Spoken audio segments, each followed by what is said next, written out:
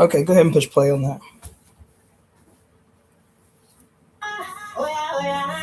Let's get it poppin', Kalima. Oh yeah, oh yeah, oh yeah, oh yeah. Let's go for head,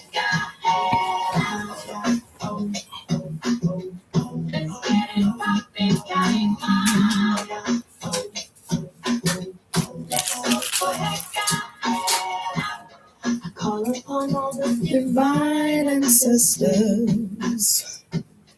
and the ashe of every mother on earth to break every curse ever cast upon the mother and her children in all timelines and all dimensions. Let's get it poppin', Kalima. Let's go for it, we the mothers, divine children, conspire together today to forever bind those who have would harm you. We conspire today to destroy everything and everyone in every timeline and dimension that has caused suffering and despair. Let's get it poppin', Kalima. Can you do me a favor? Can you turn that twice this way? You gotta be careful. Yep, thanks. Let's go for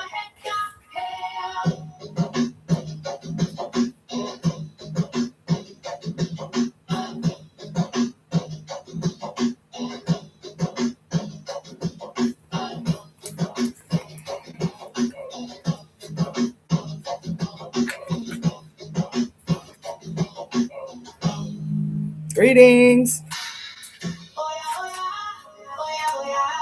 let's get it poppin', Kalima. Let's go for let's get it poppin', Kalima. Let's go for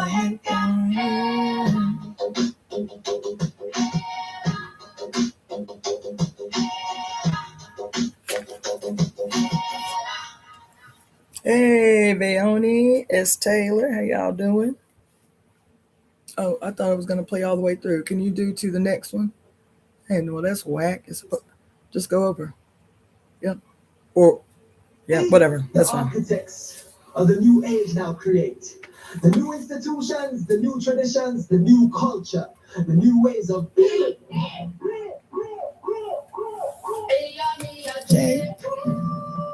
Mommy and I are one yummy Jack. Future now is one yummy Jack. Greetings, Forbidden One. I'm EIJ. Hear our freedom song. I'm the radical destruction and aid of harm erected by the goddess of war. We welcome The new age. Hear the mothers roar. Mommy and I are one yummy Jack. Future now is one yummy Jack. Mommy and I are one yummy Jack. Hear our freedom song.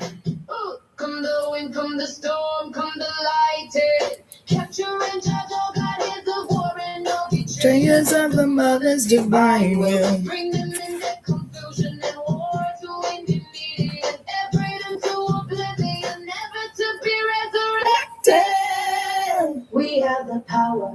We have a voice. We are the portals of change. We employ our sacred breath. We give life and sacred blood to the sacred conspiracy. Hey. Mommy and I are one yummy Jack. Yummy Jack. Yummy Jack.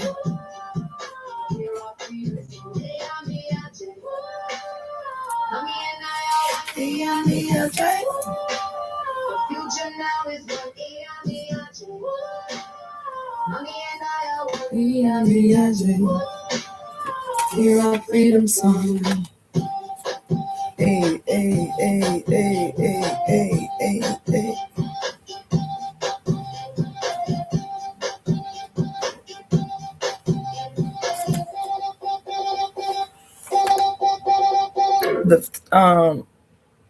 That one that says Fates and Furies.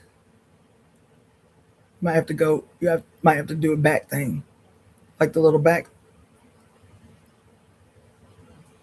The architects. Ah, I got it.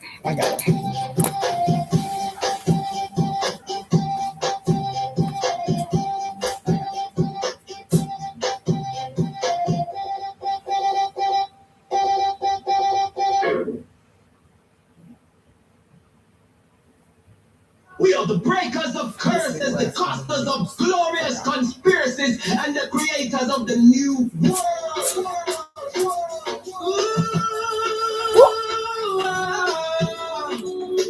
Hey, QB. I am a divine instrument of my mother's divine will as such. I am protected and guided by the sacred blood and water of my mother's body. But the night of my entry into this life, I am divine because she is divine. I call all of our mothers to this moment. I call her she who governs everything, all time and every space in between. She with 1,000 names. Today it is Oyari, Osiris of the new age. I call upon all the divine ancestors and the ash of every mother on earth to break every curse ever cast upon the mother and the children in all timelines and in every dimension. We the mother's divine children conspire together today to forever bind those who have or would harm you, great mother. We conspire together today to destroy everyone and every timeline and dimension that has caused suffering and despair. Today, we embody the sacred power of our mothers. Today, we the tree, we the weavers, we write all time. We the tree, we the weavers, we write the book of life. we are mother's children, call the winds of change. We conjure the primordial dark. We Summon the sacred serpent deep from within the earth. We subdue the rogue sun. We control the light. We heal the harm. We embolden the fearful. We instill courage. Yes. Today, we are staging a global evolution as is our mother's divine will. We ecstatically welcome the radical destruction of all institutions of hate and harm erected by the godheads of war. We have the power, we have the voice, we are the portals of change. We give life and sacred blood to this conspiracy. We come on, come the wind, come the storm, come the lightning, capture all godheads of war and all betrayers of the mother's Come on. will. Bring them into confusion and war to one dead. Spread that to a big and you're to be resurrected. This is the time of recline and reclamation and the restoration of heaven and of the mother's divine parent. Girl, QB, look at you right out the gate. Thank you for the donation, Forbidden One. We speak Cumberland to the now to reverberate throughout time, all space, and all dimensions. It is as we say forever and ever, Mommy and I are one. Greetings, family. Greetings. It's about to go way, way, way down to about like 5, so it don't show up on here. Let me. I was trying to get my freaking phone to work. Let me grab a drinky drink, and we will get started. As a matter of fact, you can probably go ahead and play another one. What's that divine call? Play that. I don't know what it is. While I grab a drink. No, go back. No, yep, that one. That one. Crank it. Nope, that ain't it. Do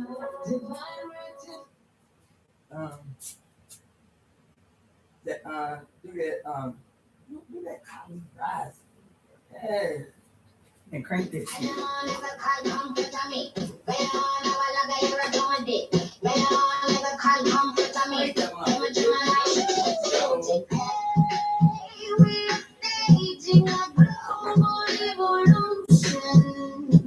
Let all souls be sorrowful.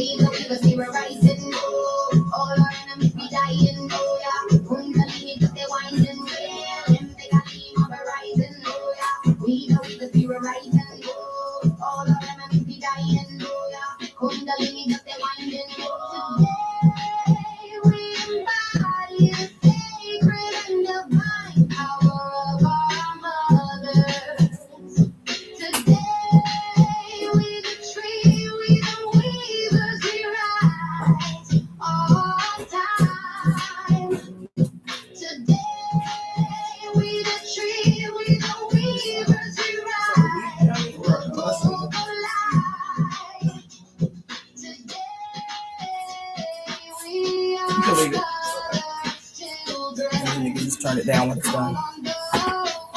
Hey. Oh yeah. Turn it up some more. Oh. Oh yeah. Whoa.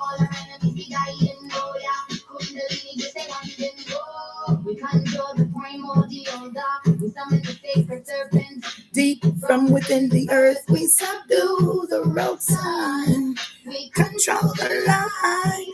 My throat, my voice is crazy.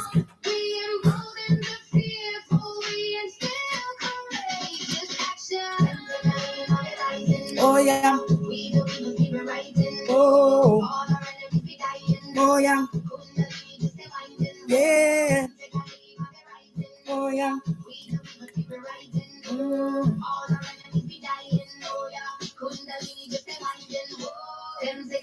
Hey. Oh. Oh yeah.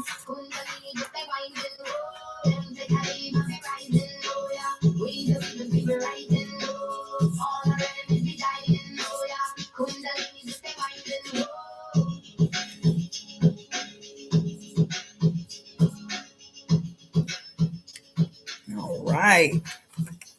Put that there so I do not forget what I want to do. Okay, cool. All right, family. Greetings. So I'm going to do another short live like I did yesterday. Because there are some things I want to do this evening. Let me find my glasses. Oh, man. Dang. Let me find my glasses.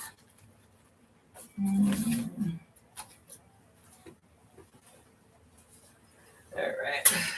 And we're going to get started. Hoping everybody is well. Hoping everybody has been trying to consciously take heed of what I was trying to put y'all on game with yesterday about, seizing control. Not control. That's not the word I want to use. Is being deliberate in seizing possession of your universe. Let me put it like that. Especially since so much is happening in the cosmos that has the potential to work in our favor. And especially since this administration has been working very, very hard to, what you call it? The proverbial saying, poking the bear, poking the dragon. You know what I'm saying? Poking the dragon, poking the bear to get the wrong response from us. You feel me? All of this stuff happening in the Twin Cities. This is poking the bear. This is poking the dragon. This is deliberate. This is a deliberate attempt to do exactly what is being done. I want to say something. What in the world? I want to say something. Um, for quite a long time, I have been saying that, dang man, for quite a long time, I've been telling y'all that I do not do protest politics anymore, right? But I think it's important today in particular to make a correction of that statement. I do not participate in protest politics anymore, but I do not want my saying that to be perceived as an antagonism strictly against protest politics. I think that in the past, and even the conclusion that I'd come to for myself about why I don't participate in protest politics is because every time, whether it's a spontaneous or whether it is an organized protest that happens, I know that my antagonism towards that is because there is never really solid goals and objectives placed ahead of that action that can guarantee, like the scientist we should be, supposed to be, that at the beginning of this action and at the end of this action, this is what we will have won. Identifiable, these are the goals. 1, 2, 3. This is the objective, is to use this action to meet those goals. 1, 2, 3. And if at the end of the action, you've only met one of those goals, but not two, then you have to scientifically come to the conclusion that your action was not successful. And then once you say, okay, the action was not successful because it did not accomplish all three of our goals, then you assess what could we have done differently to meet goal 2 and 3 that we did not meet. Did we need to do more outreach? Did we need to be more clear about what the goals were for the masses of people to funnel that energy into the accomplishment of those goals? Was it just us behind closed doors as the organizers saying 1, 2, 3 is the goal, and then the protest itself is going to accomplish 1, 2, 3 without talking to the people that you are corralling to participate in the action to accomplish the goal? Doesn't mean that at the action we need to be we need to print 1,000, 5,000, 10,000 little quarter page pieces that have clearly the goals written out, and maybe the only chance we are going to do on the back. You feel me? I think that has been my opposition. I just thought about this today. And same way with boycotts. Boycotts are, I should be doing some political education with y'all for real. Boycotts in and of themselves can be effective. The problem that I find with boycotts is two major things. When people say, because there's a boycott coming up, I think people are jumping this thing off on Friday, right? And so when the boycott comes, when people say, okay, I'm going to participate in the boycott.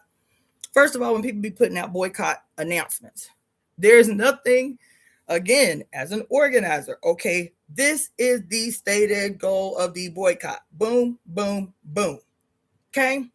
We want everybody to participate in the boycott on Friday. Okay? Two problems that I have with the thing that I saw in the boycott on Friday and every boycott that I've seen is that the biggest issue to me is why y'all got deadlines on, why y'all got end games, why y'all got deadlines on the boycott. Where they do that at? I don't understand why y'all do that. I really, really don't. I really don't understand why you'll say, okay, on Monday, we gonna boycott and we gonna boycott for 48 hours. You done announced, first of all, to your opposition, to your adversary, when you gonna go back to business as normal, first of all. So they have plenty of time to rearrange, readjust, recalculate how they gonna remake this money that they done lost in these 2 days that y'all done boycotted. You done gave the whole plan up to your adversary. First of all, that has always struck me as bizarre. It's always struck me as bizarre. You understand? And not like you don't have any clear examples. because with the Montgomery boycott in the town just an hour and a half north of where I grew up, when the Montgomery bus boycotts occurred, guess what? There wasn't no deadline. We is about in our strict, determined, our determined seizure of the state, because that's what it was. That's what it was. The Montgomery bus boycott, before your beloved Martin Luther King inserted himself in the front of it like he did something, but didn't bust a grape. Let all the sisters do all the work, and then when the shit looked like it was really about something, inserted his male self in front of it and took all the credit. But the whole Montgomery boycott was from beginning to end was organized by women, was organized by Black women. The whole thing.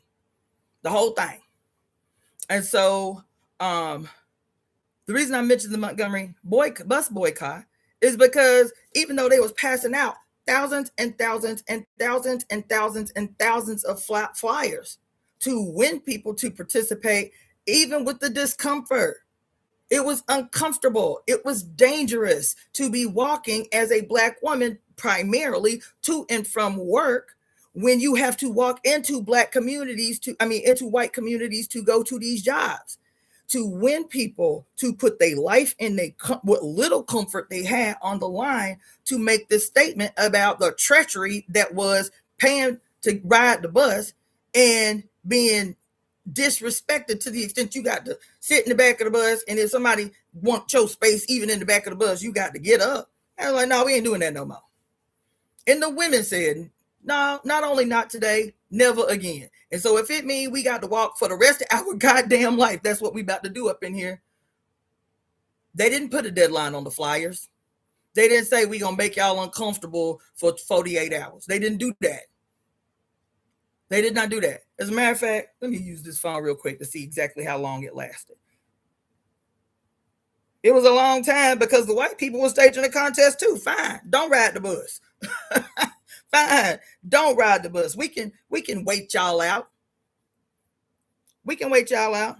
Y'all will get tired soon enough. Y'all be back on this bus and ain't nothing gonna change. They thought they was gonna wait these sisters out. That's what they thought was gonna happen. How long? Let me see up in here. How long was the Montgomery bus boycott? 381 days, baby. 381 days was how long the boycott lasted. 381 days was how long the boycott lasted. You heard? And these sisters' lives was nowhere even remotely close. Wasn't nowhere near remotely close to as comfortable as your life is. But nowhere close. You got all the technology. You have all the information. You know every single solitary, what you call it, and if you don't, it's very easy to find with this here piece of equipment right here that in your 10, 20, 30-mile radius. As a matter of fact, I'm reminded of a woman. What was the name of this? What was the name of this sister's program? I got to remember this sister's name. This sister, she and her, I'm going to tell you in a minute. But your life,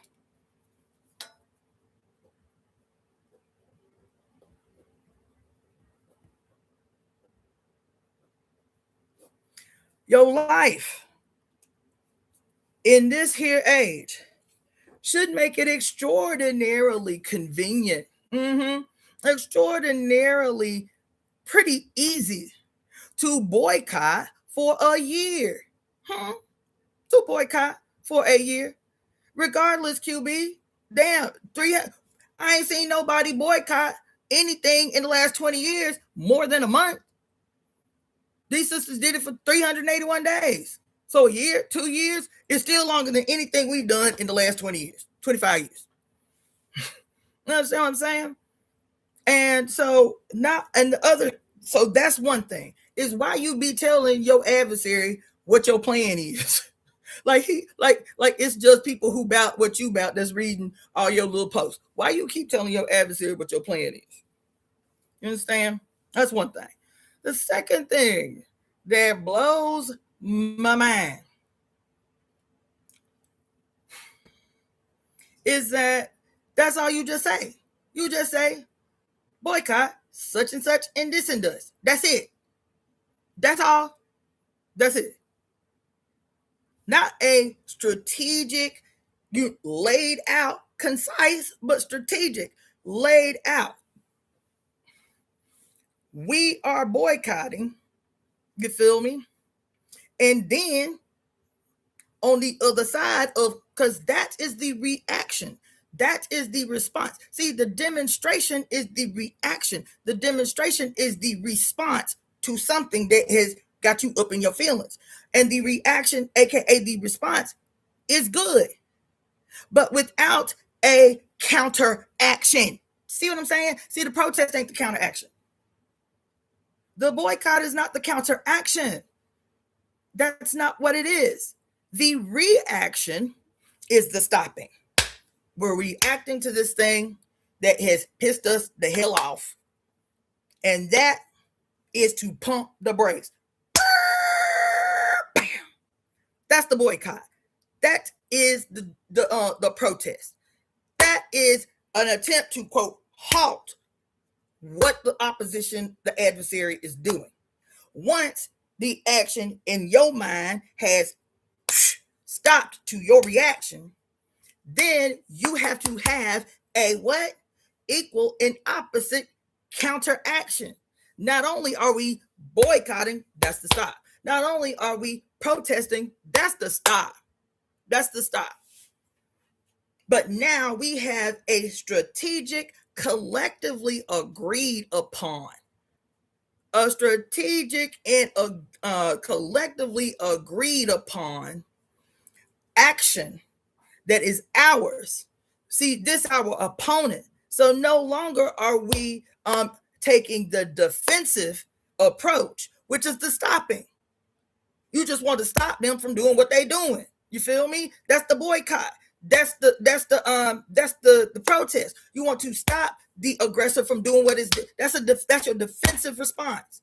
You feel me? But now, once they have stopped, at least ebbed what they're doing, you have to develop an offensive strategy where you, quote, advance. You advance to make sure that you ain't got to do this shit again in another month or another 3 months when they decide, okay, they cool for a little bit. Now let's do this again. Let's go ahead and kill somebody else or disappear some old folks or whatever. You feel what I'm saying? And so what is after you get the swell that you want to generate from the protest, you get the swell that you want to generate from the boycott. Now, based on some agreed upon principles of unity, whether that is among organizations you are associated with or whatever. Now, what's our next step? Because the protest and the boycott only causes them to slow their roll for a minute. They wait you out until you get back into your old habit of going back to the store, of going back to the chain restaurants. You feel me? Of going back to the whatever the hell. You understand? And so now, once you can free up a little bit more political space, the boycott, the protest, now you have to be saying, our next move has to be an offensive move because we too can see the cycles of how this thing happens. The cycles. They give us just a little bit of time. They say, okay, well, these people need to get their angst on because we is out here wilding. We are trying to deepen their despair. We are trying to deepen it in a way that has them completely retreat. And once they retreat, it will facilitate an easier process for us to rob them some more. Because that's all it's about. You understand? And so now you can say, okay, we know the state. We know we got them down. You can look at the last 25 years. We opened the entire century with protests trying to prevent them from waging a war against Afghanistan and Iraq. I heard somebody today, what's his name? FD Signifier, talking about how this is one of the largest and most organized demonstrations that he has seen, when he is showing some of the footage that they have released about the demonstrations that have been happening in Minneapolis over the last 48 hours. No, it ain't. We've never seen anything like this before. No, it ain't. Stop telling them what you done seen. Stop letting them tell you some shit that's counter to your collective memory. We've been in this situation over and over and over and over and over again since we entered the century. All peeps, Citizens United, there was the demonstrations to prevent the United States from aggressing against Afghanistan and Iraq were some of the largest demonstrations at that time in the history of this country. Millions of people took to the street, not for a day, not for a week, months and months and months and months. San Francisco, the freaking demonstrations in San Francisco were unbelievable. Then they went right on ahead. They said, we heard y'all demonstrating for these 6 months, 7 months. Y'all done? And then I sat right in that restaurant and watched them literally rain. It looked like red electric rain when they bombed Afghanistan for the first night. I was like, you can wait y'all out. You feel me? This has happened over and over and over and over and over and over and over again. Name the time it hasn't happened. Hurricane Katrina and the straight up genocidal assault that we watched on TV and called it everything but what it was in New Orleans after Hurricane Katrina.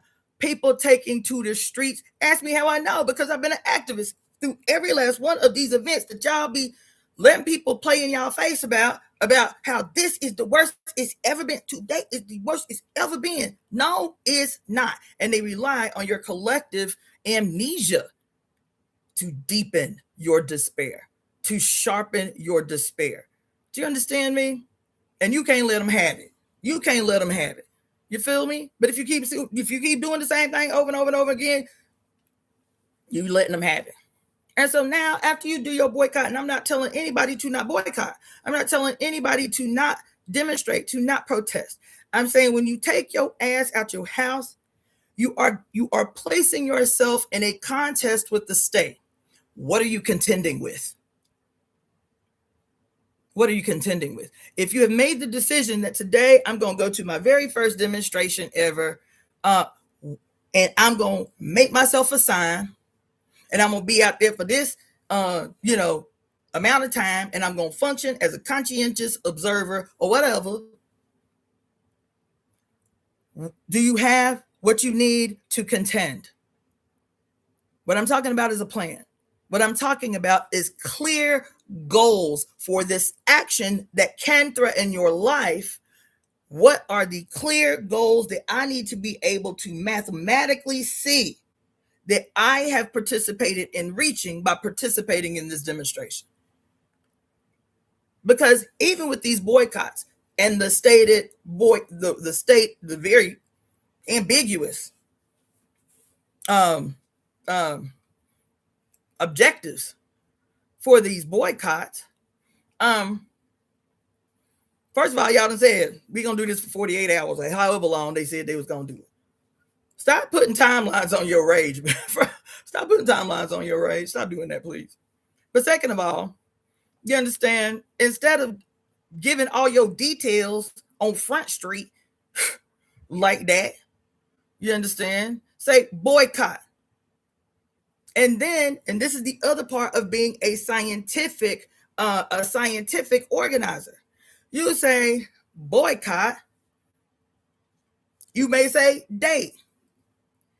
And then say, if you want more information about the details, what we're trying to win, what we're trying to accomplish, then email this and that and such and such. Because the other thing that you need is numbers.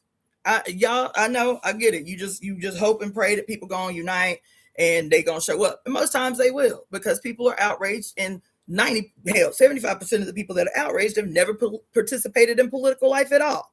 No activist political life.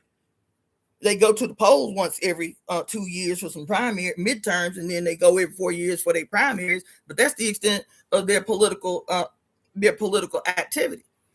And so, those of you who are organizers, how do you assess? Do you give people assignments in the organizing process, not spontaneously on the street? Do you give people assignments? Do you teach people, a segment of people, a section of people? Do you teach them how to interact with the state? Maybe when we were participating in these anti-war mobilizations, this was my first time ever participating in that kind of political activity. And there were 30 local organizations between Tampa and St. Petersburg participating. What was the coalition called? It was called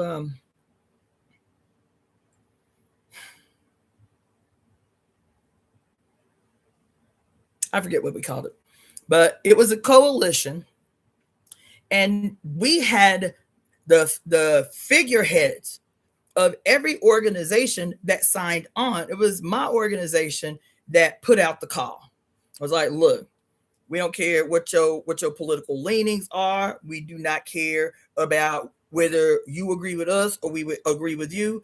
If the one point of unity that we can all agree on in this moment is that we are opposed to the United States preparation for this aggression against Afghanistan and Iraq. If you can get on board with that single point of unity, then we're going to have a meeting, a closed door session. We're going to have the figureheads of each one of these organizations come to the meeting. We will lay out a skeleton of 10 points of unity that can keep us from becoming fractured in what it is we're attempting to do, because we got all these different ideologies and these different things that may not, in a regular world, mesh with each other. But if we can stick to these principles of unity, we can stage a real contest out here. That wasn't all. Once they agreed upon the principles of unity, there were trainings. Each organization had to contribute as many people as they could to be trained in conscientious observation.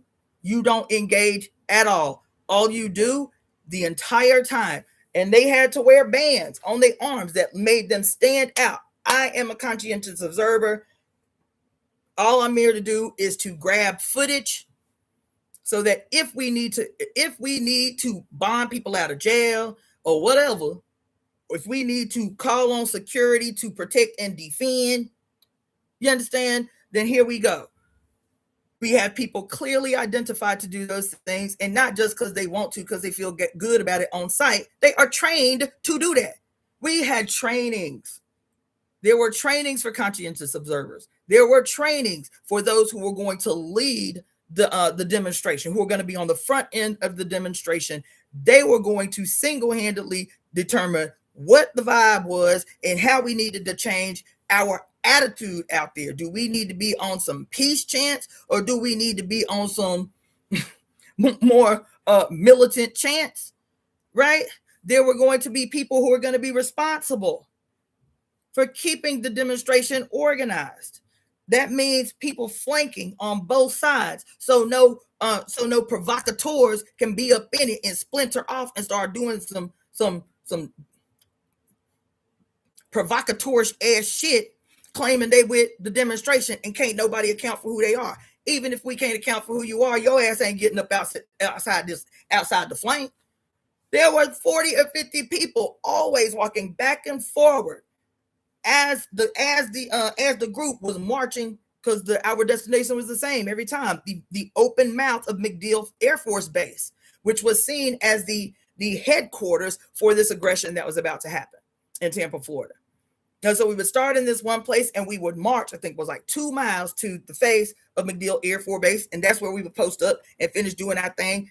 And so people were flanked on both sides to make sure there were no strayers. This is how you keep control of even people who would be provocateurs. that try to defame the legitimacy of what it is you're trying to do. You feel me? There were people on the back line, security. There were people clearly identified to be the only people to talk to and communicate with any police or anything that would come. Don't nobody else talk to them. Don't nobody else look at them. Don't nobody else yell at them. The only people who are going to come face to face or in contact with anybody that is a representative of the state are those who have been trained to do that.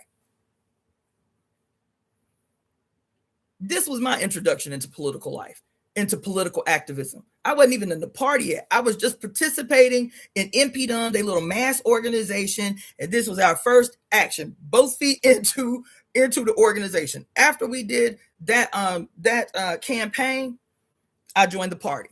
I had been in the mass organization, which doesn't require a lot of discipline, and then I submitted my application for the party after that. You feel what I'm saying? And so, even though the masses of people don't know these things, the masses of people that participated in this work did not know these things until those who know better trained them. You understand what I'm saying? And we don't display that kind of discipline anymore. But when I came into the party in 2001, it wasn't just our organization that was moving like that. We'd gone to events, demonstrations, all kind of shit. Chicago, Philadelphia, New York, DC. Same thing, same level of discipline, same level of you can see that everybody agreed to the principles of unity based on how they could move an entire crowd of 1,000, 3,000, 10,000 freaking people. The people don't have to be as stills as you. They don't have to be as conscious as you. This could be their very first thing like it was mine. But if you have a core group of people, like the party had organized 30 different organizations just from St. Pete, that's not including the 30 or so organizations that signed on to participate from Tampa. There were thousands and thousands and thousands of people at these demonstrations every day for months and months and months. Same thing when I went to my very first pro-Palestinian demonstration in downtown St. Petersburg. It was amazing. My baby, I think Morgan was maybe 4 or 5 years old. That was her first demonstration. My baby. I have not seen anything of its like since I moved to LA. I can say that. I've not seen anything of its like. I've seen some, especially since this thing started happening with ICE, I've seen some, okay, y'all did that. That's impressive. But when I first came out here, I was like, y'all ain't gonna have me out here like easy targets for the state, blowing bubbles and And at the end, when you do your demonstration, organize. So the state sees organization. They don't see a bunch of people. Child, so much of what I've seen in demonstrations over the last several years, both online and out here, I'm like, what is happening? People dancing, people people line dancing with the damn National Guard, people holding hands with the police, praying, people twerking on the front line. This is why your opposition, this is why your adversary does not take anything you say seriously, is because they can see that the organization that they were able to identify for a long time, they don't see that. They see your rage, they see your anger, they see your angst. You feel me? We take them to the streets and they wait y'all out. And I don't even know what I got on that, but and then the last thing I'll say about the boycott thing in particular, that's the demonstration thing. But the last thing I'll say about the boycott thing, and then I'll talk to y'all about what I wanted to talk to y'all about, is with the boycott, what would be now an advancing action that you can take once you have solidified the boycott, once you have solidified the protest. and the identifiable goals that you want to achieve from each one of these things. Now that you see that the tide has turned, you will see it, because these are not soldiers, these are cowards. ICE, these are cowards. Even the police, these are cowards, and they rely on your fear. They rely on your fear, and they rely on your complicity, and they rely on your compliance to be able to make themselves seem bigger than they actually are. Because you've seen it over and over and over again. As soon as somebody buck back, they cower. They run off. They get back in their cars. Even if somebody just talk hard, they run away. They cower. This young man that just was killed, he was licensed to carry with the gun on his back, never even remotely reached for it. 6 men pile on top of him, and somebody say he got a gun as they're pulling the gun out of his pants and walking it to the car. And so he say,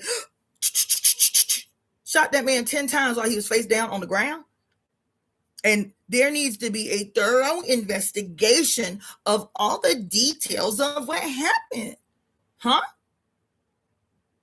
A woman says, I'm not mad. I'll move out of the way. And so you run to the front of the car to shoot her in the face 3 times? There needs to be a thorough investigation of what happened. Y'all, God. Yeah.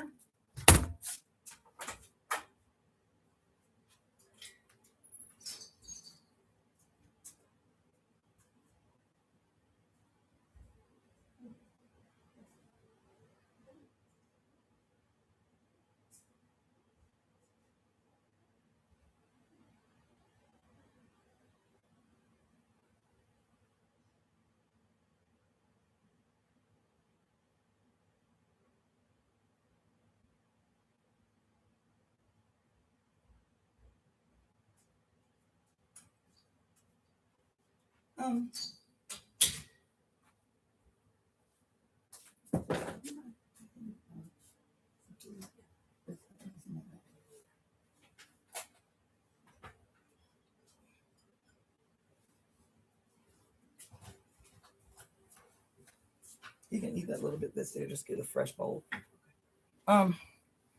Anyway, what was I saying? What would be an action that now you can draw people to instead of just telling them stop, don't buy nothing? Huh? You don't let people work it out on their own. You assume. You need to assume that you. Oh shoot! Sorry about that. You need to assume that you need to provide as much direction as clearly understandable as possible.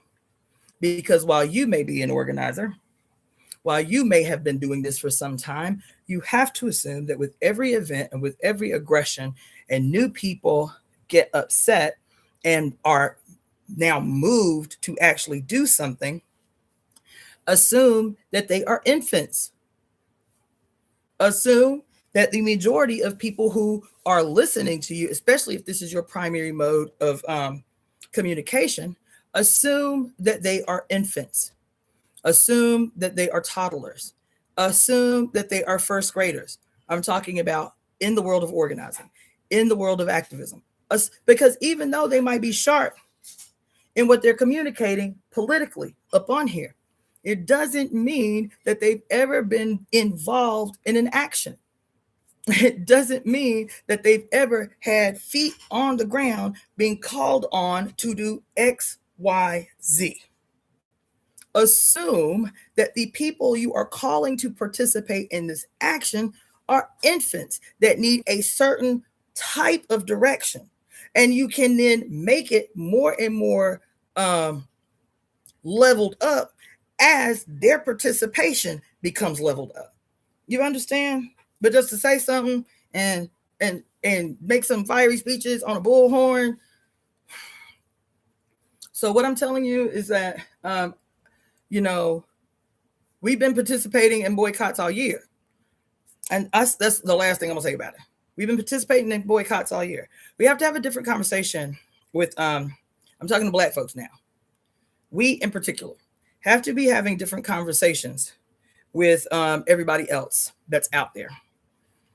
Those who have who've taken it upon themselves to not put themselves in harm's way, to stay at home,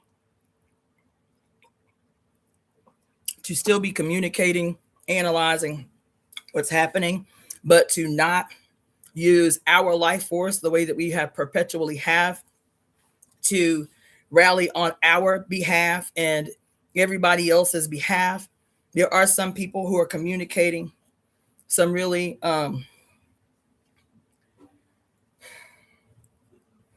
communicating some bullshit and ass bullshit. Do not get angry. Do not get mad. I'm talking about those of you who are others, who is everybody else but Black. Do not get angry. Do not get mad. And do not do what y'all always do, which is to superimpose the ideology of a single weirdo or a single person who has no political background or understand, and leave it in here. Leave it in here. Just put it down. Just put it down. Come on, boy. You can put it near him. That's fine. But he's not going outside, right? He's going to eat it here and then he's going to go outside. Oh my God.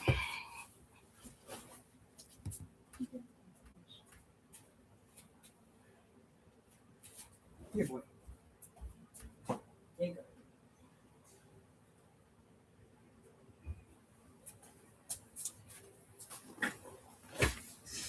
Now, do not assume. So what I'm saying is I'm going to try to clarify and round it up. There are a lot of people out here saying a lot of insane stuff. It may be just out of genuine ignorance. Ignore it. There are even more people out here with black skin, just like mine, with nappy hair, just like mine, with big old features, just like mine, saying some stuff that is absolutely stupid.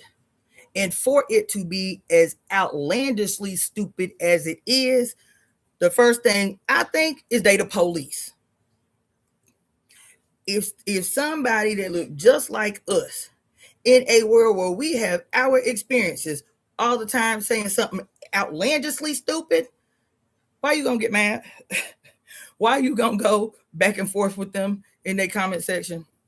They are the police. They are the police. I don't care. I don't care. I don't care. Whether they are conscious police, like on the payroll, like getting some grip, or whether they are so far gone in their reactionary, disgusting, infantile state, they still the police. Because when some of these people say some of the stuff they're saying, even if they're not aware of it, they're serving the objectives, the goals and objectives of the police. So do not engage them. The more you get mad and feel like you need to go to internet war, go to keyboard war, first of all, the more money they get. First of all, you giving them coins, you engaging them, you sharing it. Can you believe they said? Stop, please stop doing that. Really, really, really. I don't know how many times we have to talk about how they're literally harvesting our emotions, and they have quantified how much your rage is worth. How much your rage is worth. I've told y'all 50 million times how shocked I was when I was listening to this economist interview this like tech bro, and the tech bro was saying, well, we've been able to calculably monetize rage. And the economist was like, what you mean? And he said 87% of the rage bait that is on the entire internet is bot generated. I said, He said 87% of all rage bait on this whole internet is bot generated. You think you go into internet war, keyboard war with a person, and it is a bot literally programmed to irritate your nerves, to irritate your nerves. You understand what I'm saying? And to also help you come to really messed up conclusions that you begin to regurgitate. You feel me? Come here, boy. Come here, boy. Come on. Come on, boy. Come on, big head. Come on. Come on, boy. Come on. Come on. Oh, big old baby. Oh, big old boy. All that carrying on he be doing. See, say hey, everybody. Hey, everybody. Okay. So anyway,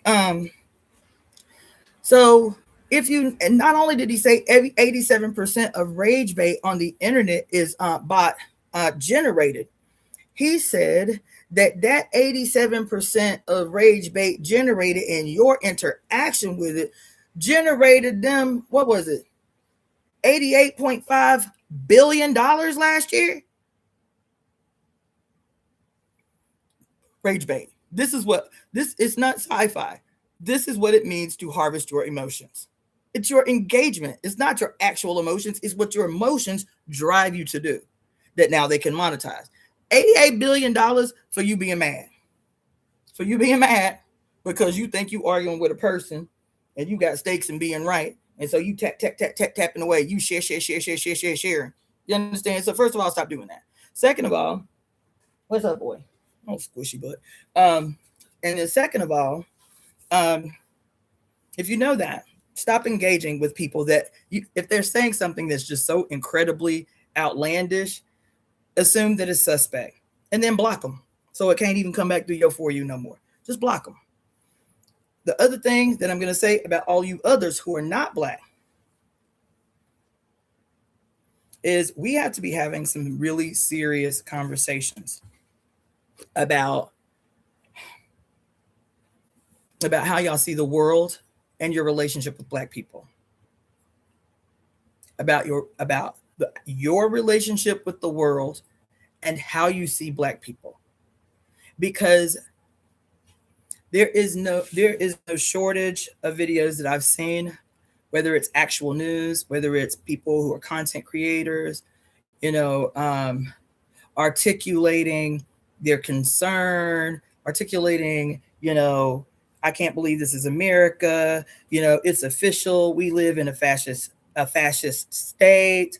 What else y'all be saying? We live in a fascist state. Y'all be calling ICE Gestapo. I have a problem with all of it. And I want to help you understand why.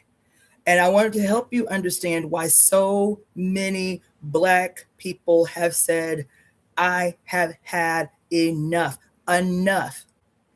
Your incessant, unending reliance on us to lead the charge. But when something like this happens, like what's happening in Minneapolis, and the only conclusions that you, particularly white people, but not exclusively, can come to is that what has happened in the last 2 weeks, y'all real specific, in the last 2 weeks in Minneapolis is the evidence that you needed to affirm that we, quote, live under a Christo-fascist regime that is employing a Gestapo style, whatever, and this. The fact that you cannot hear nobody. I've not heard all these good white content creators who have these relationships with Black content creators because they really trying to unlearn their racism. They really trying to do this anti-racist work. And then you in particular that call yourself socialist, white socialist, you call yourself anarchist, white anarchist, call yourself, call yourself doing the anti-racist work, you spiritual white women in particular, call yourselves wanting to be on the right side of the question, you white well-intending people, you white progressive leftist intending people. I am perpetually concerned. Not concerned. I'll be honest. I'm not concerned. I'll be honest. I am perpetually disappointed, almost to the point of being disgusted when I hear somebody when I hear a single person in this country use the word fascism, I'm disgusted. I'm disgusted. When I hear any person of any race in this country talk about the Gestapo, I am disgusted. When I hear anybody talk about, the oligarchy and the 1%, I am disgusted. The fact that it doesn't even occur to you that there is a very peculiar insidiousness in people living in this country using those specific words. There is an insidiousness. And until those of you who think you are on the right side of the question, who are, quote, really struggling with your internalized racism, your internalized, what y'all be calling it, privilege, your internal, all of these things. And you may, in your mind, genuinely feel convicted to do this work.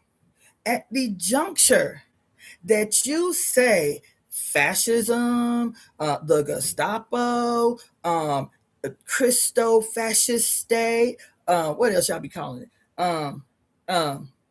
The oligarchy, the 1%, any of those things, even if a Black person cannot articulate why they are uncomfortable with those statements, they recognize in that moment that you say, this is fascism. They recognize in that moment that you cannot be trusted.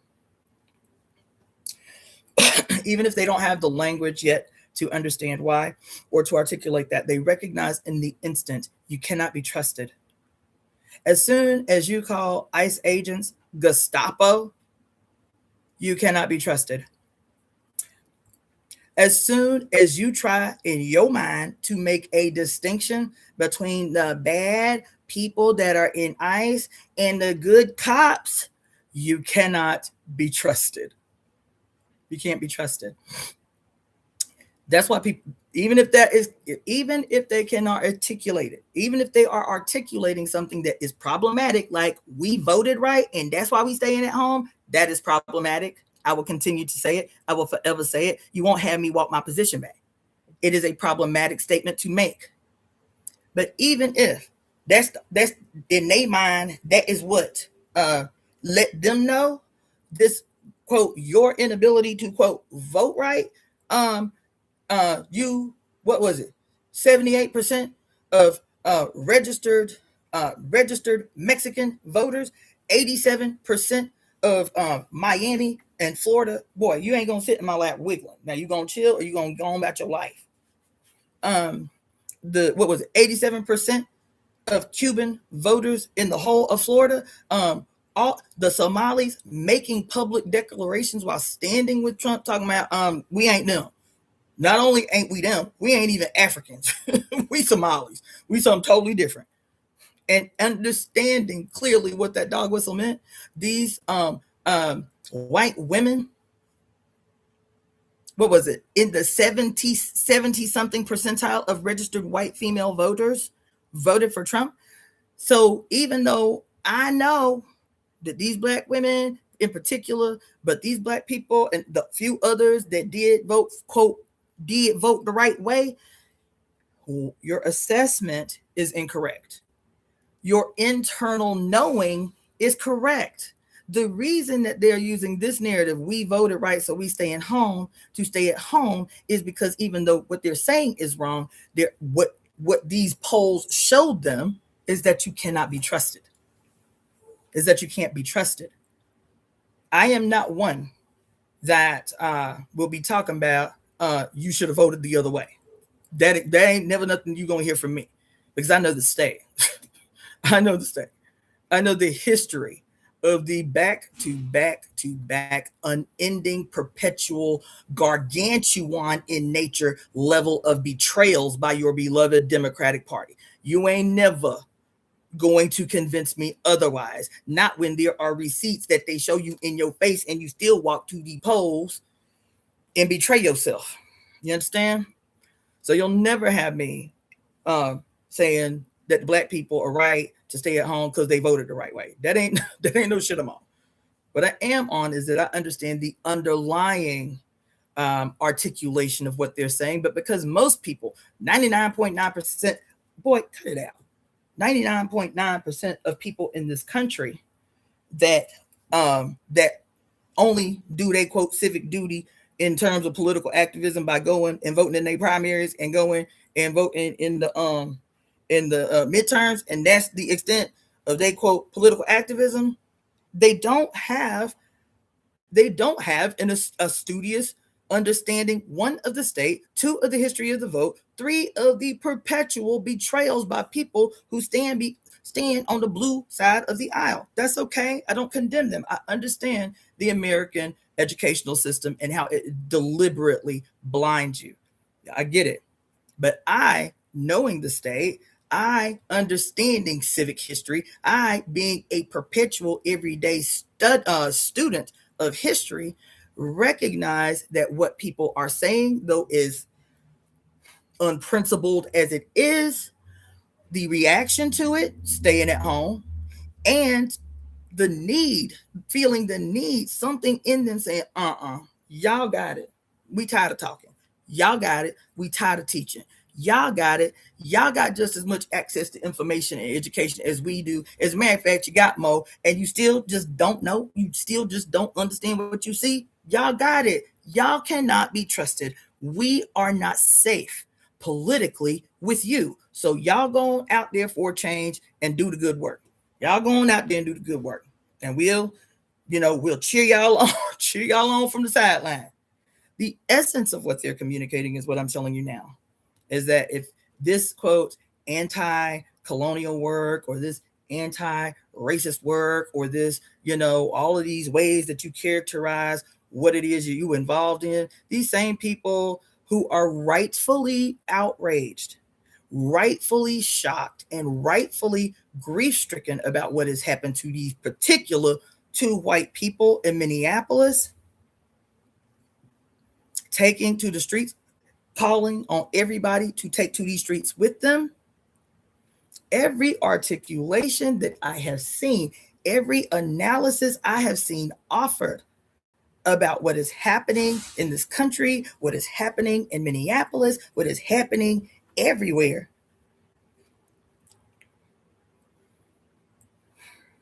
And what I'm asking you to do, what I'm calling on you to do, ain't that deep. And all this stuff you've been talking about, anti-colonial work and anti-racism work, that's not the work. I'm sorry, that's not it. That's not it. It's not anti-anything work. It is. Because that's why I'm having a moment. That's why you just can't never seem to have a breakthrough. No matter how many books by Black female authors you have read, no matter how many books you have read by indigenous women, you just still can't come to the right conclusion. You still are talking about fascism and don't understand why it's problematic. You don't understand why talking to some oppressed person in this country about fascism is offensive. It completely eludes you. That is what blows my mind, man. It blows my mind. It blows my mind. It never ceases to blow my mind. And even with the white people in the city who I do political work with or have political relationships with, when I tell you, even if we just at a party, kicking it or whatever, and somebody say fascism, I check them instantly. Gently, but instantly. That is an incorrect and very problematic analysis that you have come to. Fascism is not the problem. And the more you say it, the more we know you can't be trusted. Even if we do not understand, even if we have a third grade well, you're doing the absolute most right now. What is your problem? Oh, that damn squirming in my lap. Cut it out. You cannot be trusted. You can't. You cannot. You can't be trusted until you have the ability, until you remove your entire allegiance. That's the shit we have to talk about. And this may not be allowed to do it because I came up on here to talk to y'all about something else, but this may very well have to be the thing that we have to talk about from now on. Because all of y'all are coming to the wrong conclusions. Why won't the black people come to the demonstration with us? Why this and this? And it's not just white people saying that. The same thing happened here in LA when ICE rained down holy hell on Mexican people and anybody that is Mexican appearing. Why the black people ain't down here with them? Meanwhile, y'all so-called Gestapo has not run through any one of these Korea towns. There's a Korea town, a Japanese town, a Filipino town, a China town, Taiwanese town. Y'all ain't heard a whisper of contact with these communities, well-established communities. Y'all can see it in real time. And so we become the issue because these communities, as long as ICE wasn't messing with them, they quiet. This whole city over here, Glendale, that I told y'all about, that is damn near 100% Armenian. Have you heard any Armenians? Mum's the word. But we become the ones that y'all hyperfixate on about, quote, why we don't see no black people at our demonstrations. I ain't heard nobody say nothing about these other communities who have kept quiet throughout this entire campaign waged from January 1st last year when this dude took possession of the head of state. Now, we become your hyperfixation, and it still does not help you to come to a correct conclusion about what we are all experiencing in this country right now. This is why black people have seriously retreated. Because we can teach you and teach you and teach you and teach you and try to help you understand and baby you along. Because y'all perpetual excuse, we just didn't know. We just didn't understand. Even people I'm seeing on here who got whole channels dedicated, white people, got whole channels dedicated to, quote, anti-racist and anti-colonial work.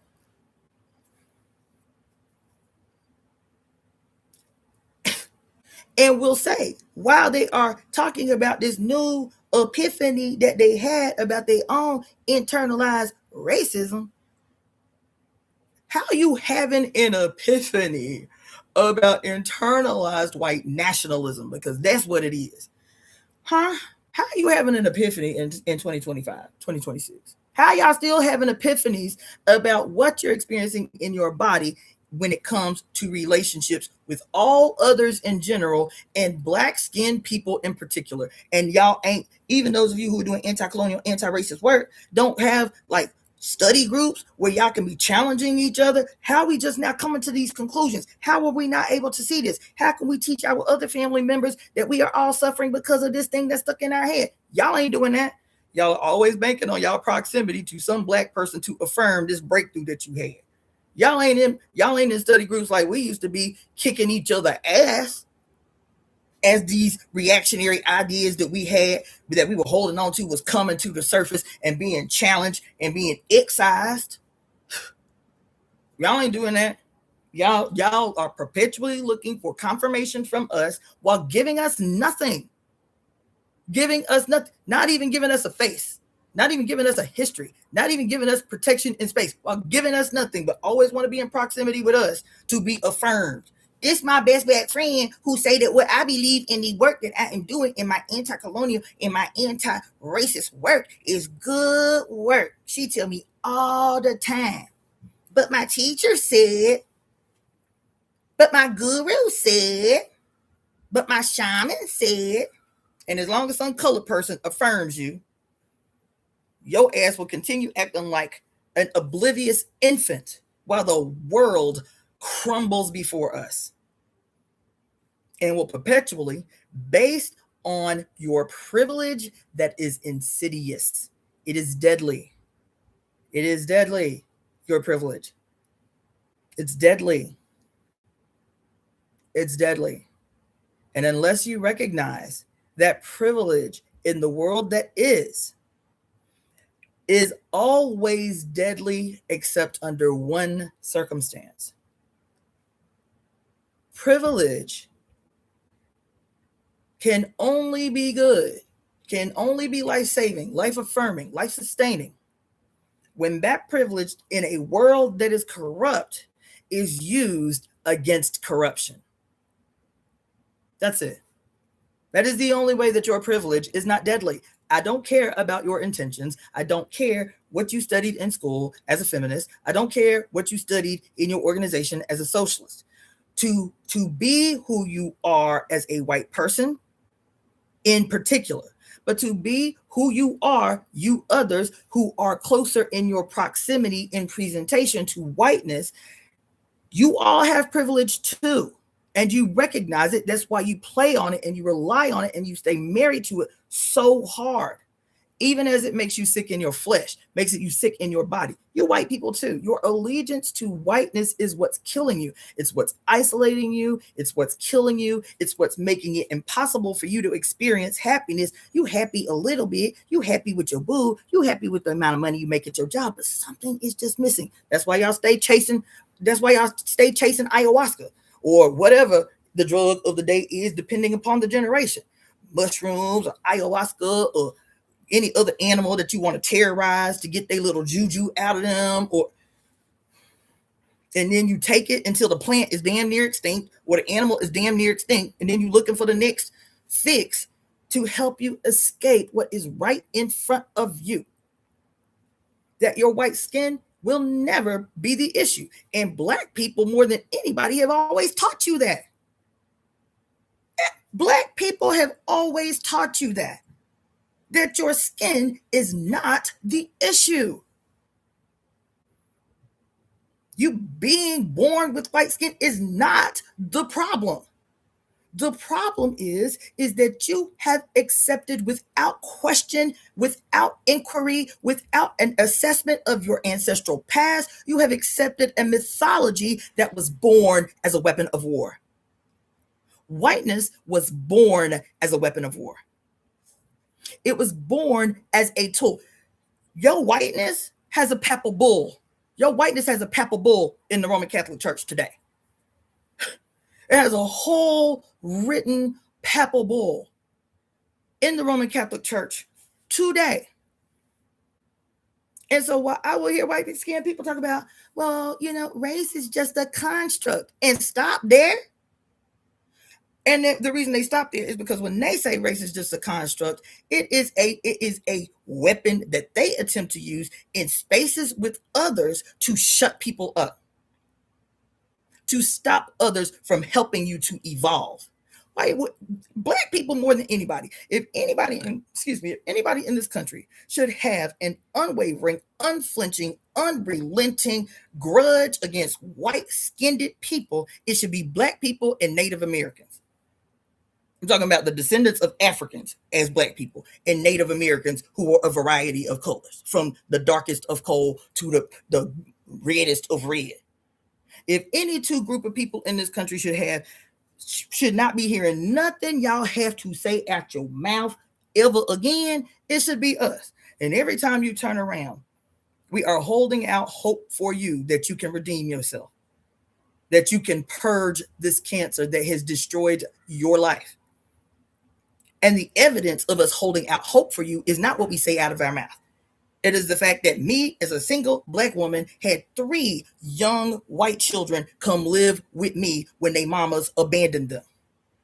It is any number of Black people, Black families, Black men, Black women who have always come into proximity with the suffering among you white people and attempted to lighten your suffering, ease your burden.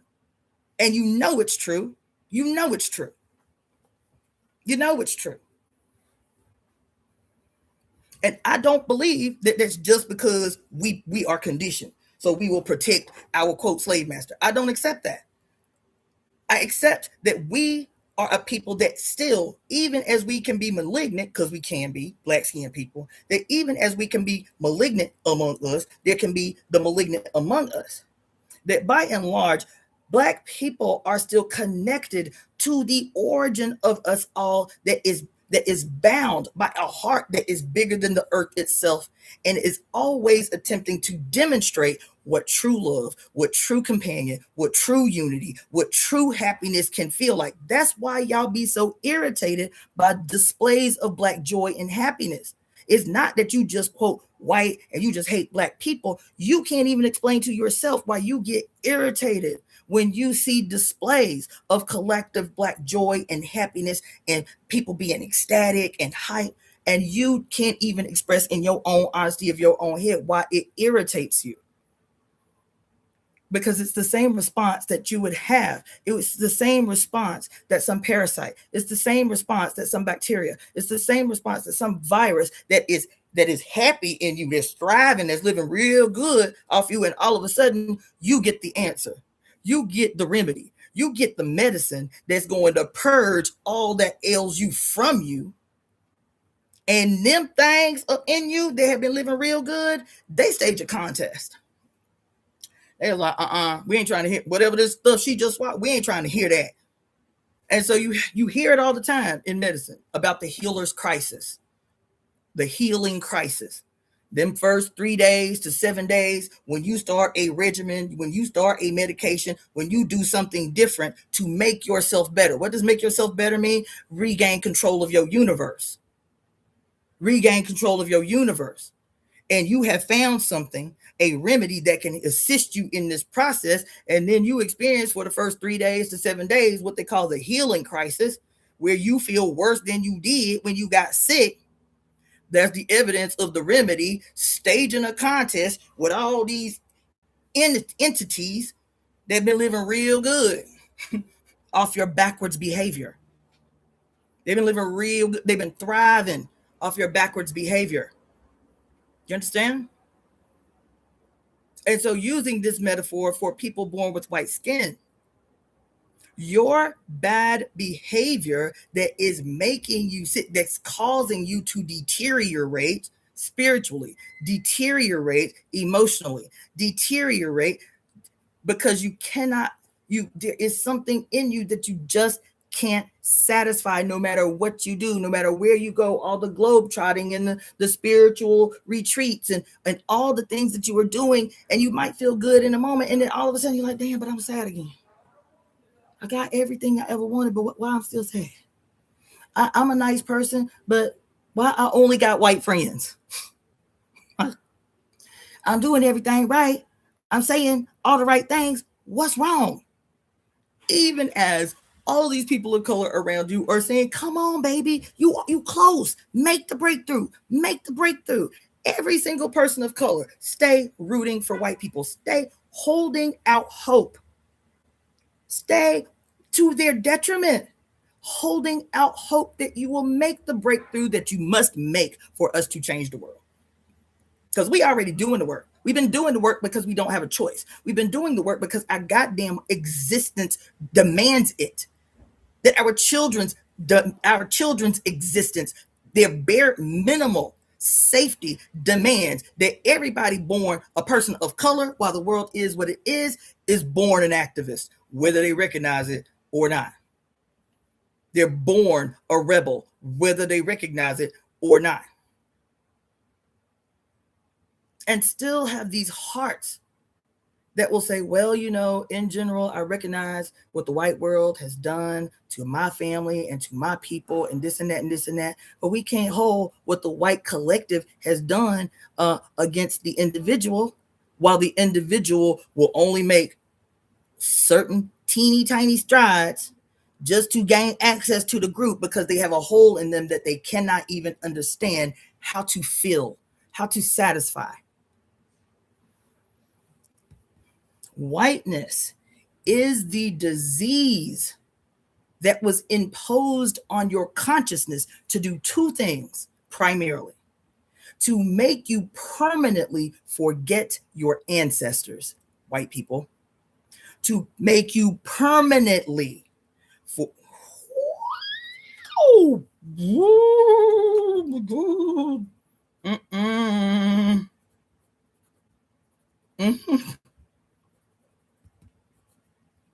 God,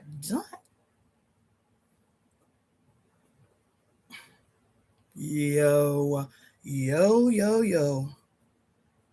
to make you once and for all forget your origins, forget your lineage, forget your past. That's one reason. And the second reason was in the forgetting of, in the circumcising from, in the successful clipping from your ancestral past, culture, traditions, beliefs. It made you efficient and unquestioning soldiers of the Lord forever, to this day. Even if you ain't a Christian, yes. Even if you ain't a Catholic, yes. Even if you are not a practitioner of Judaism, yes. Even if you are, that's what it did. As a matter of fact, that's not only what it did, this is what they told you in the papal bull that they did. Who was it? Pope Nicholas V. Pope Nicholas V wrote the papal bull that established once and for all that there were no outright warring states in Europe, that now Europe was all of us. Because even though we have had our struggles and wars in the past, the one thing that we have against the world of infidels is this glorious white skin. But for 2,000 years, that white skin didn't mean nothing, as Constantine and other emperors and popes, religious emperors, was slaying and murdering and torturing and ripping out the intestines of and chopping off the heads of and chopping off the hands and feet of and tying stones around the ankles of and dropping in water. And all of these ways, it was a business to come up with the greatest ways to torture. Who? White-skinned people. And your whiteness did not save you from the monstrosity that was the church, from the monstrosity that was the monarchy, from the monstrosity that was the nobility. It didn't save you. It didn't save you. And instead of, when you were, quote, given the opportunity to come on across this water to this, quote, savage new world and make your own way, instead of holding on to the collective rage and grief and despair and terror levied against your ancestors for 2,000 years, and get on over here and see what real freedom looks like among indigenous people and say, we want what you got. And so anybody else that come across this here water on that bullshit we had to suffer in, cross that water, we gonna stand with y'all and slay them as soon as they feet hit the sand. That ain't what y'all did. That is not what you did. Not only did you not do, it never even occurred to you that you had finally escaped slavery, you white people. It never occurred to you that you had finally escaped slavery. And that you had an opportunity to hold, God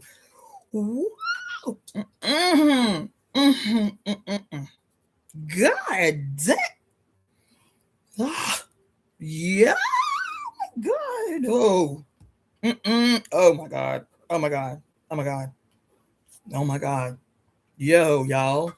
When I'm telling you that this shit I got up on here last night trying to teach y'all about how to prepare, how to allow yourself to be open in these next 7-8 weeks, we entered, what was it? Neptune entering Aries at 0 degrees yesterday, and on and on and on and on and on and on. Big event after big event after big event. And those two events are specifically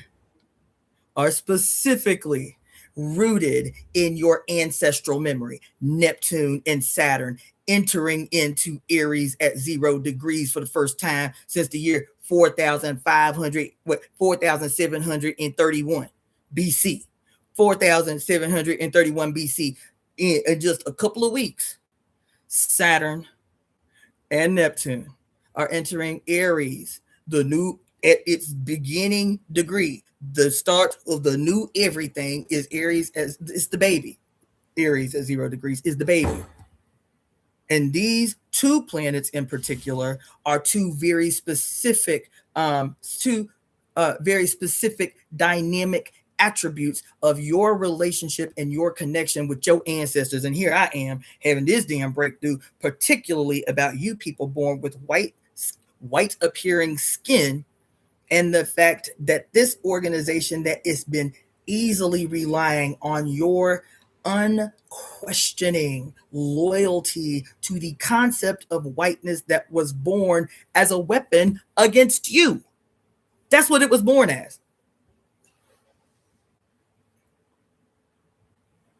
The papal bull was written as a weapon against you to corral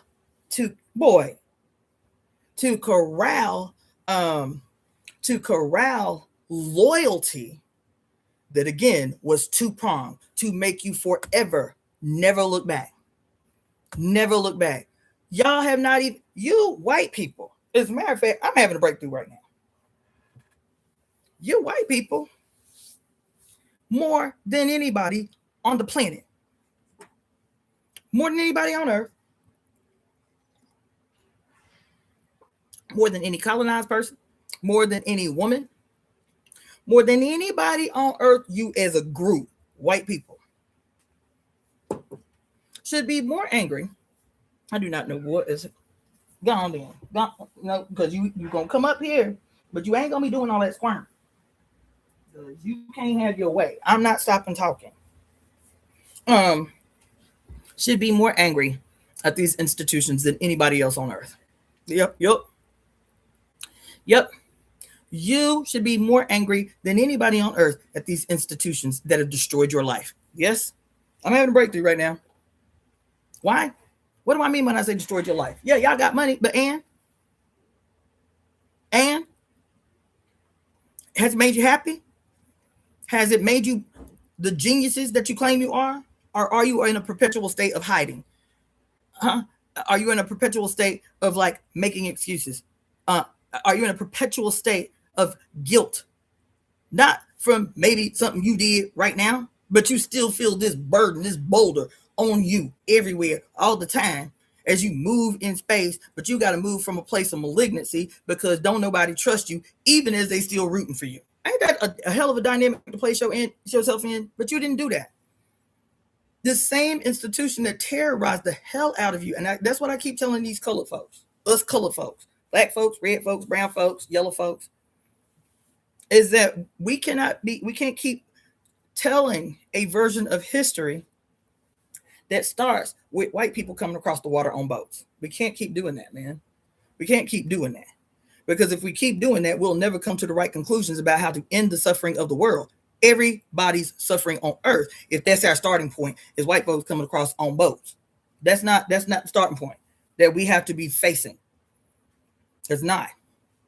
Because them white people that came across on boats, the men, the women, the children, right? What? The men, the women, the children, they were, for the first time in their life, they had the opportunity to actually experience true and genuine freedom, safety, security, release. They had the opportunity. But to ensure, this shit is actually quite brilliant. But to ensure that that was not the conclusion that they came to before they got on the boats, the church said, now y'all have finally arrived. Y'all too can own some land. Y'all too can experience some freedom. Y'all too, you can thank your church for allowing you to do that. Because today we have said that you too are now white. Now, because you white now, guess what? You can own some land. We're going to send y'all over there to own some land. Feel me? We're going to send y'all over there to make a new way for yourself. We're going to send y'all over there as free people. You feel me? To make a way for yourself. And we only ask one thing in return. What did they ask in return? To never revisit the traditions of your ancestors. To never remember who you were before you were white. There's no need for clan names no more. There's no need to remember what particular clan or tribe you came from in Norway or Sweden or any of them backwards ass places. Today, you are white. And as a reward for accepting whiteness, we're going to send you across this water. And you will have the opportunity to earn on land for the first time in your whole existence. So we're going to send you across this water, and you never revisit the traditions of your ancestors. You never recall their names. Don't speak their names. You understand? And when you get up on there over to the other side, put Jesus first. Put Jesus first. Sound like a simple statement though. Put Jesus first in everything you do and behave accordingly. Well, what had their Jesus taught them from the year 325 AD on? What had their Jesus taught them when he say, put Jesus first in all that you do? Huh? What did Jesus teach them?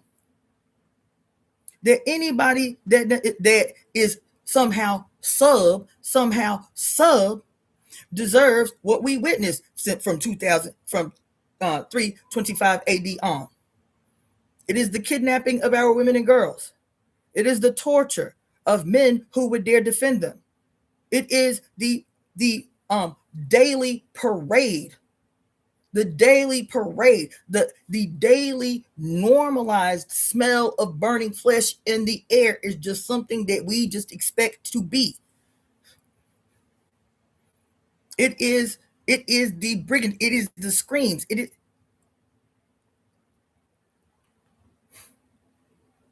is the fact that we have to accept as normal that if we are not nobility or if we are not attached to the church, we are sub, and whatever those that are the church or the nobility do to us is not only not a crime, it is ordained and blessed by Jesus himself. That's what Jesus told them. That's what Jesus taught them.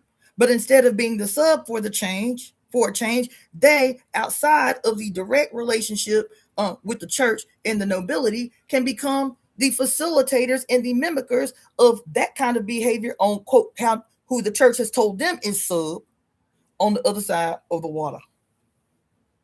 Because I remember reading in high school, very little bit, but I do remember reading in high school about how when the Spanish conquistadors made it to South America, and they brought all these monks with them to be the scribes of everything, to detail everything that was happening, to take down, draw the images of the herbs and plant life and fauna that they saw. There's a museum right here where you can see all the codices, these massive, giant books like this, handwritten by these Spanish monks that came with the conquistadors and literally wrote everything, scripted with their own hands, the people that they came into contact with, and how some of them was different colors. Every plant that they saw, that, you understand?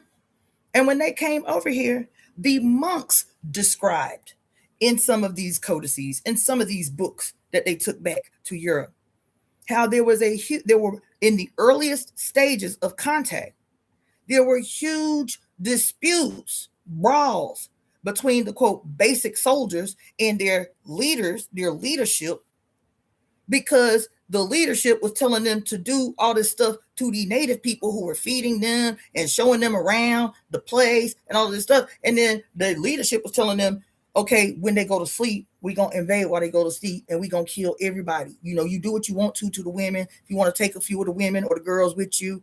And in the earliest stages of contact, in several books, the monks, some of the soldiers were writing, like, why are they telling us to do this shit when Jesus said don't kill, don't steal, don't cheat, don't commit fornication? And why are they telling us to do that?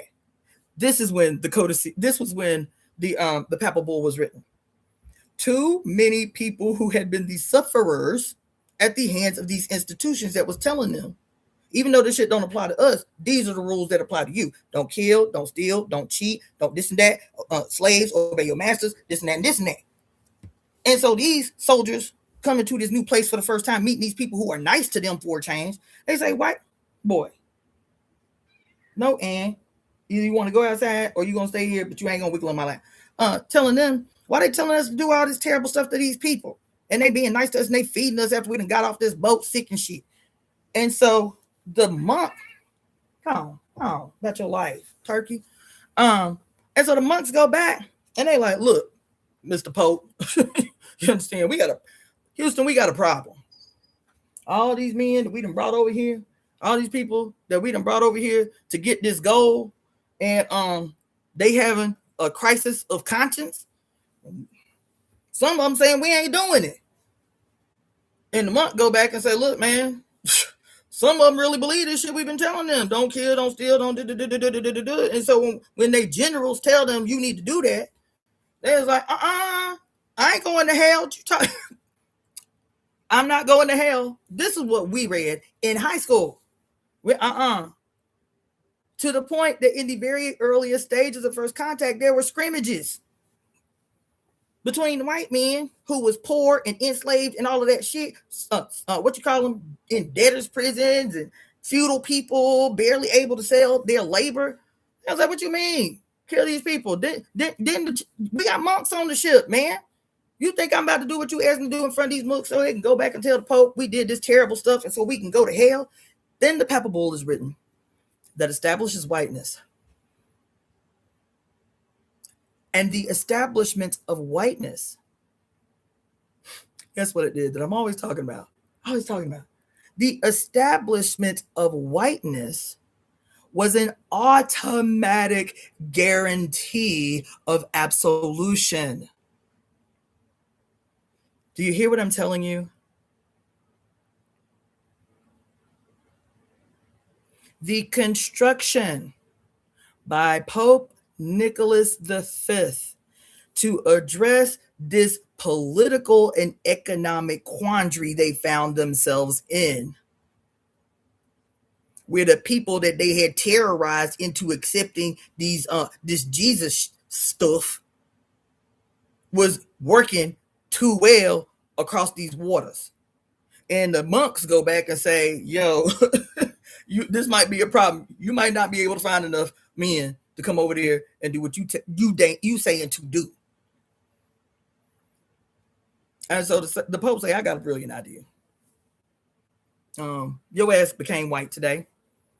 And as a white person who is literally the representation on earth of Jesus himself, that when you go into these worlds and you make contacts with those who are not white, this is the law of your Jesus and your God in his white heaven, is that whiteness is supreme.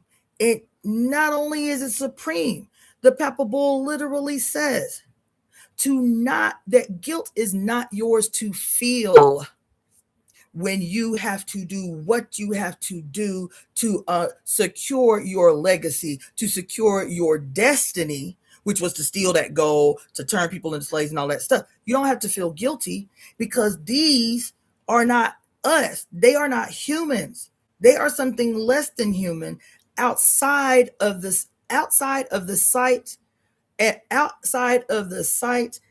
the salvation of God. Outside the sight and salvation of God. Do with them what you must to secure your legacy and your destiny. And granted every white person with this Papal Bull permanent absolution. That's what it did.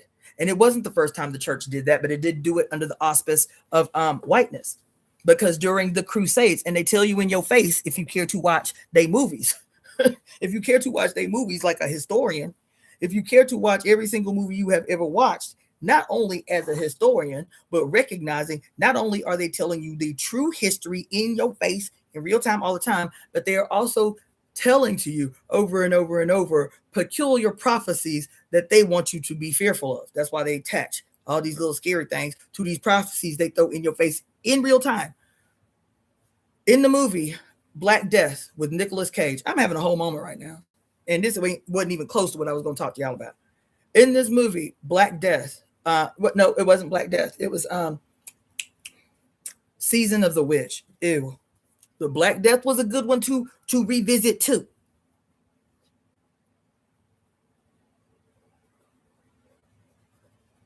Not only that, Season of the Witch, Black Death, and there was one more. It was yeah,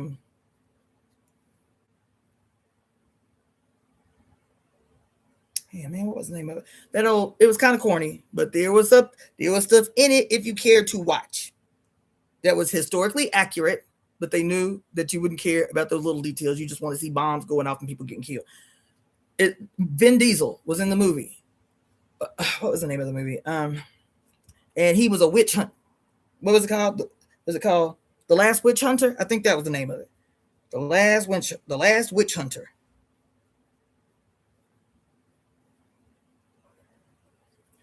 But in particular, in this movie, Season of the Witch, starring Nicolas Cage, where he and his homeboy were top, they were like high-ranking officers in the armies that were sent out to fight the infidels in what we now know as the Middle East, sent out to fight the infidels on behalf of the cross during the First Crusades. And there is a scene in this movie. You know, I watched the movie the same way everybody else did. It was about the scary, witchy, this and that, and this and that. But it wasn't until this year, these last 3 months, that I've been going ham on all of this stuff that I've been teaching you, that I was like, oh shit. This thing about the papal bull that created whiteness. It was not the first time the church had done that, but it wasn't based on whiteness. It was based on us over here and these weird, scary people over there, right? These what was it? The you know, the Persians and these dark-skinned people over there. You feel the First Crusades. That this was, as a matter of fact, we had just read it. What was the dude's name? Because I was talking to y'all a couple of months ago about Nick Fuentes and how Nick Fuentes had said something awkward to me. The first thing he said is, you know, the country looks the way that it does because we let women vote. The worst decision that we ever had made in the history of the United States was to let women vote. That's what he said. Then he went on to say, in reaction to this, we shouldn't have let women vote. And he says, you know, as a matter of fact, we should go all the way back to burning women. That's what he said.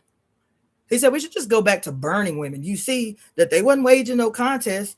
They weren't fighting back when we was burning women regular. We should just go back to burning women. He didn't stop there. Then he went on to say, as a matter of fact, we should just go all the way back to the year 1099. I was like, well, that's wildly specific. I was like, why he say that? He didn't say we should go back to the 1500s or the 1300s or the 1100s or nothing like that. A general statement about a period of time that he thinks may be associated with witch burning. No, he didn't. He said we should go back to the year 1099. I guarantee you, saying that year, knowing that none of these scores of thousands of men that were listening to that bullshitting ass bullshit were gonna go just like that did in a second. Why he said that? What happened in the year 1099? What happened in the year 1099? And when I opened the internet and it said the major global event of 1099 was the First Crusades. I forget the Pope's name that was under it. So why he say that? Wildly specific thing. And he is not that smart with Nick Fuentes, but his funders are. See, playing stupid and putting people forward that are stupid, that are feigning incompetence. Y'all say it all the time. Oh, well, you know, Trump ain't gonna live throughout his candidacy because you see he's sick, and that's why his mind ain't right. Y'all said the same thing about the wicked ass diabolical Biden. Oh, he's so see, he getting see now. See how he stepped and he almost fell. Don't you know that these puppets have massively brilliant, shrewd funders putting them forward to disarm you with feigning ignorance, feigning illness, feigning oldness, feigning pathetic bullshit. And you lap it up. Nick Fuentes is an idiot, but he has brilliant sponsors who are feeding what he says. Look, you don't have to know what it was. Just try to weave it in there, all matter of fact. Like, matter of fact, we need to go back to the year 1099. Move through it. Won't nobody go and search. But it is a dog whistle that those who it is for will recognize. It is a dog whistle that those who know what it means will recognize. And so here I'm talking to you off the cuff about nothing I had the intention of talking to y'all about. And I'm telling you that this boy, say 1099, I get up on this internet, 1099 was considered a global event. The Crusades impacted the entire known world, as far down as Ethiopia, as far out as to the stretches of China. Every single known place on earth was impacted by the first Crusades. And this is why I mentioned it. I forget what his name was. Oh my God, wait. Because he was, what is his name? Because there was a connection between this Pope and 1099 who launched the first Crusades. There was actually a connection between him and your current Pope. Because I went all ham. There's a connection, a direct line of connection between the Pope that set off the first Crusades in the year 1099 and this current sitting Pope. And the connection was between this Pope that your current Pope gave himself the name after, Pope Leo. There was a direct connection between the three. I said, whoa. But the thing that he did, the reason that they say he was able to do it, to launch this massive army that was the first Crusades, is because all of these European countries were beefing. They was always beefing, perpetually beefing. Spain, Italy, well, Rome, Spain, France, all the countries perpetually beefing in 1099, right? And what he did, his approach was, this Pope, what is his name? This Pope petitioned each and every one of these beefing nations and said, if you can corral all the men that are willing to go, from the serf to the noble, to go fight in this war as a single army of the Lord of God. This is the Lord's war. This ain't about us as individual warring states. This is the Lord's war. And if you can convince the men in your countries to all fall under one banner to go fight in the Crusades, because at this period of time, all these nations were actually reluctant because there was some economic crisis and everybody was poor. Everybody was suffering economically. And he said, look, if y'all all corral your kingdom, all your men, to go and fight under this banner, I am offering two things as the head of the church. That if you take this bid to go, quote, fight these heathens, you will have permanent absolution. The rest of your life, there is no sin you can commit for which you are not automatically granted absolution. That's what he said directly. You are granted forever absolution. There is no crime that you can commit, no sin you can commit that you are not granted permanent absolution for in your devotion under this one flag, Jesus's flag, not as a Spaniard, not as a Frenchman, not as a this and that and this and that. Under this flag, you are a servant of the Lord, waging war against the encroaching infidels. And the second thing that he offered was riches beyond what you could imagine. Hold on, let me let this cat out.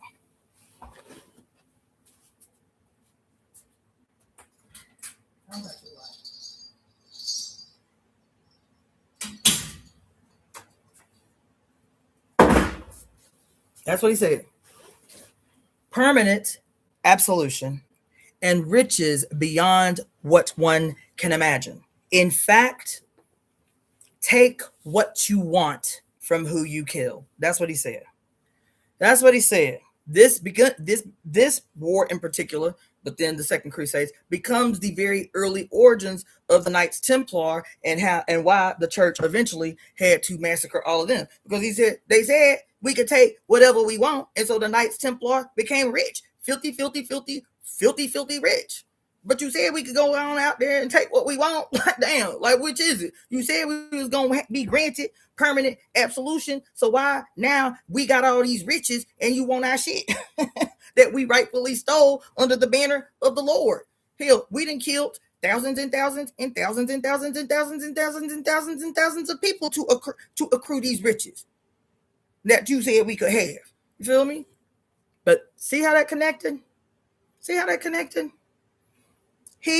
The church saw the efficiency of uniting warring nations under a banner of the Lord to secure riches for themselves by telling all the men who just the day before hated each other. Oh, he French.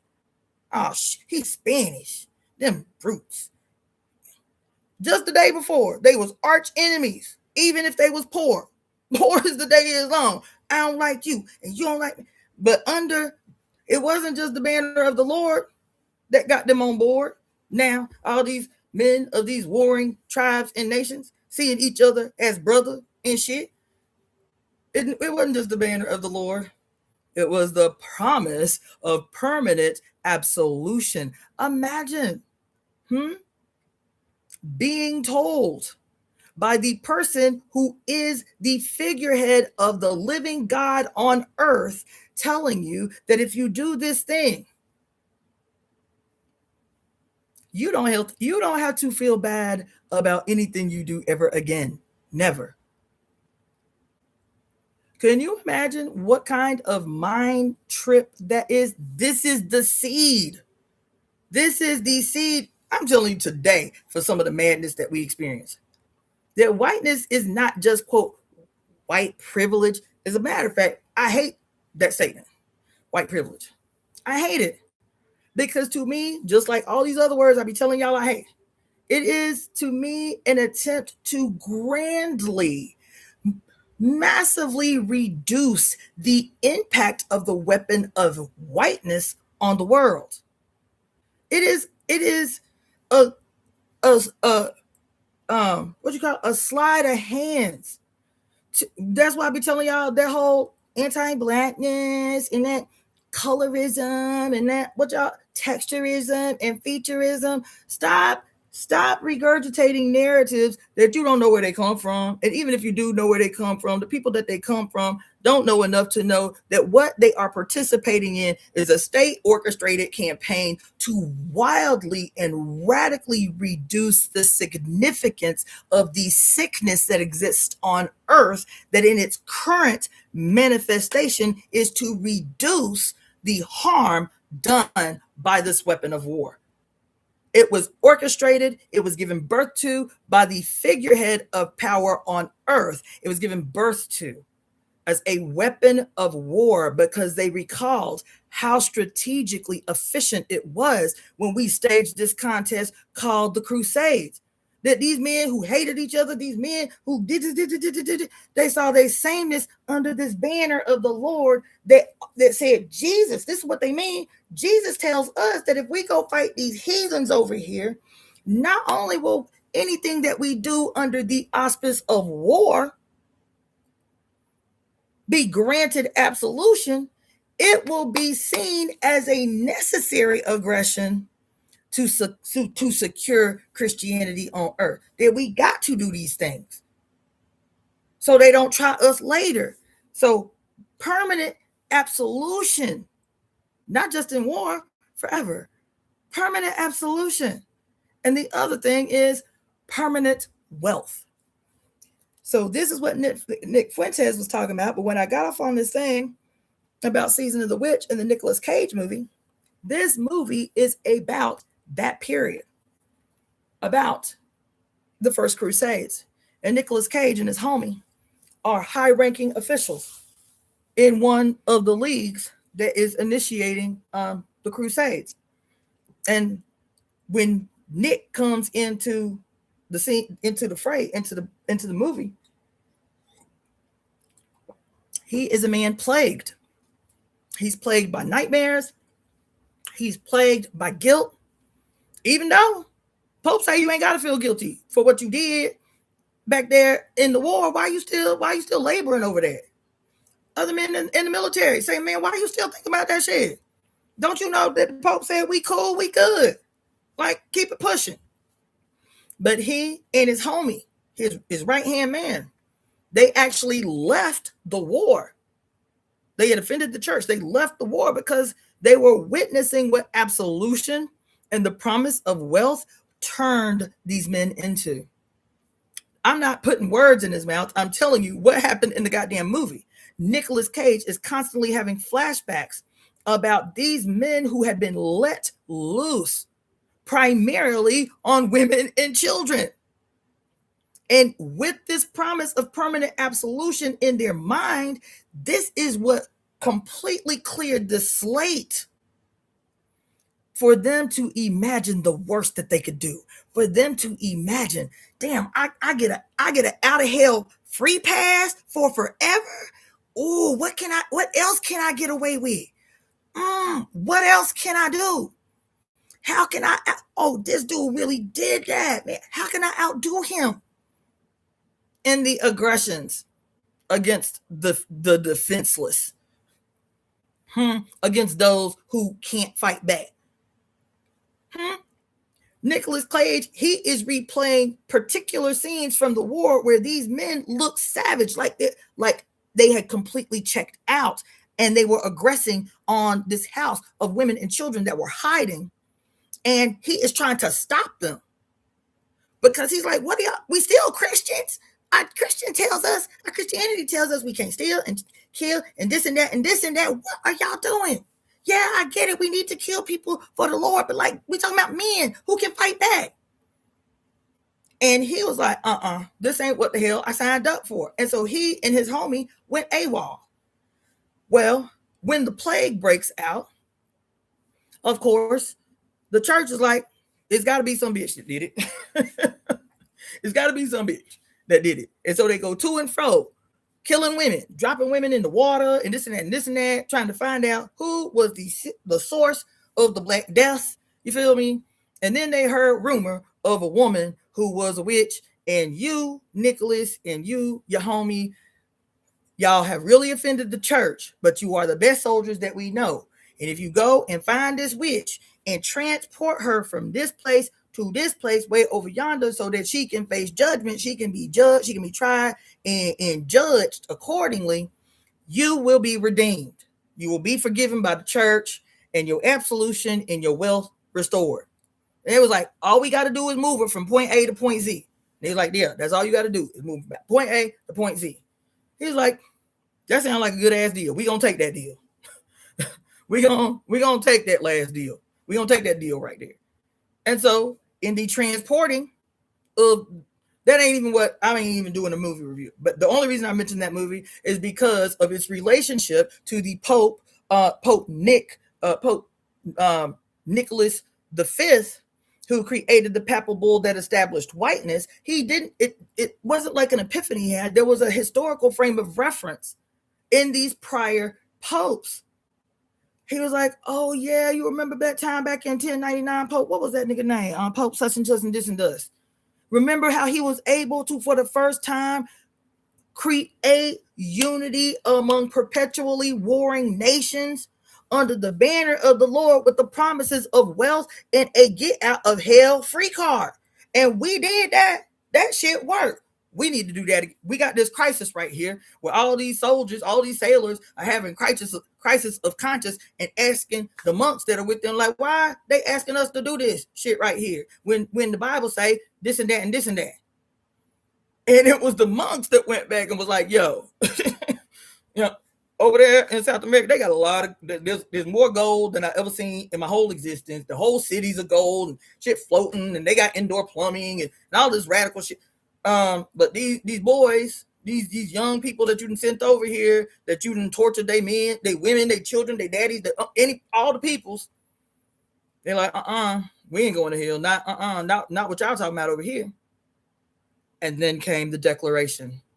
You're just gonna take his example, and now it can't just be the nations, because now the nations have learned to create peace among themselves by marrying off their daughters, one kingdom to another. So y'all uniting under Christianity ain't gonna be enough. It ain't gonna be as effective as it was some 500 years prior, almost 600 years prior. It ain't gonna be as effective. What can we use? What can we use along with Christianity, under the auspice of Christianity, that will really solidify this project we trying to wage? You feel me? In a way that they won't ever buck back again. I got it.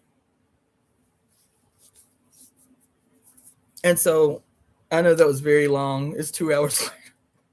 That was a very, very long way to talk about why I am perpetually frustrated by seemingly well-intentioned white leftists and progressives to perpetually miss the boat about why people of color in general and black-skinned people in particular cannot trust you right now. Even as you were talking about, it's the oligarchy, and it's us against them, and we the people, and and it's fascism, and it's what y'all call it? It's a Christo fascist state under the Trump regime, right? If y'all keep saying that shit, people cannot trust you. And the reason people cannot trust you is because you perpetually behave brand new. It is offensive. It's offensive. First of all, you think people are stupid. It's offensive that y'all are so in your heart chakra about goddamn fascism and what y'all called it, Nazism, and a Christo fascist state under a Trump regime that he got known white nationalists from South Africa funding this campaign. And so your collective historical starting point for the evidence of crimes against humanity or crimes, your historical starting point for your personal rage, your historical starting point for this being the evidence that the world is falling apart, and that there is a concerted what y'all be calling it, a concerted attack against democracy. Your starting point is last year on November 6th, when some rogue people voted to put Trump in office. This is your historical starting point for what we are witnessing. For real. That your historical starting point for it being the worst that you can ever imagine, the worst that it has ever been. I bet not never hear nobody else say that this is the worst it's ever been. Nobody, period. But particular y'all, white people, stop doing that. Stop doing that. I'm trying to help you right now. I'm trying to teach you something. Stop doing that.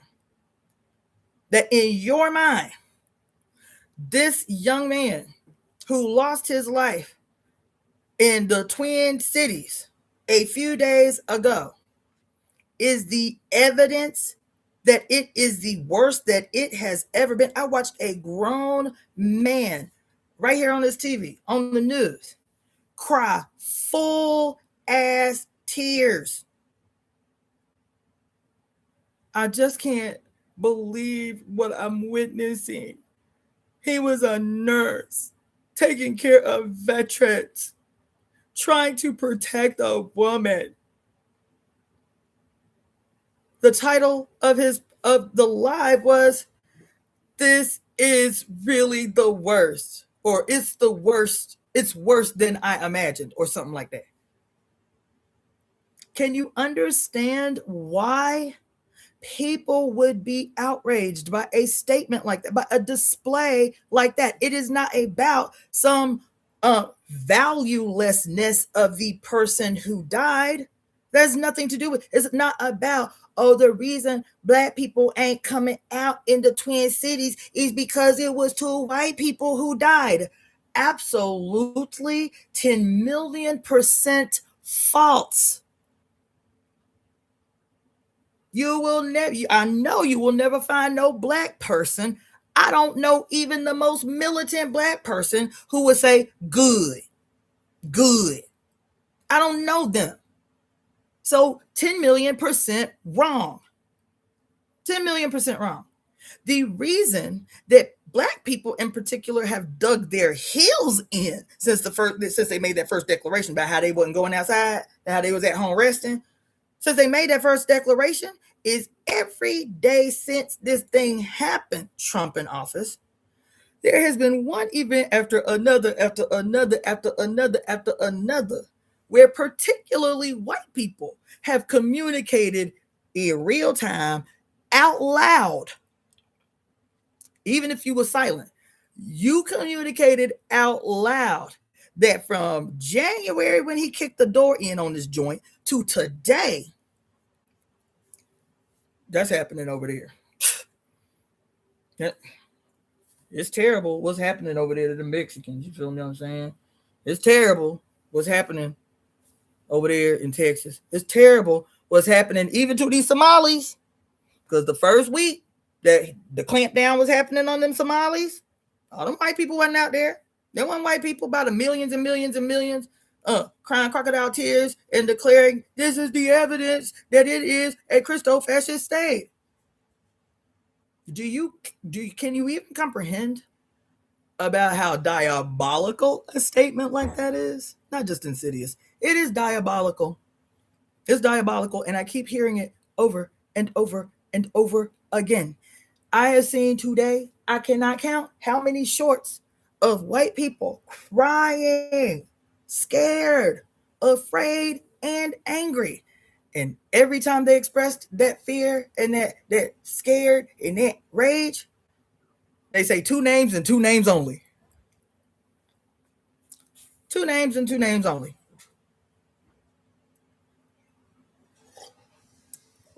And both those names happen to be white people names. 2 names and 2 names only. But ICE has been wilding out of control for some time.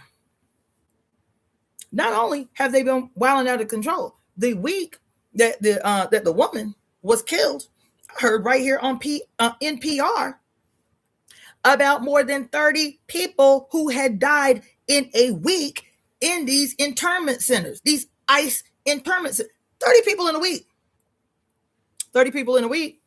I ain't heard hide nor hair anybody else talking about that. But Amy Goodman, right there on Democracy Now! On NPR. The same week, this young woman, mother of 3, married, mother of 3, was shot in the face by a trained officer who had been working for ICE for 8 years and had been some other kind of officer before that.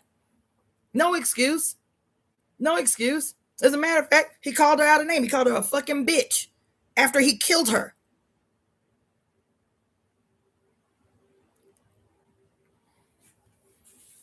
You understand what I'm telling y'all? The reason I had to give you white people a history lesson, and the rest of us for that matter, because we self-proclaimed black nationalists. I told you I'm not a black nationalist. But those of us who still, that's our identification, cool. But those black nationalists, Mexican nationalists, native nationalists, white nationalists, all these nationalists, your starting point is flawed. And the only reason your starting point, when you be talking about history and shit, the only reason that your starting point is flawed is because your starting point was an orchestration as a weapon of war to divide those who, if they spent just a half a second too much time together, would see the sameness in their situation and the common denominator that is the cause of the situation, and at the same time see the strength in these relationships that could once and for all end everybody's suffering. Not only end everybody's suffering, but free up the massive, incalculable amounts of stolen wealth and labor this whole time, not just since America was given birth to, this massive amounts of stolen labor the globe over that would guarantee that bounty, that abundance without oppression, abundance without exploitation is a reality that we can have.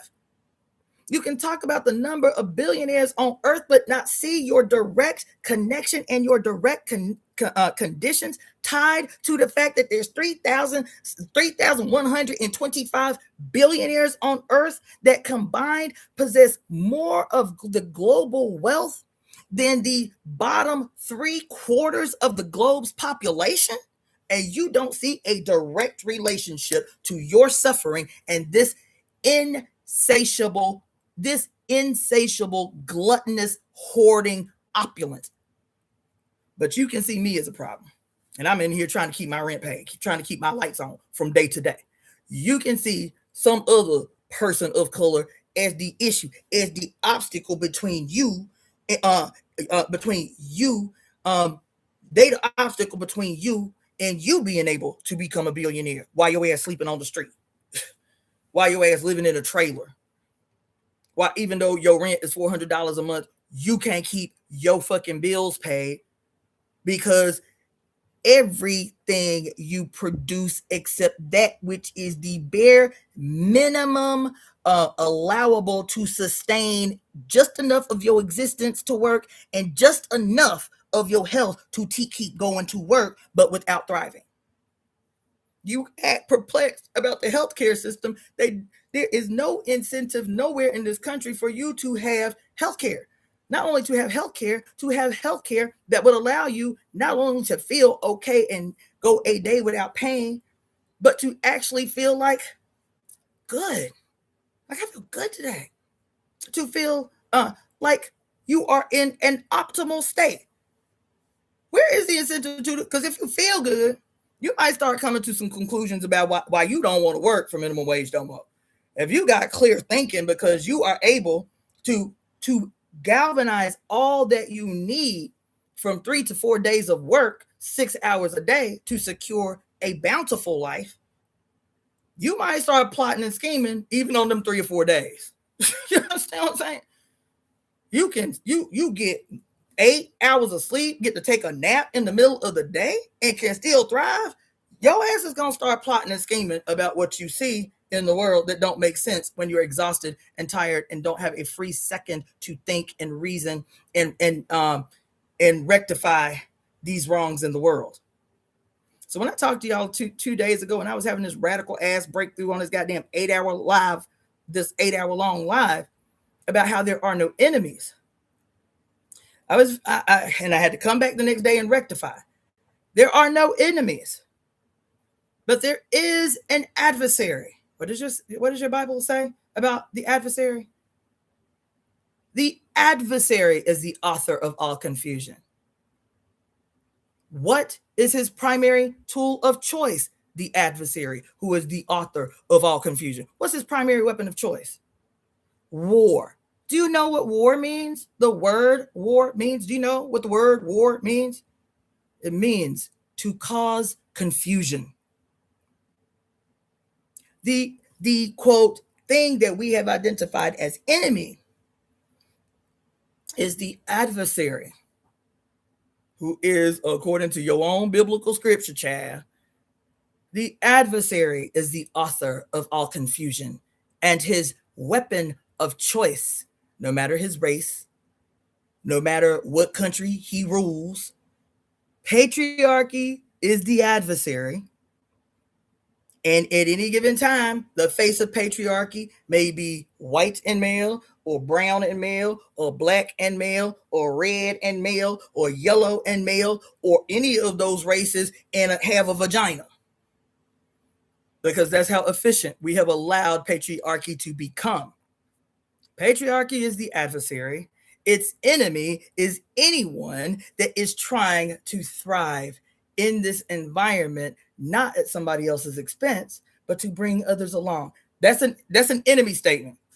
You say that shit up here on this internet, they'll probably call your ass a terrorist quicker than they call somebody who is actually doing extremist shit. What you mean? You want to be bountiful, but you want everybody to come with you. That ain't no shit we can have.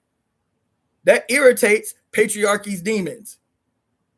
And so right now, I started out as a conversation about white-skinnedness, because white people identify themselves as a singular one that they all relate to around the world, because white-skinnedness as a conscious idea, as a conscious unifier under a death cult.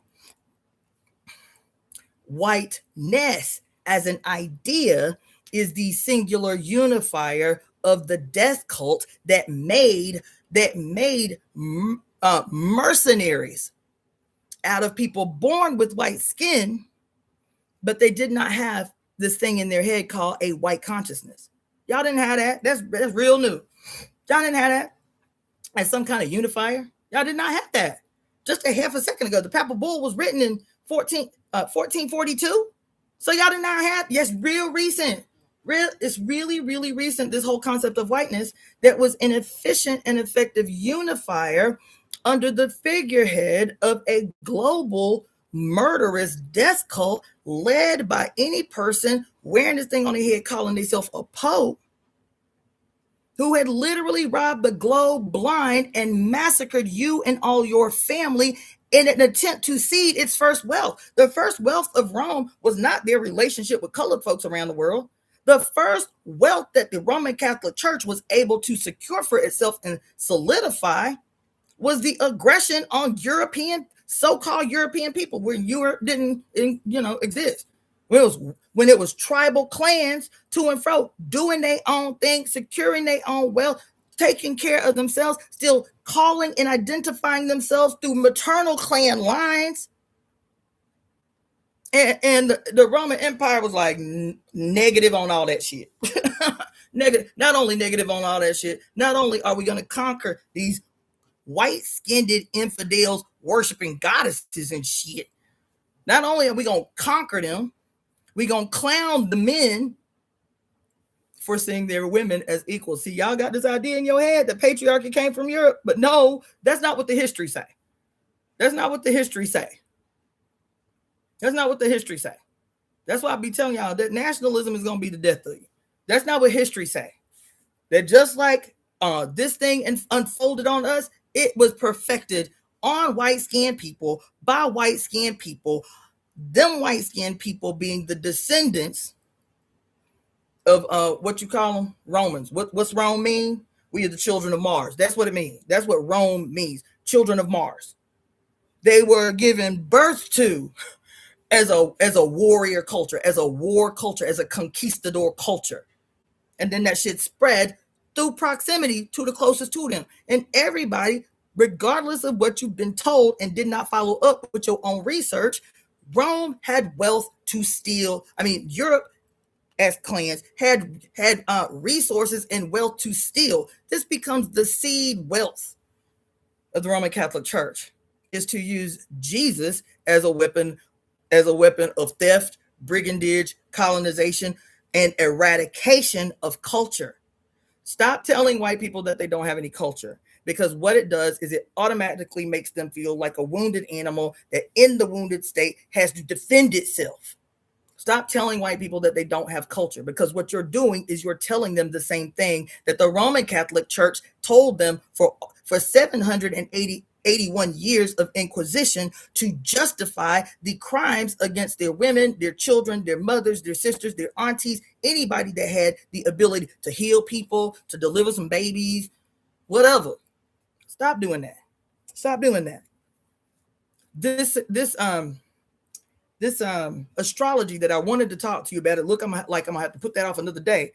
The astrology, one key thing about the astrology that is happening, that started last year, in February of last year, and I've been trying over and over and over and over and over again to always kind of weave it into the political climate that exists, to frame what we're experiencing in with the astronomical and astrological historical identifiable events that we can set, that can teach us that time is not straight lines with a starting point and an ending point. Time, if you look up in the sky, the actual physical sky, time is a giant circle that looks like a freaking infinity symbol. Our universe looks like an infinity symbol. And when you take these seemingly straight lines, the way you've been taught history, you take these seemingly straight lines and you piece them back together, just like this universe. You can look up at the night sky and it can tell you in your face that time. See, I'm trying to tell y'all, time is not a straight line. See, time is a giant circle, and you can't see that because you're not paying attention to astrology, that woo-woo shit. Okay, fine. But if you can take and bend time here on this planet the same way your universe has bent time to always tell you that no matter what the corruption of the world is trying to betray you with, all you got to do is look up at the night sky. All you got to do is look at all of these stories that your ancestors have left you to tell you there's a reason that we were talking about 2012 and the Mayan calendar, because the Mayan calendar was trying to tell you it's not a repetition of events. It is possibilities that can be presented, because the last time every single day of these events have happened, this is what's happened. This was what was happening with us, and we want y'all to be up on game so y'all can be ahead of the curve, as opposed to perpetually being victimized by that which you don't know. It's etched in stone everywhere on the planet, this thing that I'm telling you about. And so last year, when Neptune entered Aries at 0 degrees in that year, before Saturn entered Aries and at 0 degrees a month later, just them being apart, them 2 months, February and then March, that was the first time that they had been that close to each other in the same sign in 12,000 years. 12,000 years. I said, wow. What did I do? What are the events of 12,000 years ago? You want to know what the first thing came up was in the search?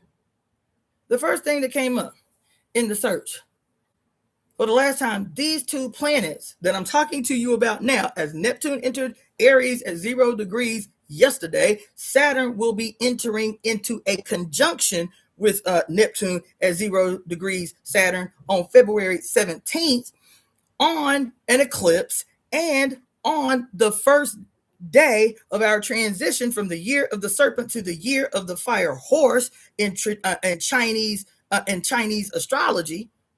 All this happening on the same day, and then 3 days later, 5 other planets will be entering Aquarius, because all of this is happening in Aquarius.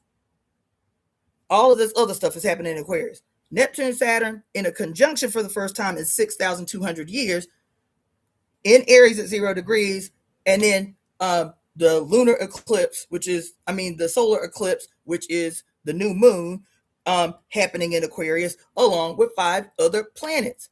The reason I'm saying this, I was like, damn, well, what happened 12,000 years ago? The first thing mentioned as a historical event that happened 12,000 years ago. Why you need to know what happened 12,000 years ago? Again, because astrology is not about, quote, predictions.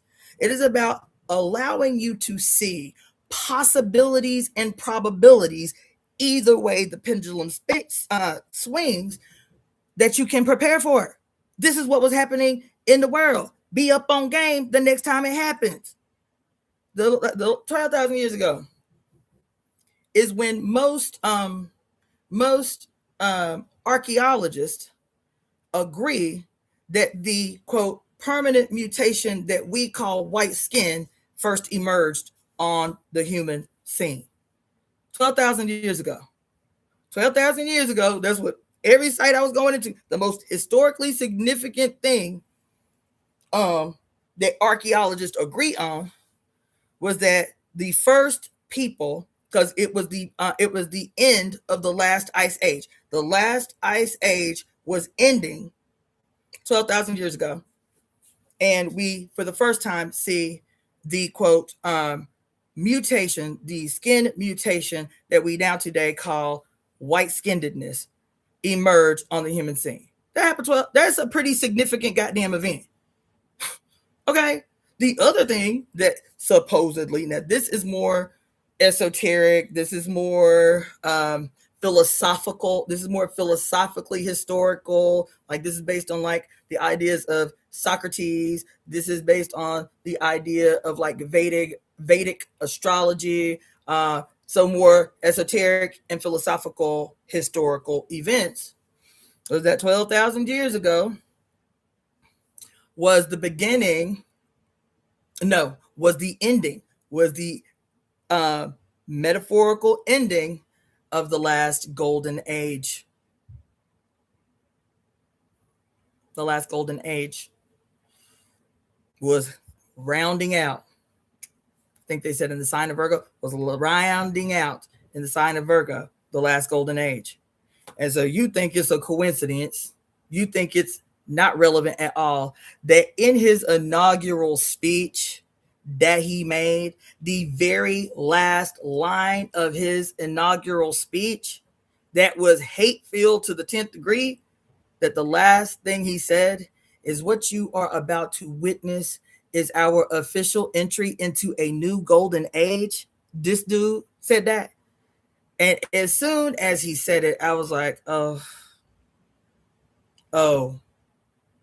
this is about to, he up to no good times a million. As soon as he said it, because I came right up on here the next day. I said, did y'all hear what that right motherfucker said in his inaugural speech last night? I said, I didn't sit through that whole thing. I said, but I did catch the last thing that he said on the day of his inauguration is what you are about, as he's talking about who he's about to invade, what he about to take, what he about to do, who he about to kidnap. Participant of human trafficker that he is.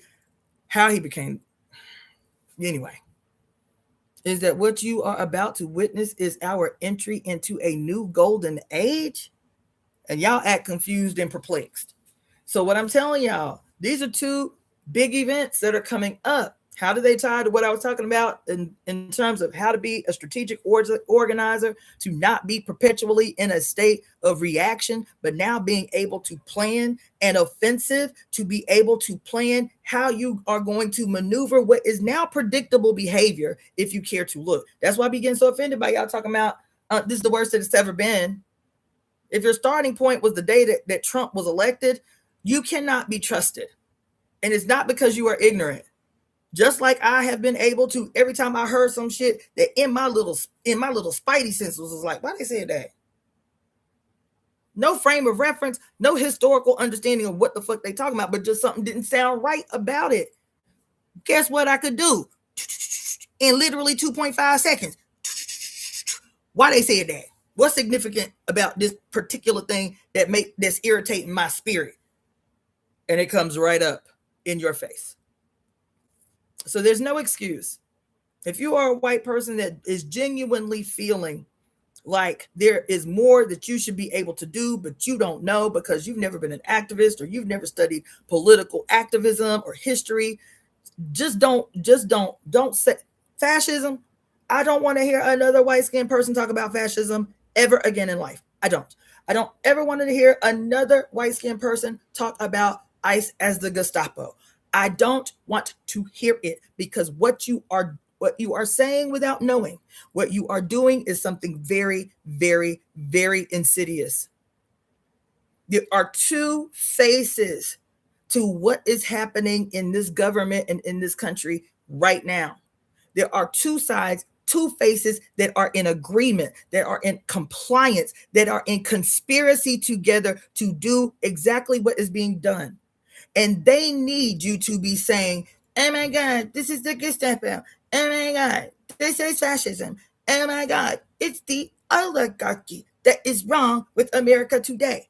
Because what you are saying when you talk about fascism, and it's interesting that these are the words that you continue to choose: fascism and the Gestapo and the oligarchy and all this bullshit, the corporatocracy and all this bullshit, is because it completely absolves. When you say fascism, it completely absolves. Not only does it absolve, it completely disappears. It completely disappears.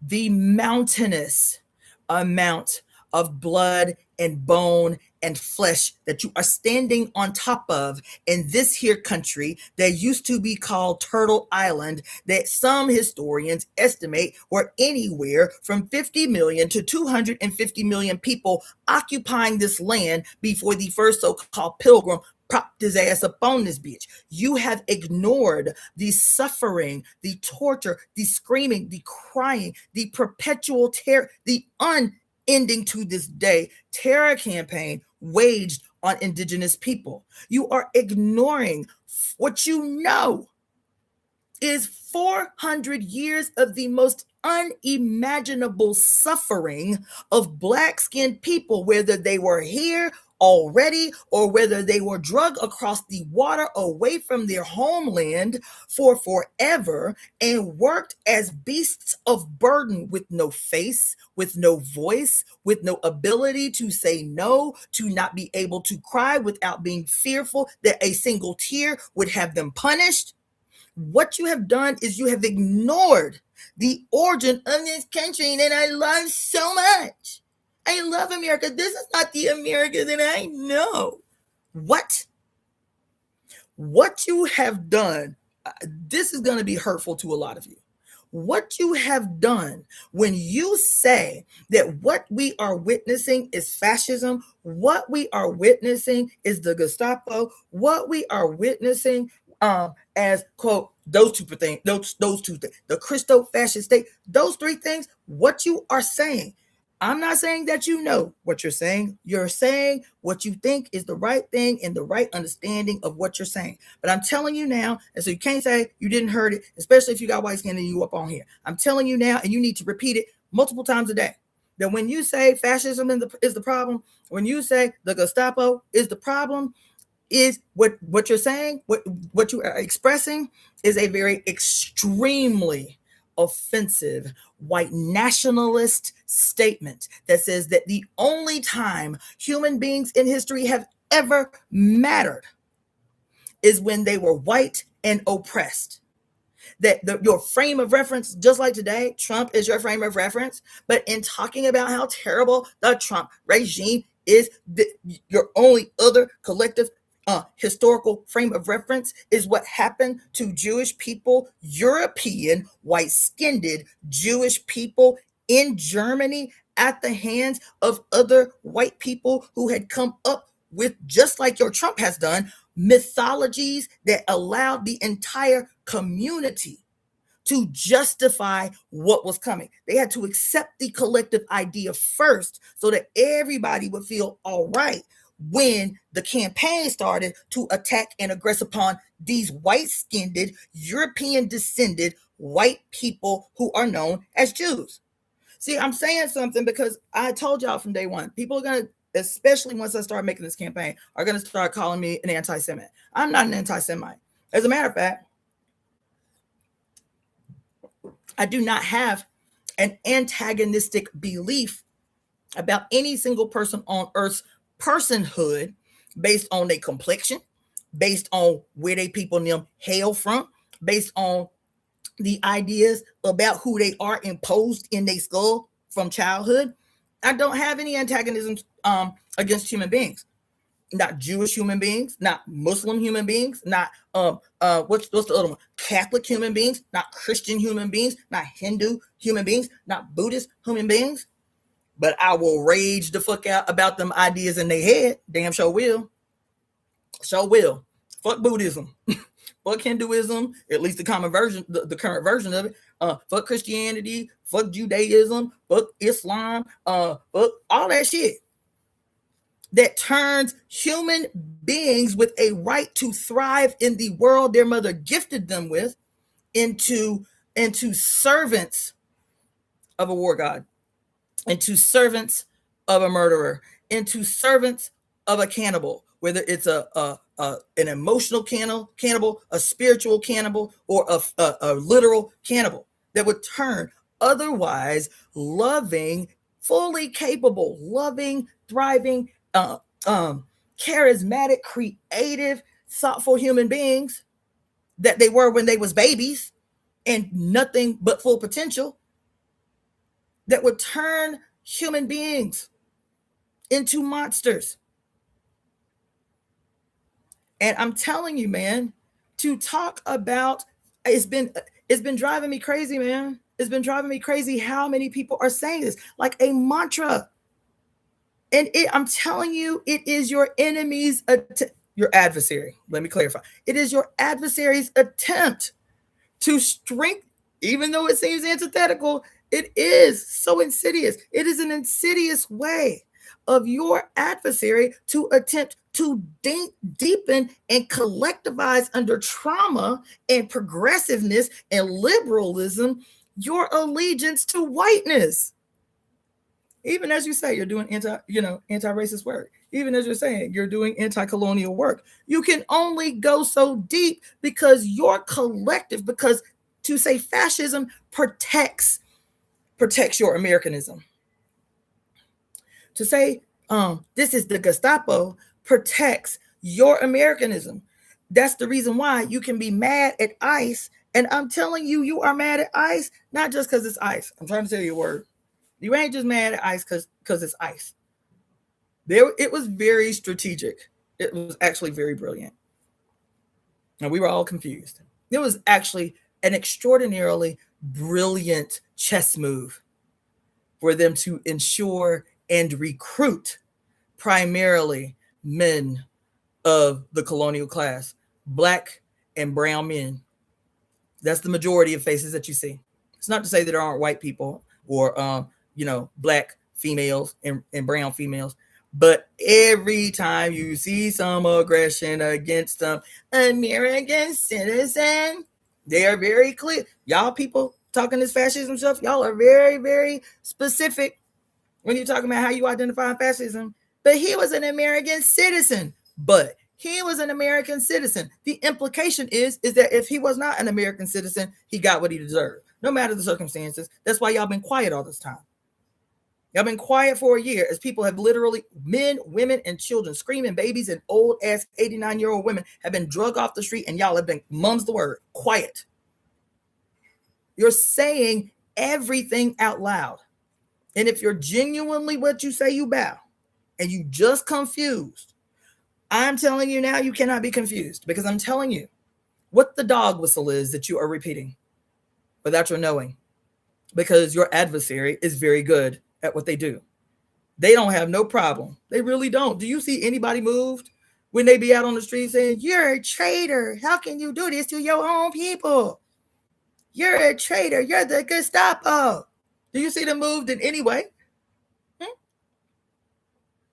Do you see Trump moved in any way by the millions of people identifying him as a czar or a king, and he is this tyrant running this Christo-fascist? Do you see him moved in any way by these identifications? Because this is the orchestration they created to guarantee the deepening in your subconscious of your allegiance and your desperate need to protect whiteness. Americanism, the Americanism that you're talking about, this is not the America that I know and love. This is against the Constitution. This is not supposed to happen in America. Every time you say these things, you betray yourself. You betray your humanity. You betray your humanity. Because these weapons, you remember the book? What's the name of the book? Behold the Pale Horse by William S. Cooper. Y'all remember that book? That real scary book. And they're like, if you buy the book, they're going to put you on a list and all of that stuff. This man who worked for the Pentagon for 34 years and then left the Pentagon and was just dropping bombs, just putting all the shit out on Front Street about all the crooked shit that he saw when he was in the Pentagon. And then they ganked his ass, buried him and his wife. Right? Remember that book? The very first chapter in this book is entitled, and I haven't read this book since I was 19. The very first chapter in the book is called Quiet Weapons for Secret Wars. Quiet Weapons for Secret Wars. And I was all caught up on the conspiracy. You know what I'm saying? The conspiracy of all this stuff that America be doing to its citizens, these quiet weapons for silent wars. And we get so caught up on conspiracy that the simple eludes us. The simple eludes us. The simple eludes us. And I'm trying to tell you, white-skinned people, I'm trying to shout it from the rooftops. Your white-skinnedness is not your problem. You being born from the body of a white-skinned woman is not the issue. It has never been the issue. And even with the brigandage unleashed on this land by people with white skin, even those that were the victims of the brigandage, through the brigandage, have continued to try to tell you your white skin is not the issue. How have they been trying to tell you? By telling you, even though your people might be fucked up, you all right. Come on over here. That even as your people might be fucked up, even with indigenous people who are being wiped off the planet, there were still those among them who are like, yo, we can't judge the individual by the behavior of the group. You want something to eat? You want to come live over here in our community? This is the evidence. Your white skin is not the problem, man. It is the toxic, vicious, strategically specific weapon poured into your skull in the year 1442 to establish in you a cancer that would never be removed because it knew it would thrive off your complicity, off your compliance with the promise of scraps from the mountain of wealth and happiness and education and thriving and all the things stolen from others. That it didn't even have to promise you. It didn't even have to there are white people in this country who call themselves white supremacists or white nationalists. It didn't even have to promise y'all a thriving life. And it knew that you would comply. You would execute its will to the letter, even as you were poor, even as you were suffering, even as your children were dying prematurely, even as you was working in these coal mines and dying of lung cancer and couldn't get health care from the same company growing fat and rich at your expense. All of these things that have happened to you, especially you hard reactionaries, you hard right lunatics, this is the cancer in your skull taking possession of you to the point that you may not be able to come back from it. That's what we're experiencing. It ain't no red pill shit. Stop saying that. It ain't no MAGA shit. Stop saying that. MAGA is not the problem. This shit has existed for a very long time. And when you say that MAGA is the problem, when you say that Trump voters are the problem, when you say that Trump is the problem, when you say that these weirdos who are tech bros are the problem, what you are doing is attempting to sever time in half so that you can be comfortable with the role we have all played, but you white people in particular, in this country in particular, the role that your silence, the role that your compliance, the role that your complicity, the role that was active, the role that was passive, in the other hundreds of years that led us to this moment, to this day, here on 1/28/2026. There is but one history on earth, and it's bound to itself. There is but one history. There is but one moment, this present. There is but one present. And everything that you are afraid of or outraged by or disgusted by, we are all in this present together. We have all played a role for the way the world looks right now. We all have played a role. And just like this moment is one present, and just like yesterday and every day before it, since human beings got on this planet, is a singular past, we have a singular future. And it is our responsibility to say out loud the role that we must play. But you cannot be a liar. You cannot be dishonest with yourself and expect that the world is going to change to something that looks better than today. This is why you must know. This is why you must know. This is why we, people of color, must be better at articulating the source of our despair, the source of our discomfort, the source of our struggles.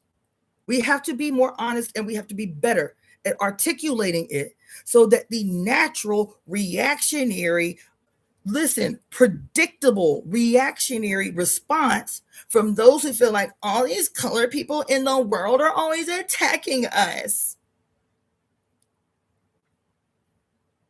Because again, white-skinnedness is not the problem that plagues the planet. It's not, man. It is a symptom of what plagues the planet.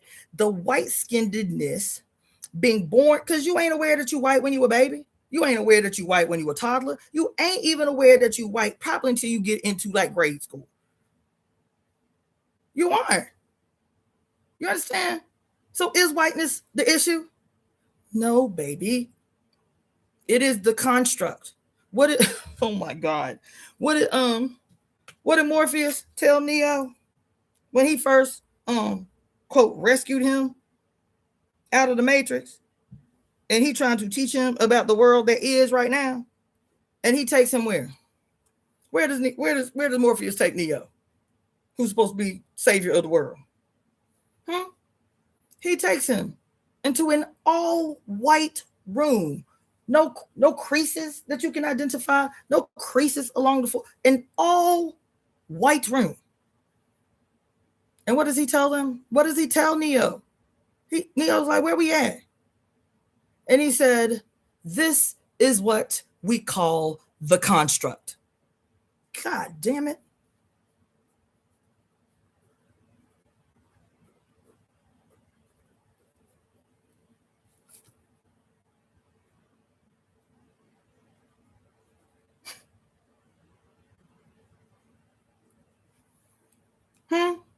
He said, this is the construct. The construct is all white. And what is sitting in the middle of the construct that they just rolled up in? Anybody remember? These details matter, and they know we never pay attention. What is sitting right in the middle of this most white room that is the construct? Where are they at? God damn it. Where they at, man? Where they at?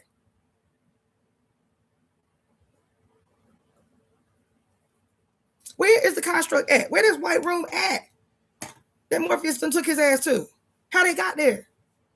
How they got to the construct, y'all? I'm trying to teach y'all something right now. How they get to the construct? Through a very brutal process of a long ass thing that looked like a goddamn dagger going directly into their goddamn cerebellum, into their goddamn limbic system. The construct is in their head. That all white room that they in, that they call the construct, that all white room that they in is in their head. And what is sitting in the middle of this construct that's in their head? I'm having a whole ass moment. God damn it. Yo. Yo. Oh my God. When I tell you they are so what's the word that you call it when you are precise? They are there's not a detail in any movie you have seen where they are not so precise that if you pay attention, your mind will not perpetually be blown. My mind is being blown right now, even though I just taught 3 6-hour workshops on the Matrix and shit is still coming up. The construct is in their head, bitch. And inside the construct that Morpheus takes him to for the first time is 2 squishy red chairs with they squishy chairs, y'all. Red chairs with little lines because the buttons is pinching the leather. And so there's lines all in the chair. And on Morpheus's side, which is the right side, it's the red pill side. Morpheus's side, his chair is pristine. It looks brand new. It looked brand new. I said, why they did that? And even when I was teaching the workshop, I still haven't worked that out yet. Why his chair looked brand new. Morpheus chair. Why his chair looked brand new? And then you go over where Neo chair is, and they never sit in the chairs and talk or nothing. They just standing behind the chairs talking, and he explained to him what the construct is. I said, why they making such an effort for you to see that his chair is brand new and Neo's chair looked just like his chair, but old and dingy and raggedy and like decrepit. They like went out of their way. And what is sitting in between them two chairs is an old school giant, them big old giant box TVs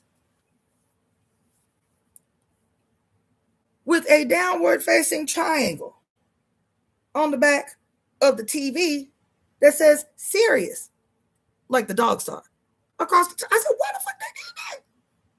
And it just occurred to me in this moment. The construct is white, all white, but the construct is in your head. What have I been telling y'all for the last 6 months about patriarchy, about the current face of patriarchy in the world, and how esoteric, shit, the occult have been telling us in our face the whole time. Why is the construct white? Because like I've been telling y'all, but did not realize it until right this minute. Remember I was telling y'all I had the breakthrough when I was talking to y'all about a song that came back to my memory from like the 70s. Blinded by the light. Y'all remember that song? Wrapped up like a douche. I don't know what they're talking about, but blinded by the, it came to me. I was like, oh my God. Blinded by the light. Once we shifted into solar deity worship as opposed to lunar deity worship, nighttime ceremony, moving throughout history as with lunar calendars that cycled with the lunar cycles, because that's the only time that we can see the rest of heaven is at night. You are blinded by the light in the daytime. You cannot see anything but what you think is a blue sky, and the sky ain't blue, ain't never been blue.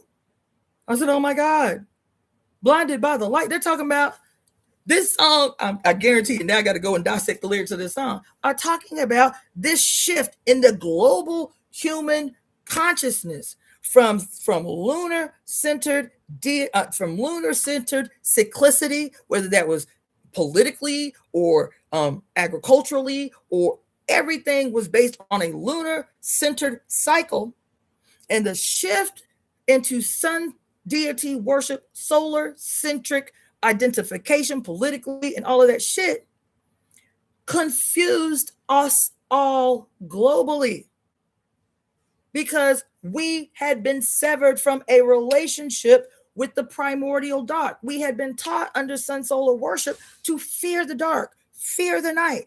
Every story about everything scary that could happen only happens at night, when the demons and the goblins and the big bad witches and all the terrible things at night.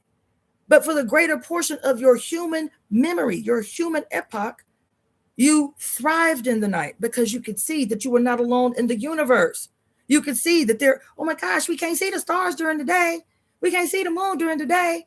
We can't see that there are other planets during the day. That's why they deified them, because they were like, damn, we aren't alone out here. But the day would have us think so. Being blinded by the light would have us think so. It was the ancients that said heaven was your skull. Heaven, the quote, upper firmament, the quote, dome around heaven is your skull. And why is it your skull? Because you can see under an EKG that just like the heavens above, your skull, the inside of your head, which is your heaven, literally looks like that which exists in the night sky. When you look at the results of an EKG and all you see is pitch black and brilliant sparks of light everywhere, sparks of light in this brilliant dome that is your heaven. Your sun in your heaven, which is very small and plays a very peculiar and specific role, is very small. Your sun is your pineal gland. But it is not to take over the primordial, safe, and loving blackness that is your night sky, your heaven. And so Morpheus is literally telling him, man, in this movie, showing you that it is only through pain and suffering that you can get to heaven in the first place. And what is heaven in this new construct? Pure white. Pure white. It's pure white. And the hint by these little two chairs, I was like, why they did that? This hint at these little two chairs. Oh my God. Oh shit. Yo, y'all. This hint at these little two chairs, because them little two chairs weren't just in the construct. Where else were the chairs? Where else was the chairs, y'all? Remember the first time that Neo, when he was, quote, in what he thought was the real world in his life, the first time that he meets Morpheus, he is in a room with giant, lush, velvet, red curtains. The two chairs were very lush, new. The room was very, very, very dark. The first time you see them chairs. And I was like, why? I know the chairs are significant because they wouldn't be there. But I, not until this moment, realized why the chairs were important. Because when Neo meets Morpheus for the first time in this lush, rich, dark, dank room, Morpheus has on sunglasses and his stereotypical long trench coat, the dark essence of him, the mysterious essence of him. Everyone in the room is wearing black. It's dark in this room, but there's a lot of red. There's them red chairs. There's the giant, lush, velvet red curtains. It's dark in this room. And I told y'all last week, I know I fucked y'all up, but in this scene where Neo meets Morpheus for the first time and tells him that he has a choice, that if he takes the blue pill, he'll wake up, won't remember me, nothing else, like nothing else ever happened, right? But if you take the red pill, you can see how deep the rabbit hole goes. All I can offer you is the truth. That's what he said, right? And he was like, yeah, I'm a reasonable person. I want to know the truth. You feel me? And he takes the red pill. And then what happens? He puts his hand in what appears to be a mirror, but it's not a mirror, it's mercury. And the mercury comes down his arm and goes down his throat. And you can hear them in the background saying, he's going into arrhythmia. We're going to lose him. We're going to lose him. As if he was in a hospital. As if he was in a hospital. Beeping sounds. Beep, beep. We're going to lose him. We're going to lose him. Beep. And then he opens his eyes and he's in this womb-like thing, right? That transition. And I told y'all last week, I know y'all don't want to believe it, but when Neo walked into that room and took that pill and put his finger in what we thought was just, he was hallucinating because he took a pill and maybe it was causing hallucinations. And so he looked like he was touching a mirror and then it turned into mercury and it's like, blah, and it goes all the way down in his throat. I said, but what if it wasn't? Because, oh my God, oh my God, oh my God, oh my God. Morpheus literally asks him as he's tripping out. He says, what if? Have you ever been in a dream that seemed so real?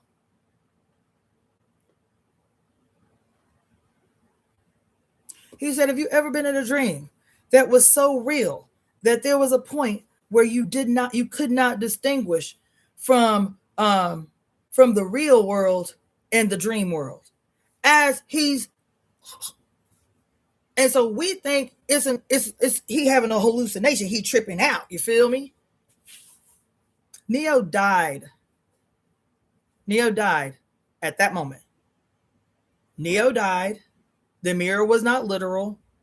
The mercury was a metaphor because mercury is deadly. It's always been deadly.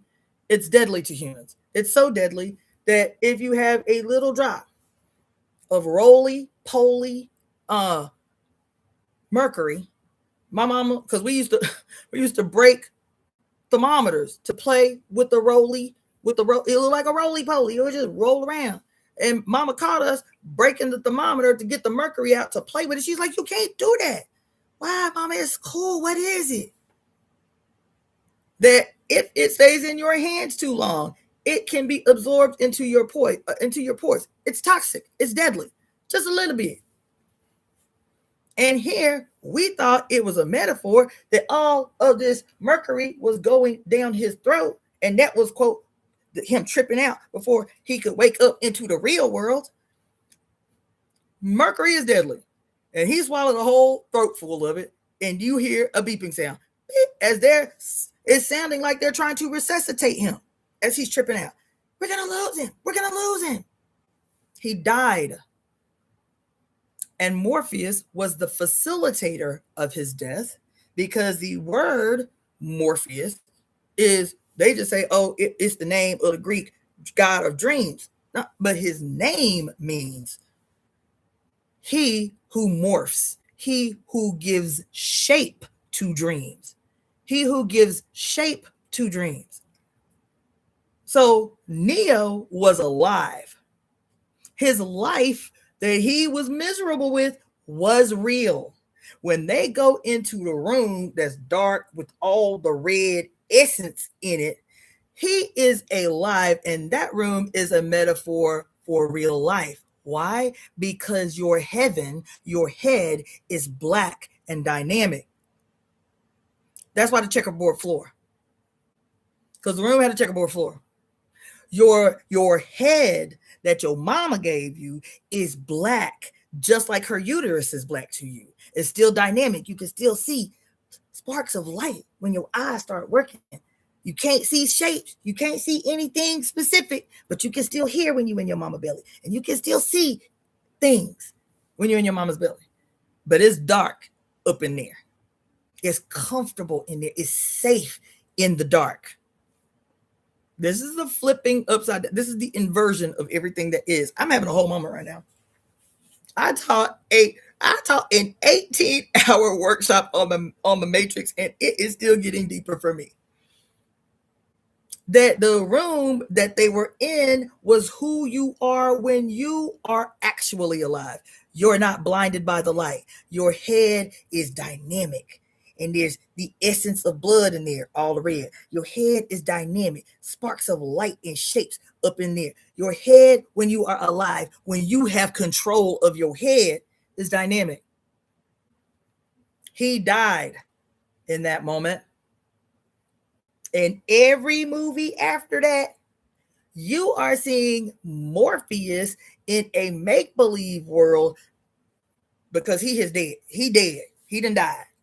He didn't die. He died in the very first movie. He died. Because the word Morpheus does mean he who gives shape to dreams. But if you break his name down even more, because you know we are obsessed with etymology up in this bitch. If you break his name down even more, the etymology of the prefix of his name, M-O-R, means death, of death, related to death. Hence the morgue. Hence the mortuary.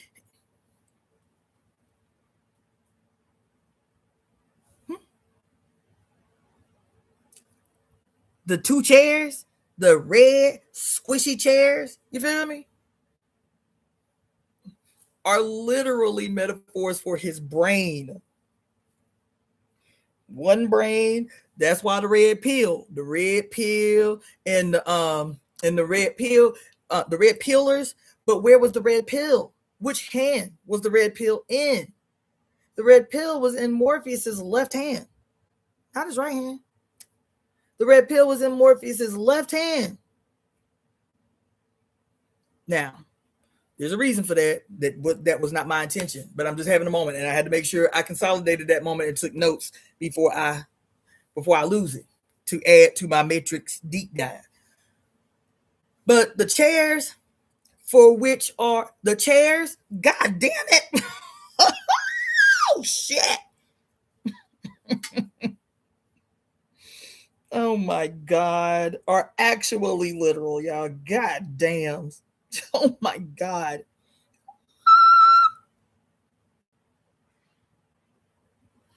What is your brain called? What's your brain called? God damn it. Oh my. When I say it's literal, I'm tripping. But what am I always telling y'all? Yes, it will make you feel like you're crazy, but the simplest answer is probably the most profound.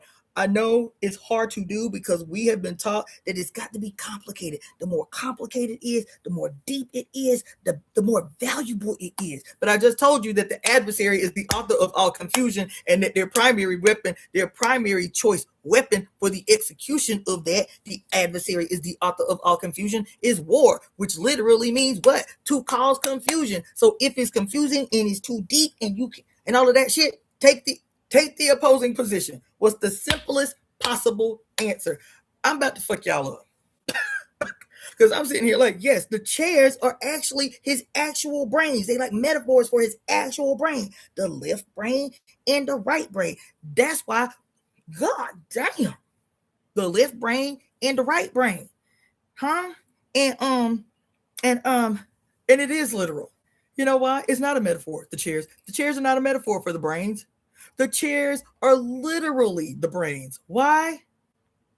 Because we call your brain the seat of human consciousness, the seat of consciousness. God damn it! We literally call your brain your seat of consciousness. God damn it! Yo, the chairs are literal. They ain't even a metaphor. God damn it. They ain't a metaphor for the brain. They're literal seats. They represent the brain. And so when Neo is his actual self being convinced to commit suicide in this scene by taking what must have been a toxic poison pill, because you know everybody that you call a red pillar, they're toxic beyond imagining, right? Like you can't even understand how they came to the conclusions that they came to in their head, how they make that fit, right? How they make that fit, because the shit toxic. It's deadly, as a matter of fact. So when he is in his right brain, the room is dark. The door they come through, everything is dark, right?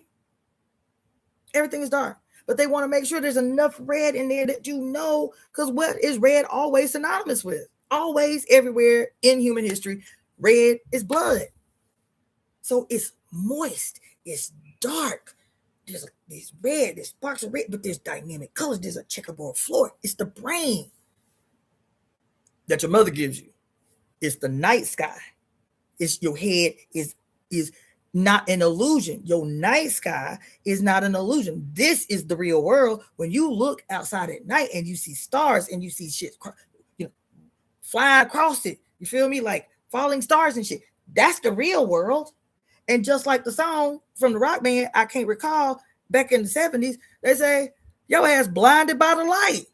You think this shit is real in the daytime. You think the daytime is real. You do. You look up in the night, you look up in the sky during the day and you think that's real. You actually think the sky is blue. You think that's real. You actually think that the sun is greater than the mother. You think that's real. Not that if you was on another planet somewhere, the same sun that you love so much, and you should because it makes you warm and this and that and this and that. But if you were somewhere else looking back at the sun, it would look just as small as the rest of the stars in this boundless primordial blackness that you call the universe. This dude in the 1970s said, blinded by the light. And this movie took it literal because he enters into this space by a call, some call that he has. Because this story is based on Joseph Campbell's, the hero's journey, right? So he gets this call. What? But he don't just, it wasn't a man that contacted him. God damn. Yo, I cannot. I cannot. God damn it. Oh, yo. Where does the call come from in the hero's journey? Because that's the first step in the hero's journey. Is the call. The call. Where does the call come from? What's the first thing you see? He asleep. He is asleep. And something happens on the computer. Neo, wake up. And he wakes up. He's like, what the fuck? How you do that? Who are you? There's no time to talk. Follow the white rabbit. Follow the white rabbit. God damn. Whoop, whoop. Oof, oof. God damn it. Yo, I am tripping. Woo, goddamn. God, who is? I didn't even think about this till just now. But Trinity, who does the hero's call come from in this movie? Trinity. Trinity. Why is that important? Why is she? Oh fuck! God damn it! Oh my God. I'm gonna have to go all the way back over this damn 18-hour goddamn workshop I did for the Matrix. This shit is getting deeper and deeper right here in real time in front of y'all face.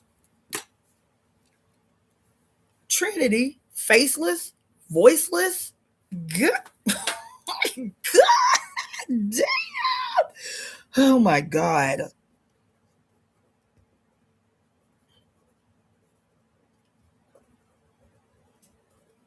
Oh my God. Yo, Trinity's first. She ain't got no face, no body, no voice. He asleep. Fall asleep doing some work. He hear the tapping on the computer. Neo, wake up. No time to talk. Knock, knock. Follow the white rabbit. He's like, the fuck? Gets up to answer the door. And he mad. He got an attitude because whatever the deal he was broken, they late. And they offer him to come with them. And he's like, nah, I'm good. And then the girl turn around and there's a big old white rabbit on her shoulder. And he's like, all right, I'm coming. Follow the white rabbit. And they end up in this dank ass club, dark kind of techno vibe ass club. And Trinity walks up behind him. And he's like, who are you? And she said, I'm Trinity. And what does he say? I thought you were a guy. Shit. Oh my God. Yo. Today has been crazy. I'm just telling you. Today has been a day of fucking days. Goddamn. Who is Trinity? Why is first contact the call to the hero? Why is she the one? Not only is she the one, even before she get into contact with Neo, the very first scene in the movie is her fighting the police.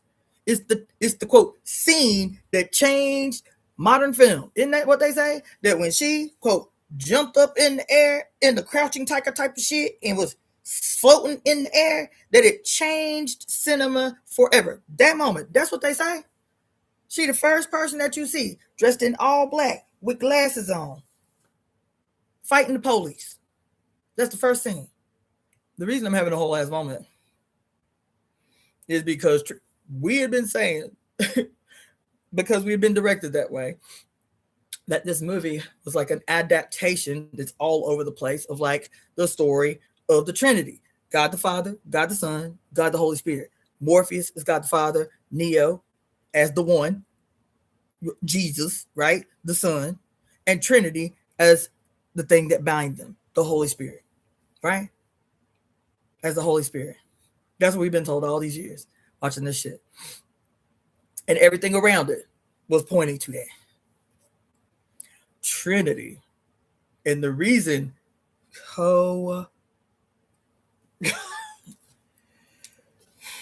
remember I told y'all yesterday, the day before yesterday when I did that damn long ass that long 8-hour fucking live. And I said, the first time I realized that though we love movies so much, that they know that we don't remember our stories. None of us remember our stories. None of us remember our stories. The mores of our ancestors, the traditions of our ancestors, nobody on earth, including white people. That's how I got on this whole conversation. I'm gonna bring y'all back to that. But how that which we don't know becomes our adversary's greatest weapon against us. That which they have forced us to forget becomes our adversary's greatest weapon against us, because science teaches us today that even though we can think and reason and talk and such and read and all of this stuff, that our habits, our behavior, our choices, our patterns, what we fear, what we don't fear, what we're attracted to, is still based on a very old, what they call the reptilian brain, a very old memory that is responsible for our patterning, called our limbic system. And that we will always respond to symbols quicker than we ever could reason with our conscious mind. So what we see with our eyes when we watch TV is not the same thing that we are patterning, developing as a pattern of familiarity that is lodged in our limbic system, that holds every memory that every ancestor we've ever had that has come before us. Every single one, all the way back. That's why they call it your reptilian brain. That's them shit you just can't change, because this shit was seeded some 250,000 years ago. And human beings didn't start like reasoning until about 6,000, until about 5,000 BC. Doesn't mean that we weren't smart. It just means that our way of seeing the world around us, behaving and relating to the world around us, was more symbolism than it was strict crossing I's and dotting T's. It was pictures. That's why, even though we, quote, didn't have an alphabet, you can find cave paintings of actual people and animals and all the things that are, how old is the Venus Willendorf? 33,000 years old. The little statue of the big belly with the nappy hair and the big teeth. She's 33,000 years old. So yeah, okay, we didn't have an alphabet, but it does not mean that we were not thinking, reasoning, brilliant human beings. I'm saying this for a reason, y'all.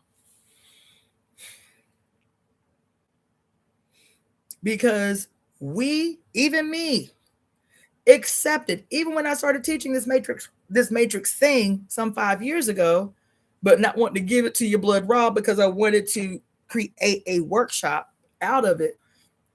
I was like, here we thought Neo and Morpheus and Trinity were the heroes. We thought this movie was a revolutionary movie when we watched it in 1999, because they used Rage Against the Machine and the soundtrack, and they was kicking ass and taking names, and it was about them, quote, fighting the system. That's what we thought. So everybody that was my age, everybody that was on some rebel shit, we loved this movie. We thought this movie was speaking to us, was talking to us. And then I was like, man, all these years later, they was trying to covert walk us right back into the embrace of God the Father, God the Son, and God the Holy Spirit. I was like, dang, why they did that? You know what I'm saying?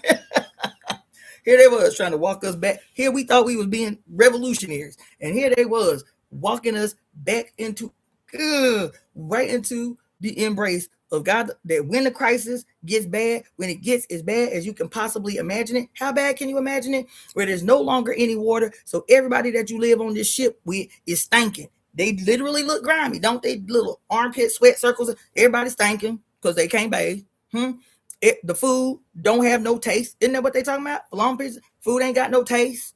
You understand? Because it ain't real. It's some stuff they have to create to make sure that they can get some sustenance, because it ain't real. You feel me? What they say, that at least you free, even though it's terrible and dark, and we've killed the sun and we've killed the sky, but at least you free. At least you free.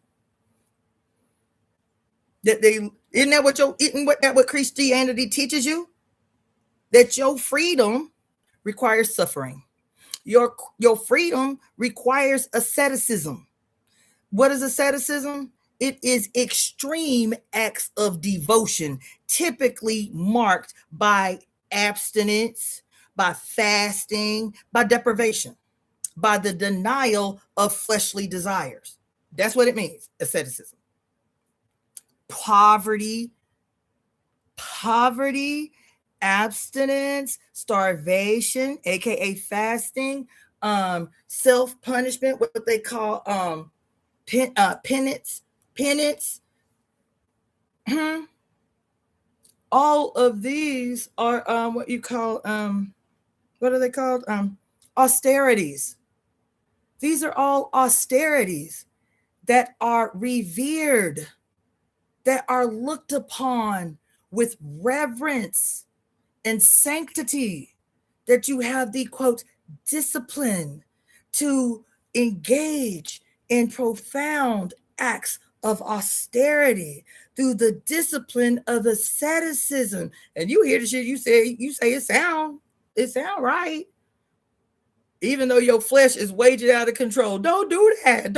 We like taste. We got taste buds so we can taste. Like, why you want to why you want to eat food like Obatala tells you that cannot have no taste? Obatala, the god of the white light in your head, who tells you cannot drink and you cannot use no seasoning on your food and you must wear all white. You must be chaste. And because it's a black Jesus, I'm about to lie. Because it's black austerity, I'm about to lie. We say it must be right. These are looked upon with reference in a very specific sect of religions of Father God, Sun, solar center deification, and whiteification of your jet black heaven. That makes everything confused and inverted and flipped upside down and turned inside out. It warps your perception of everything that you see because the foundation has been inverted. So here we are thinking this was a revolutionary gangster movie. We find out through some sleight of hand shit that this was an attempt to walk us back into the embrace as revolutionary of God the Father, God the Son, God the Holy Spirit, you feel me? And the evidence that this is what it is the fact that there is no pleasure to be had in the real world. Do you hear what I'm telling y'all? There's no pleasure to be had in the real world. There's no pleasure to be had. They are always scared of the sentinels coming to get them and wreck their shit. That you never see in all of these movies. That's about freedom. You feel me? Oh, maybe I'm mistaken. There's one time in 4 movies, is it 4 movies, 5 movies, that you see Neo and his most beloved engaged in what may end up being sex. You don't see the sex scene, but you do end up seeing them engaged in an embrace that may have ended in sexual intercourse in the whole line of movies.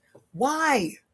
Because the underlying theme of this Christianity that represents this particular type of freedom, which can only be achieved how? What did I tell y'all yesterday?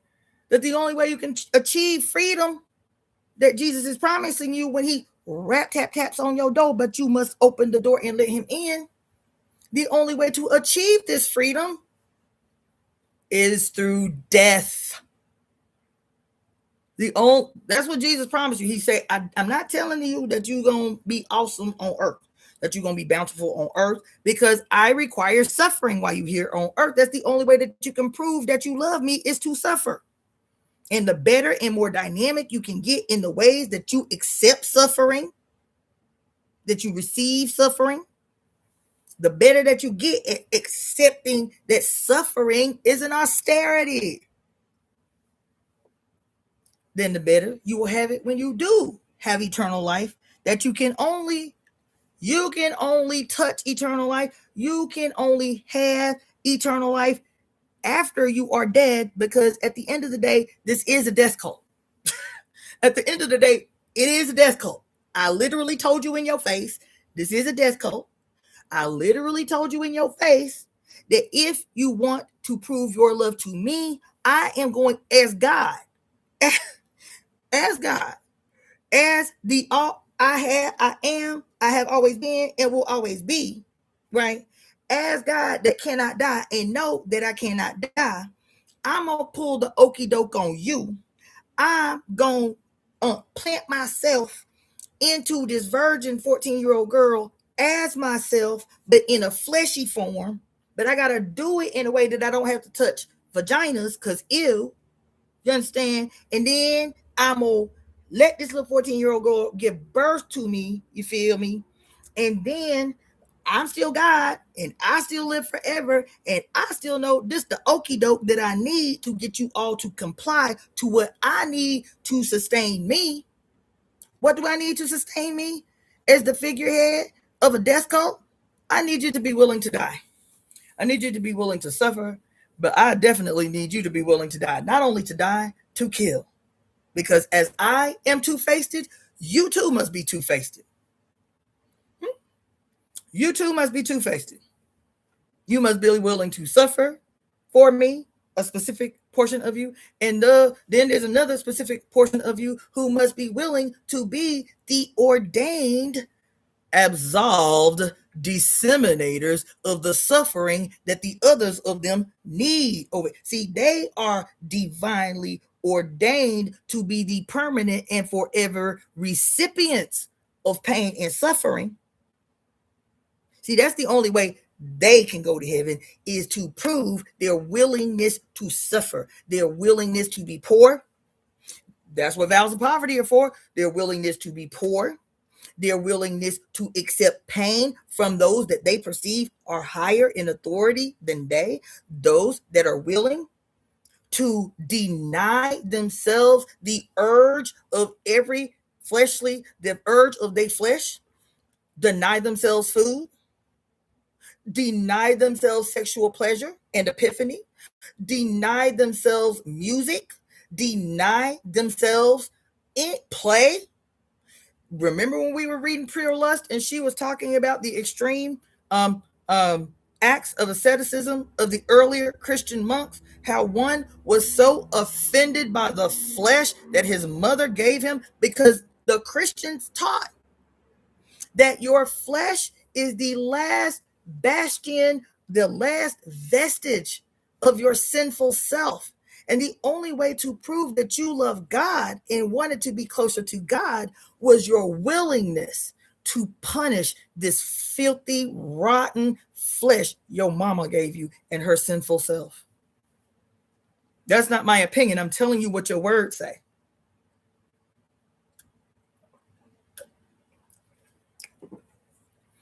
And that's why they say, do not indulge in the desires of your heart. It is because every desire that you have, that your flesh would have, the god of war, the murder cult, has to take an antithetical position of everything your mother was inclined to do. So while your mama, the actual mama on this earth and the goddess, while your mama say, oh, you want some seconds, baby? You want some more? You want some more, little baby? You full? You sure? Teenager, baby, you want some seconds? We got enough for some seconds up in here. You want some seconds? Just eat till you full. Your mama don't tell you need to fast, even if you're a chubby little baby, even if you're a chubby little child, even if you're a chubby teenager. Your mama ain't trying to shame you. Your mother is fed from your happiness. Baby, you sure you don't want no more to eat? She's going to encourage you to fill your desire. Mama, I want to go outside and play. Okay, baby, I'm tired, but let's go play. Your mother is always filled, made happy by your the fulfillment of your desires. Every desire. Every desire. Think about your youth, your babiness. Even if your mom in a bad mood, you start doing something silly, she laughing. She like, my cute little baby. My little baby. And so God the Father, in a competition to assist in the global forgetting, the casting of the spell of global amnesia to make us all forget our mother, has to create a love that is synonymous with suffering, pain, death, despair, distrust. don't he? That because we love America, this is synonymous with love being displayed as, love being disseminated as, love being displayed and disseminated as warfare. The more we love America, the more ready we are to massacre people we do not know and have never met. Well, I'm a patriot.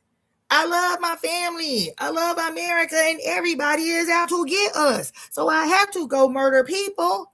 It's terrible, though, when you go over there and you come face to face with a child and your homies is telling you, shoot it. And you have to reconcile in your consciousness as an 18, 19, 20, 21, 22, 23, 24-year-old child that this is what love means. And at some juncture, it's not hard to reconcile anymore because your parents were good. They were good teachers because your parents really do love you. Your mama really do love you. She wouldn't hold you in her body all that time if she didn't love you. She really do love you. She worked like a beast of burden to love you. But guess what else she does? In her conditioning, in the toxic waste that is plaguing her whole spirit, that is putting women into early graves. Bank on it.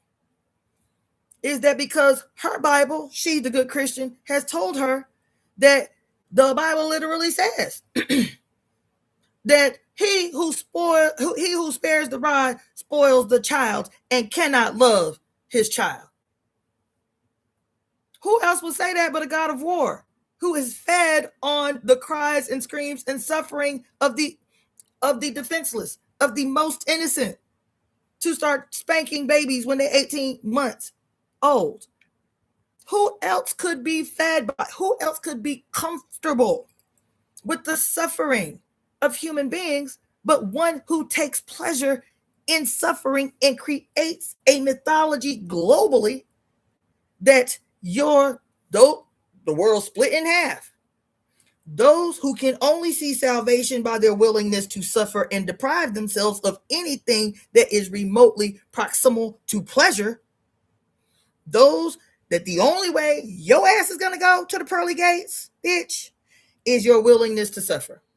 So the more you suffer, the better you suffer, the more you accept suffering, the more you accept pain, the more you accept trauma, you're doing a good job. Because what do I tell you while I am demonstrating for you how to suffer?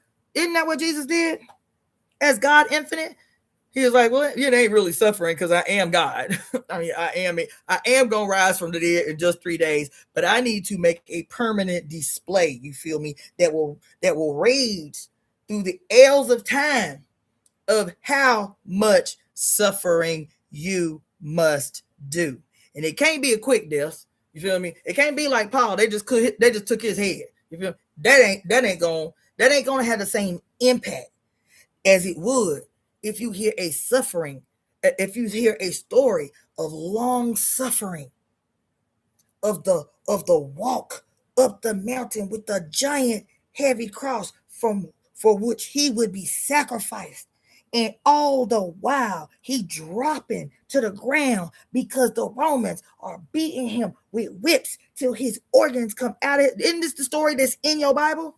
Isn't this the story that you saw as a little kid every Easter to guilt you into accepting that when your parents beat the fuck out of you, beat your ass bloody, beat you to the point that you got whelps on your goddamn legs, and then because we are told from infancy that this is evidence that our parents love us, is their willingness to not spare the rod and spoil the child, their willingness to lead through strict discipline. What did I tell you discipline means? And why I hated the word and couldn't figure out why I hate that word so much. I don't give a fuck about discipline.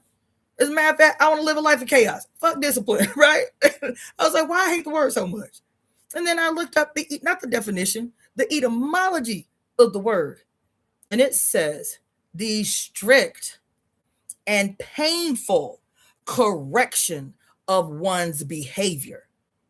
The strict and painful correction of one's behavior. I said, no wonder I hate that goddamn word.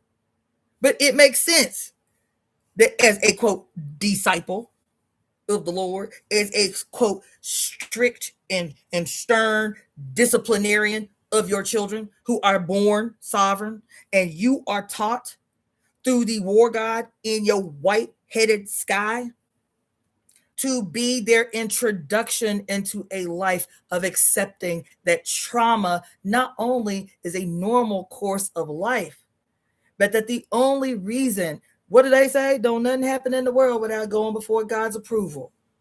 So not only does, quote, struggle build character, but that one must accept that trauma and struggle are these signs that God is trying to strengthen you so that you too can be guaranteed a pearly white heaven, but only after you die, because it is a death cult and death is required.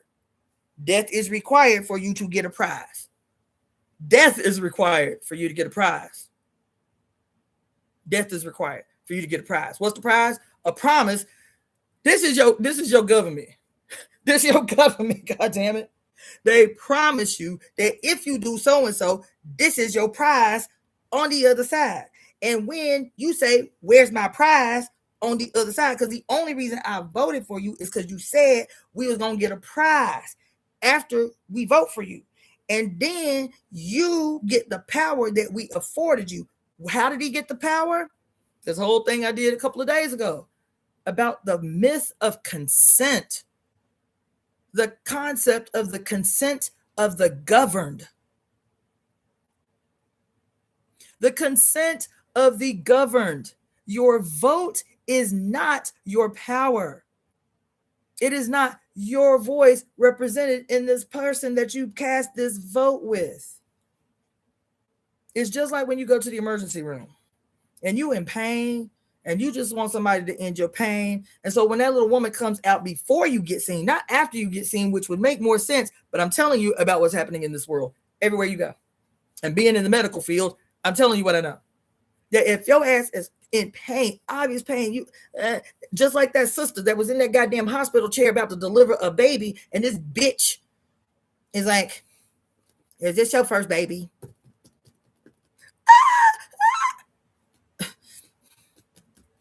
What's your insurance company? I need it right now. I know the industry inside and out. And just like that, she don't wait, which would be logical for her to go to see somebody, and after the fact, before she can even leave the hospital, because she can't leave anyway, get her to sign the forms that she need her to sign to guarantee that she gonna pay or whatever the fuck. Right? You go to a hospital and your ass is in pain, your ass is delirious, your ass can't think straight, and they got you signing a whole bunch of this. Just tells what's this for? Because I can't read the whole thing. This what you say? Okay. Can you just get somebody to see me? Okay. What's this one about? Okay. And this is what they call informed consent. This process. You in agony, and they deliberately, strategically do it in a way that they can really do whatever the fuck they want.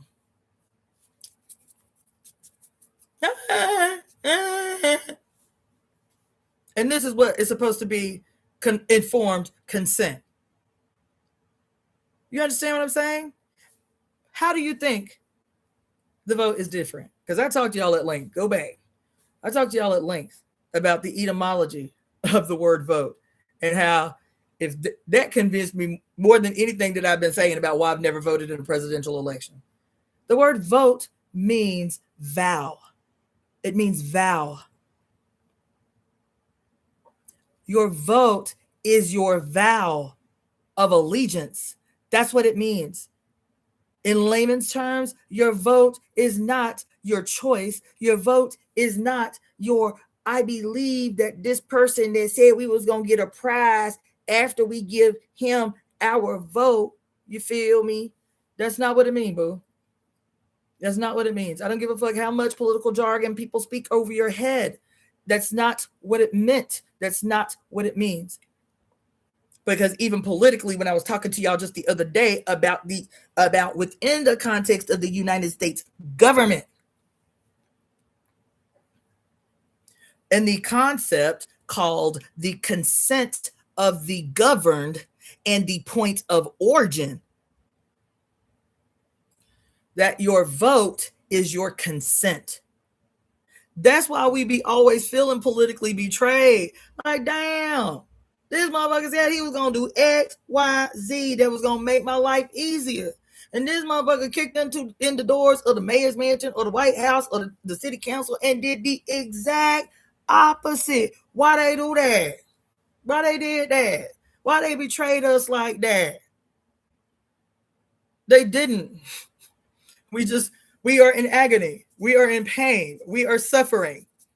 And so we just sign on the dotted line in our ignorance and despair and suffering. That even though on this tiny little podium in this debate, this what he said, this what she said they was going to do. And then they turn around and do exactly the opposite. And you are confused. You feel betrayed. You feel humiliated and embarrassed because behind that curtain, you say, damn, I did this. You would never admit it out loud, which would be the principled thing to do. But you still feel guilty. All these white people who can't say the right thing, who cannot say the principled thing that would make it so that people would now trust them. I'm talking about these people who deliberately went out and voted for Trump.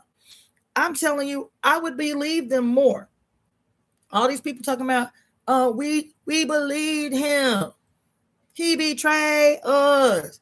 He lied to us about what he was going to do to protect our whiteness. Because that's what you're saying without saying it. You understand?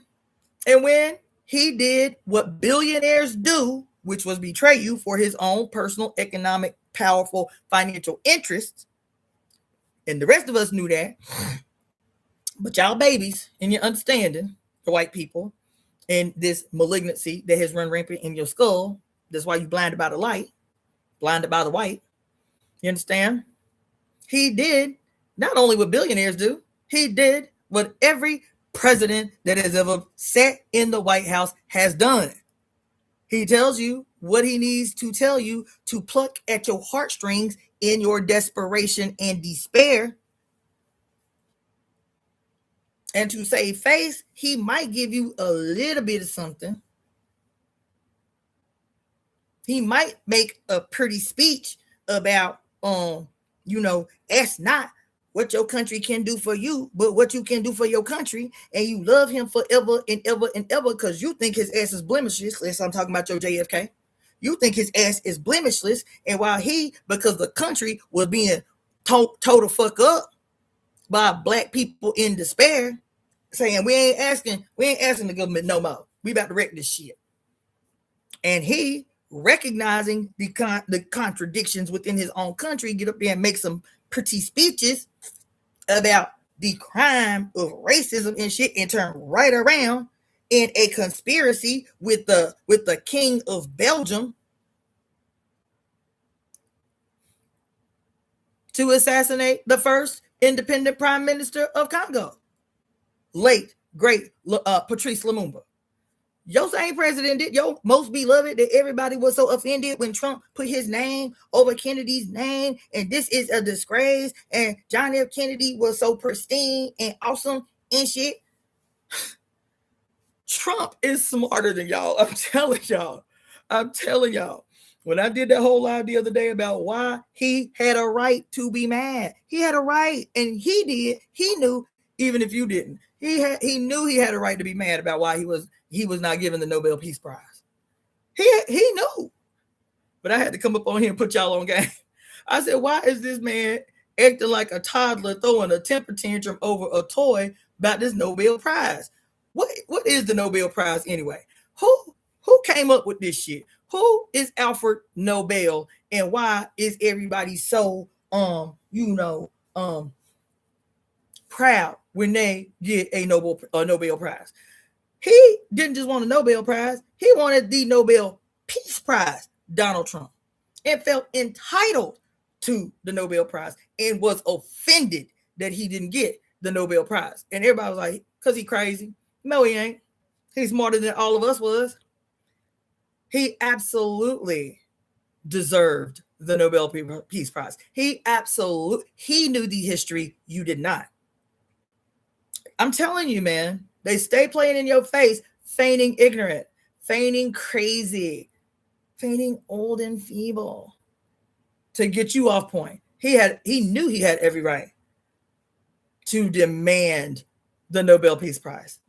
Because when I went to go search the history of Alfred Nobel, who he was and what he did, merchant of death that he was, that was the headline.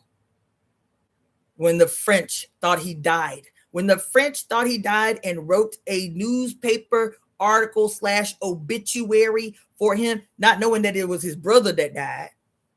And he gets hold of the newspaper and reads the scathing article that the French newspapers wrote when they thought he had died. And the headlines for the newspapers all over the country was, "The merchant of death is dead. The merchant of death is dead." That's what it read. That's what it read. This founder of the Nobel Peace Prize, named after him, when he reads an article about him being dead, and it was his brother, and everybody thought it was him, cheering. Long ass article saying it's about time.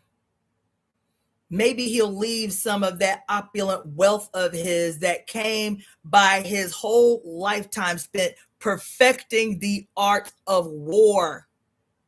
Maybe that money he left behind can go to repair some of the damage he has done. That's what the article said. And he's like, damn, this is what people, this the only thing that people remember about me when I'm dead. This it? I'm like, what the fuck else is there? When the French newspapers say there was some like 500,000 people directly, deadly impacted by his inventions, by his patents.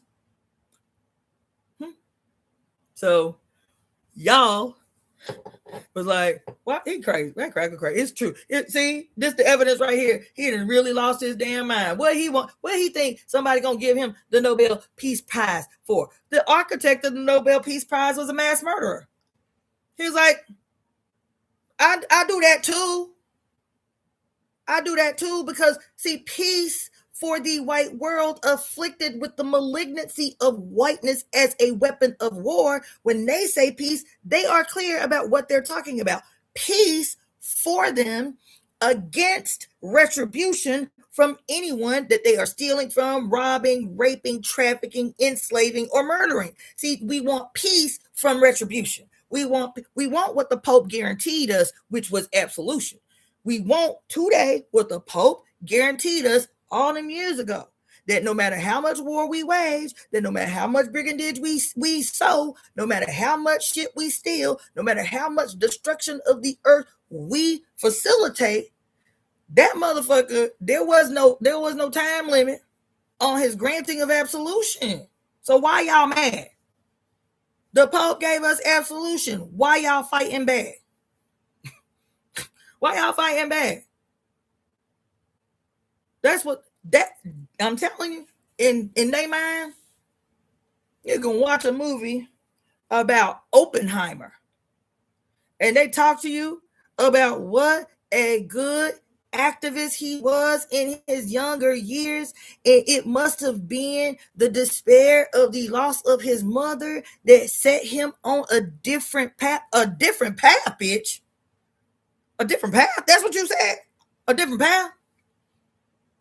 You mean a different path like Nagasaki and Hiroshima? That different path you talking about? About the scores of thousands of indigenous people right there in goddamn Arizona and New Mexico who still ain't got no recognition or reparations for him using their homelands, their ancestral homelands, as testing grounds for these nuclear weapons before even dropping them on Nagasaki and Hiroshima. And Native people to this day still complaining about the ongoing residual impact of nuclear fallout from testing in their home. You mean that? All these people, like, you going to see Oppenheimer, Leonardo DiCaprio, and all these top names? I most certainly will the fuck not. Are you insane? Who else was in it? Or the other one that Leonardo DiCaprio was on? Flowers of the Killer Moon. You going to see Flowers of the Killer Moon?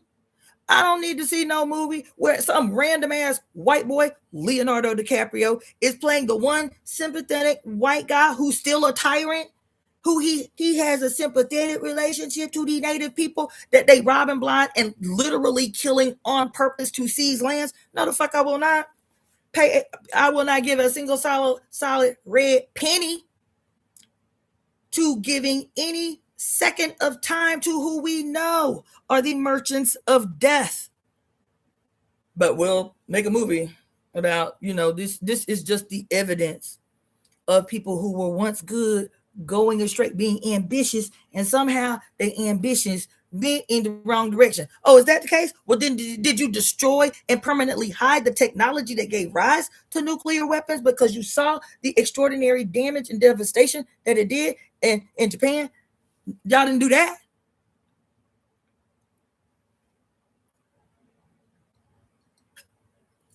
Because you refuse to study, because you refuse to see that religion under the age of patriarchy can only produce death, because patriarchy is a death cult. It is a murder cult. It is, if you want me to be more esoteric about it, it is the extreme opposite that we need to see in this age so it can never be repeated once we swing back in the other direction. That you cannot live apart, even in your fractured consciousness, from the mother and it produce anything other than that which will harm, that which will kill, that which will maim, that which will martyr, that which will cause suffering, that which will steal years off of people's life expectancy. And so when you vote and you really believe that the vote is something outside what you can see everywhere else, that the vote is you, it's not my opinion. I'm sitting here reading shit that I never would have read in a million years, reading the whole Constitution, reading what they say are the contradictions within the Constitution, reading the quote great thinkers of the Enlightenment in the French Revolution that y'all love to hold up so much, though it was plagued with malignancy too. But because they know we don't like to read none of that boring ass British French bullshit, they can play in our face. Not only play in our face, because religion is a weapon. If religion is a weapon that is fed to you as genuine spirituality, then they can sew and weave religious spirituality that is a weapon of war through everything, and you not only will not see it, you will accept it when you do. That it's necessary. You understand me? And so Trump was not wrong when Trump put his name on top of the Kennedy Center, and everybody was hot under the collar because how dare he disrespect the legacy of JFK? That even outside of the criminal conspiracies that he was involved in on the continent of Africa, do you really have to go that far to see the criminality or the criminal behavior of JFK? Nope. You know why? You know why it doesn't matter, and he can still be blemishless, and y'all can be all hot under the collar about why Trump thought it was his right to put his name up on there as an equally great president with JFK. You know why he could do that? And in my opinion, he was right to do that. I'm about to make y'all mad. You know why he was right to do that? Because so much of what Trump has done, Kennedy did in y'all face, and you didn't care because men are always absolved. And then when those men happen to be white, and then when those men happen to be wealthy, and then when those men happen to not only be wealthy, but happen to be opulently wealthy, and not only opulently wealthy, but JFK and Donald Trump literally have the same legacy about how their families acquired the wealth that they had. Exactly the same history. Exactly the same legacy about how both their families, their fathers, their paternal, the males in their line acquired their wealth. Both families have a long history in law breaking as the acquisition for their wealth. Trump's great paternal contributor to the wealth was a pimp.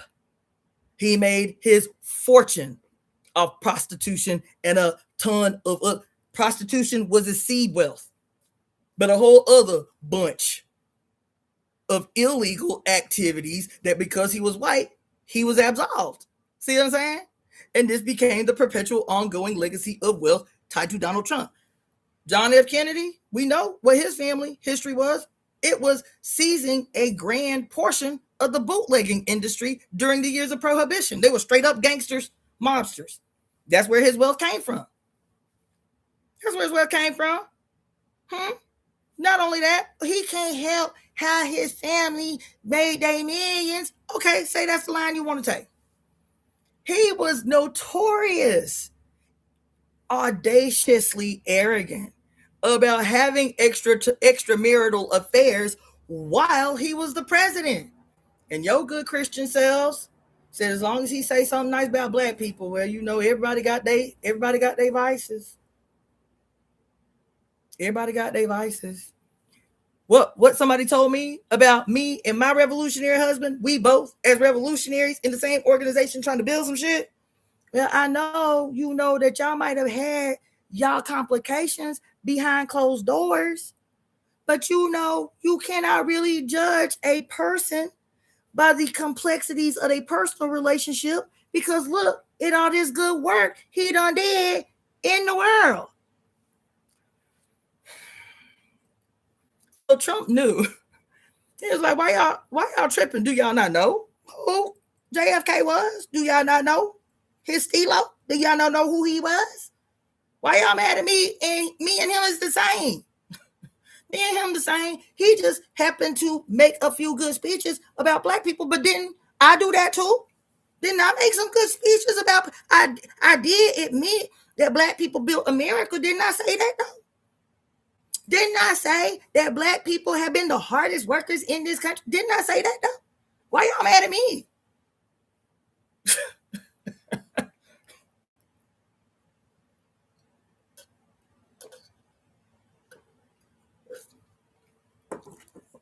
You're like, why everybody all hot in the collar? Me and JFK was basically the same person. He liked young, beautiful, famous women. I do too. He was out in the world flaunting his infidelity. I have too. The only thing he may not have on me is that, you know, I might have gotten a little carried away about the age of the young people that I had an affinity for. I don't know that that's the case. He might have just been better at hiding it. But everything else we have in common. So why y'all mad at me? I should be able to put my name up on there too. I deserve that Nobel Prize based on who is the architect of the Nobel Prize, based on several of the recipients of the Nobel Peace Prize and what they won for and what their legacy was. That's not my opinion. I actually Googled the entire list of recipients from the first to the most recent. How almost a third of the recipients have deaths on their trail. Huh? How that happen? How does that come to be? For one, making a declaration of peace. getting a prize as a facilitator of peace, because he has been. Y'all, all this stuff happening. This is him waging a campaign of peace. I'm not being funny and I'm not being metaphorical. What you are experiencing as brigandage, despair, fear, rage, uncertainty, this is the natural expected byproduct of a global campaign of peace waged by the figurehead of the great God in the white sky, whose peace has always been synonymous with the acquisition of peace that present us in proximity to him, and the denial of peace, not only the denial of peace, he requests, he demands, he requires that those who are in the position to acquire peace, and based on their proximity to his image in their skull, you feel me? He requires of them as their demonstration of allegiance, not for them to suffer, not for them to experience pain, devastation, deprivation, this and that and this and that. No, peace is for you. And in order for peace for you to exist, those who I have assigned the divine recipients of pain and suffering, death and despair, asceticism as austerity, starvation. You, in order for you to have the peace that I have promised you, your ass has to accept the call as the divine disseminators of this necessary suffering, despair, aggression, war, and so on. And that these heathens, this is the only way they even gonna get close to anything that resembles heaven on the other side. They need to suffer. That's why I came down as myself in the flesh to put on a show, to put on a stage play, because if I'm infinite, I'm always infinite. If I'm God, I'm always God. Let me put on a little play. Let me give birth to myself through this little 14-year-old girl, you feel me? And then demonstrate in the flesh the suffering that I require. It ain't gonna hurt me because I'm God. It ain't gonna in my life really is really a play. They think it's magical because they see a human. But bitch, I'm God. And so I put on this little play. These Roman soldiers, you know, like make it good. Make it good. You feel? Put on a good show. You feel me? I'm going to carry this heavy ass cross and I am going to offer a demonstration like a commercial. I'm going to offer a demonstration for the level and depth of suffering that I require of y'all. That if you ain't willing to go this far, you can't have heaven. Why do I need you to go this far? Because your Bible said it. It's not my opinion. Your Bible said it in Exodus. No, in Genesis. That I experience, this is a paraphrase, but I experience so much pleasure from the smell of burning offerings. I love to smell the residual effect of death on fire. He said it. I didn't say it. He said it. Yahweh said it. And why does he care if it's an actual animal that's the offering, or if it's people, or if it's humans? And after a long time of these, quote, burnt offerings that now correspond with what? They correspond with screams and cries and despair and suffering, unending all the time. But he knows that as soon as the screaming stops, he's gonna smell the smell that he loves so much, which is burning flesh.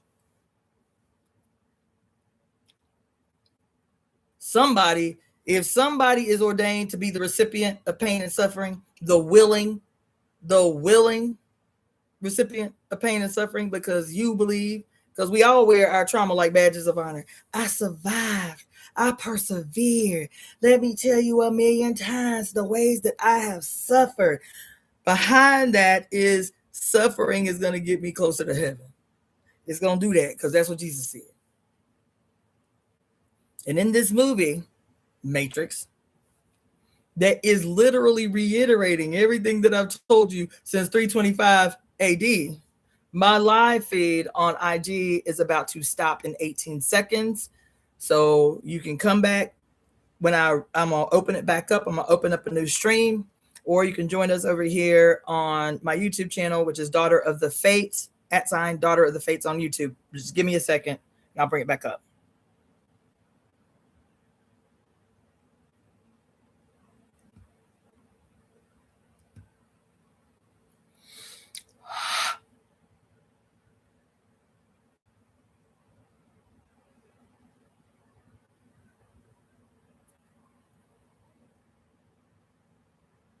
I'm gonna start talking about that, but I got off on a rampage. But let me just go back to Trinity real quick, because the breakthrough that I just had about Trinity and why, and even how I got on the government shit. There's a relationship. That's why I got off on the diatribe about the government shit, about your vote and shit, about consent and shit, and about how every movie you've ever seen is playing in your face. Remember I told y'all about 2 months ago or so, I was talking about Suicide Squad and the 1,000,000 times that I'd seen Suicide Squad. It wasn't until I did a specific deep dive and went back and watched Suicide Squad that I realized that it wasn't just, quote, all these random esoteric symbols and hidden messages and shit in the movie. That what we call a movie, what we call film, those are things I've got to have to search the etymology of. But these movies, and I might have to create a whole list just to go and prove myself right. But these movies are actual rituals.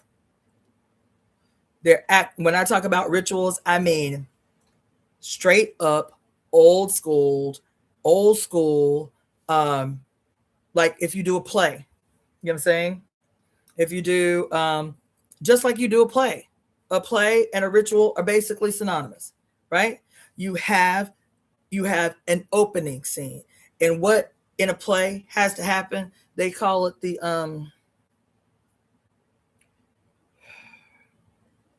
they have a title for it. It's the opener of ceremonies. In a traditional play, you have the opener of ceremonies, like the stage warmer. You feel me? Whether it's an announcer, and now, in like almost like the narrator, even if it's not like somebody just doing something funny, getting the stage warmed, even if it's a narrator.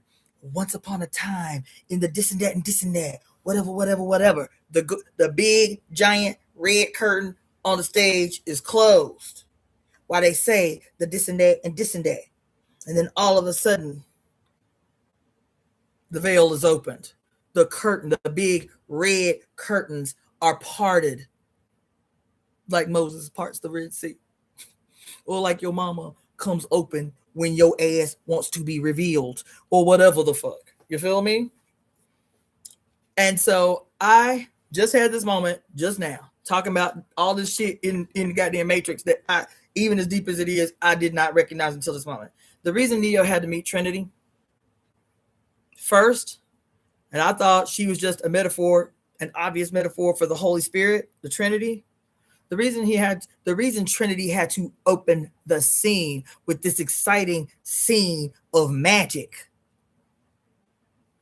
is because Trinity, which her name literally means, Trinity is the triple goddess. She is the triple-faced. Who is the triple goddess? In any tradition, the opener of ways. She who holds all keys, right? She who is the psychopomp between one realm and the next. Trinity, her name literally means triple. Her name literally means triple-faced. Trinity not only is the psychopomp, she who moves between realms, because Trinity, even though she is a rescue, she got all the little things too. How was she able to be in Neo's world if Neo was real? Neo was real. You feel me? How is she able to be in Neo's world? Because she's a psychopomp. Trinity is a psychopomp. Trinity is Hermes. Trinity is Mercury. Trinity is any number of psychopomps. These entities that their sole purpose is to have the ability, unlike any other, to move between realms. Right? She's also, because we were told that she is a metaphor for the Trinity of the church. Who is the Trinity of the church? Even according to early Christianity, the Holy Spirit, the Holy Ghost of the Christian church, is the goddess Sophia. Is the goddess Sophia. Who is goddess Sophia? Her original name was the Anima Mundi. The Anima Mundi. One boob representing the sun. One boob with rain spilling out of it. She that is everything that is the earth, the Anima Mundi. She is the spirit of the earth, quote, the soul of the earth. She's the first one that comes into contact. She is the one that issues, quote, the call of the hero that he must respond to. Not only that, she tell him what? Follow the white rabbit. Why she tell him to do that? Because another version of the soul of the world, the Anima Mundi, the Sophia, is the oldest goddess that we know of so far, which is Inanna, the many-breasted Inanna, who one of her chief main animal consorts is the white rabbit. Inanna, Ishtar, Inanna as Ishtar, which is where Easter comes from. Ishtar, who always has an egg on one side, a little bunny rabbit, a little white rabbit in every single sculpture you will see of her, and a whole bunch of titties to display her fertility. This is who calls Neo to action. Not only that, the chairs, going back to the chairs, and I think I'm going to wrap this up. Damn, I'm telling y'all this shit coming through crazy. The chairs, man, as the seat of consciousness, and when he is in the fertile dark room that is his actual life, his old self, right? This is, the chairs are lush and new, meaning they blood rich. You know what I'm saying? He in the right place. Then he dies in that room. He's brain dead. Beep, we're losing him. And then he wakes up in an artificial womb, being bled of life force on one side and fed artificial life force through the dead bodies of other babies, through these false umbilical cords all over his body. He dead. You understand? And when in his dead self, now that Morpheus can actually have contact and access to him, because Morpheus is in his brain. Morpheus is in his mind when he first meets him. Because how did they have to get there? How did they have to get there? You understand? And so once he is in this other realm where now Morpheus can have close access to him as the shaper of the images of dreams, and he who is associated with death as the prefix of his name implies, right? He said, well, I got to tell you where you at, what you is, and what the fuck done happened. And so where we at? We're in the construct. Why there ain't nothing on the wall? Why there ain't no pictures? But there's this TV right here with a downward facing uterus, with a downward facing triangle, and these two chairs. He don't think to ask because he tripping. And Morpheus is no longer in his trench coat. He's in a nice suit with a white tie. And his little sunglasses the same, but he's standing behind the nice chair, the brand new, lush, vibrant chair. And Neo is standing behind a raggedy, very dirty, broke down looking version of the same chair. And the broke down version that he has is on the left side. well, on my right side, but mirror image would be the left side, because the mirror image of the choice for the pill, the left side is red. I mean, the left side is blue. The right side is red. The left side is blue. So the left side that Neo is occupying in the construct, he's standing defeated. He confused. He just looking around. Morpheus is standing upright with his suit and tie behind this nice lush chair. And Neo, his chair is raggedy. His left side. Why is that significant? His blue side, his left side. Why is that significant in this moment? He's looking defeated, head all down. Because we are always told that what? The left is the sinister side. Because what does sinister mean? Left-sided. Why did left become sinister? Because that is where your heart is, that was gifted to you by your mama. Why, as patriots, do we cover that heart? Because we are casting spells and blocking the power of that heart. The blue side that they trying to make look weak and false, and it's you liberals and all of that shit, but it's still the brain. But it appears that the left side of the brain is atrophy. It's not doing so good in this white existence that is supposed to be a heaven that is black and dynamic. Now it's just white, but your brain still existing in it. And your brain existing in this white, blinding white heaven that is your head, because that's where the construct is. They in their head. The construct is in their head. And so Neo's side, the sinister side, the mother side, the side where your heart is and you and y'all emotions and your desires, your filthy side, is suffering in this white heaven. Listen to what I'm telling you. Neo represents the left, and the left is suffering in this white heaven. Meanwhile, Morpheus, who represents the right, he represents the right pillar, he represents the right choice, the red pill as the right choice. What's the right choice? To die to go to heaven. They literally are telling you to die to go to heaven. You see how lustrous and moist this right side is? You chose the right pill. You just got to come over here with me while we in this pitch white heaven. That is our head. The construct is white. Y'all, I'm tripping. You understand?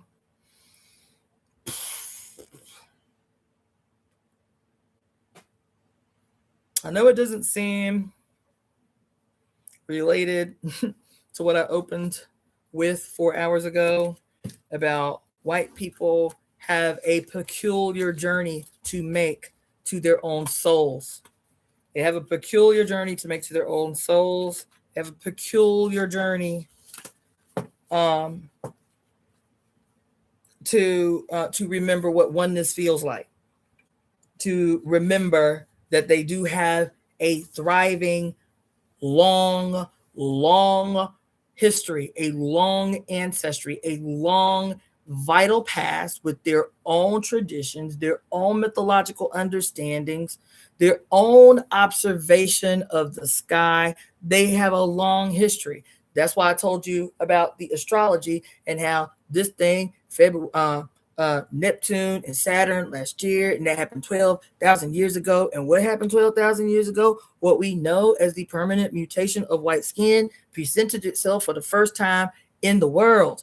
White people have been, at least as white people, on this planet for 12,000 years. And I'm sorry, we cannot keep telling white people that they don't have no culture, they don't have no past, they don't have no history, save that which was imposed on them by the Roman Catholic Church from 325 AD to this day. We can't keep doing that and expecting that they're not going to behave like the enemies that we treat them to be.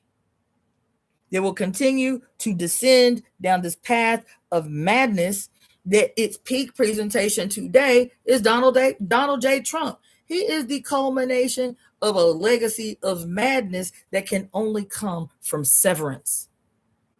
Oh my God. Oh my God. That can only come from severance. That can only come from the complete amnesia, the complete severing from your ancestral origin and the gifts that still remain there for you to retrieve. Because severance, no matter how certain and permanent it feels, severance is an illusion. God damn, there's a song. I'm going to sing it to you because it's coming to me so hard right now. It's old, 1983, 84, maybe 85, by a band called Dead Can Dance, one of my most favorite bands of all time. And the name of the song is Severance. How's it go? I can't sing as deep as him. He got a long, big, deep baritone voice. Severance, severance, the birds of Eden call to us, yet here we stand, endowed with a fear of flight. Overland, the winds of change throughout the land, while we remain in the shadows of things to come. When all the leaves have fallen and turned to dust, and we remain entrenched within our ways. Indifference, the plague that moves throughout this land. Omen signs in the shapes of things to come. That's the song. That's the whole song. Indifference is the plague that moves throughout this land, while omen signs try to teach us of the things to come. Oh my God. Oh my God. Ooh. Oh my God. And he opens by saying, severance, the illusion of separation. The birds of Eden call to us, yet here we remain, endowed with a fear of flight. Goddamn, goddamn, yo.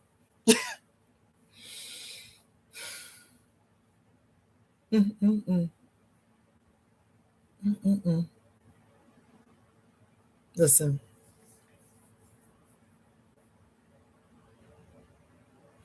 I know I started on a rampage about fascism and how I hate the word, because there is no absolution here.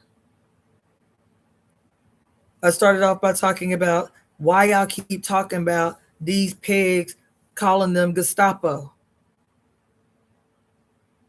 Because whether you're aware of it or not, it is your attempt at absolution.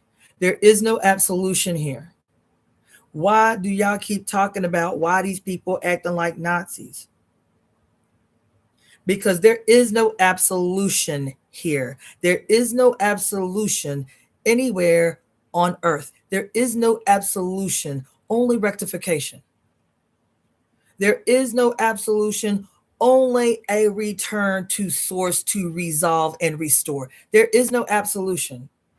There is no escape from what has happened, from what has been done that has led us to this singular present that we all occupy. There is no absolution. Just like there is no severance, there is no separation. There is redemption. There is restoration. There is rectification. But if you keep saying words that further isolate you from others, because when you say those words, even though the people cannot articulate it, their frustration, their inherent feeling that there's something fucked up that you talk about when you talk about this is fascism. These is Gestapos. They did such a good job making y'all so comfortable talking about ICE, about being the Gestapo, as they a bunch of colored folks. That shit is brilliant. That shit is brilliant. That they did that. That was deliberate and strategic and quite brilliant, that the great majority, that the so-called, what they call the Proud Boys, and the founder of the Proud Boys is mixed race. It's brilliant what they have done. That the so-called Gestapo and the Nazi and the Third Reich and the SS Army, and I had a breakthrough last night. I gotta share it with you because it was a fucking revelation. I gotta share it with you. That's how I was gonna get up, but I have to share it with you about your great big bad Nazi Germany, as if the worst thing that has ever happened on the planet happened in 1933 to 42. And this is why people do not trust you. Why no matter what you say that you think is so super progressive deepens your isolation, because in what you are saying is the seeking of absolution, is the seeking of distancing yourself from those other people who happen to look white and this terrible thing that they did. But there is a foundational basis through which Hitler saw the opportunity for him to get away with what he wanted to do. There was a moment that alerted him.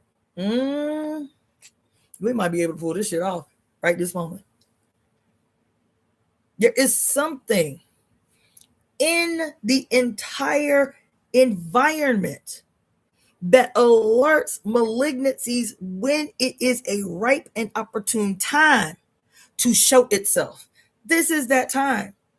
But baby, Hitler had teachers.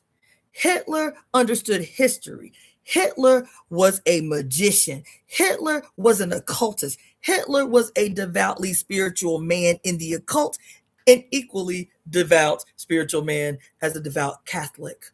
Yes, he was. He's like, we're going to use everything to our advantage to stage this contest.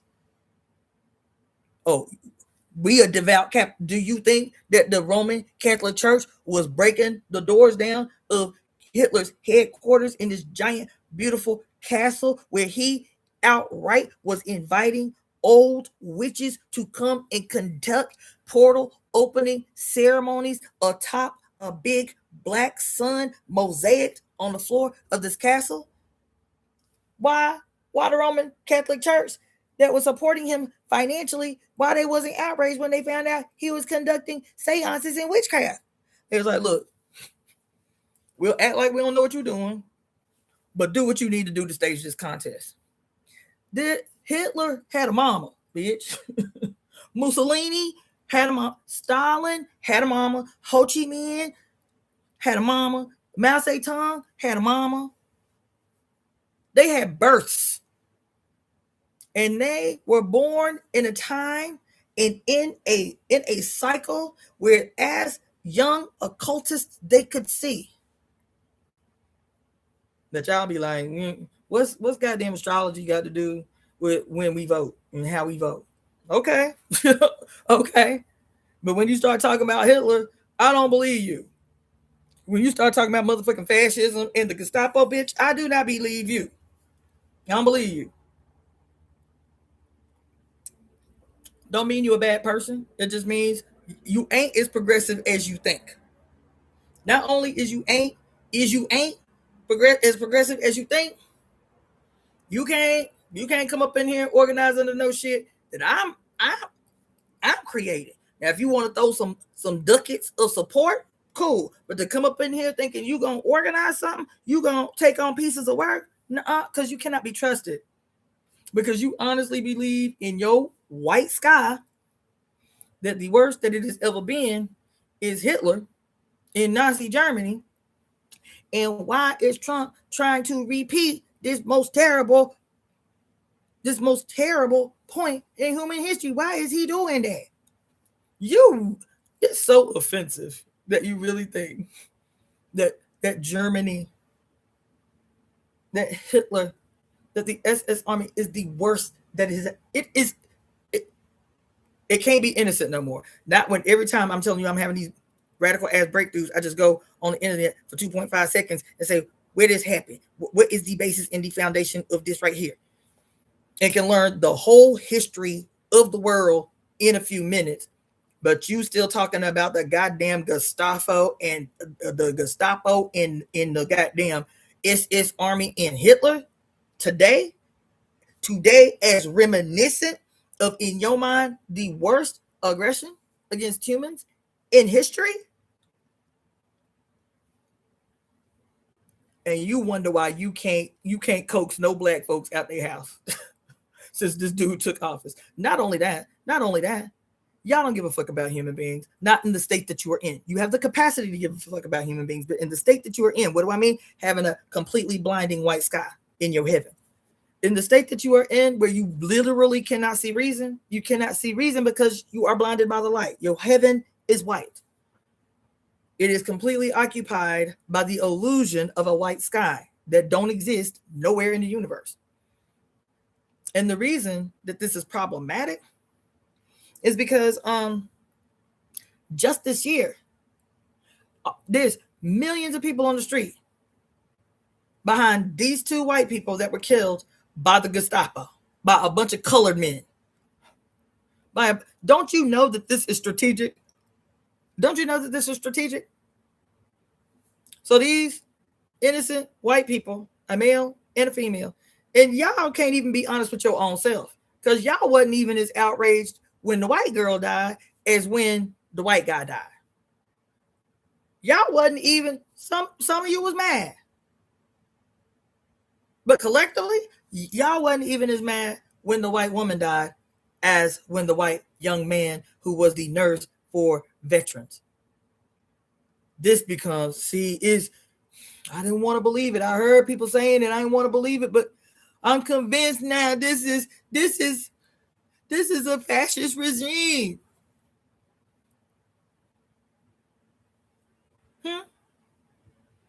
Y'all are upset, and you have every right to be, about these two human beings who were doing exactly what they were supposed to do, which was to defend the rights of other human beings, was to speak out in the face of aggression. Right? They had every right to do that, and that's exactly what they were supposed to do. And you have every right to be outraged by what happened to them, what you saw with your own two eyes without no explanation, about no freaking investigation. We need a thorough investigation to say that what we actually saw with our eyes actually happened. You really need to wait for an investigation to confirm what you saw with your own eyes, that your Jesus in the book of Thomas said, no matter where, no matter what, the key to eternal life is to always recognize what is right in front of your face? Okay, y'all wait for the investigation. But I'm going to tell you this. Those two young white people who did everything that they were supposed to do based on what was promised them by this Constitution of the United States to be executed the way that they were. And this is what it takes. It takes broad daylight execution style murder of those whom you can now emotionally empathize with to get you outraged. Meanwhile, 2 months into this year, 2025, 2 months into this year, your what they call what do they call the president?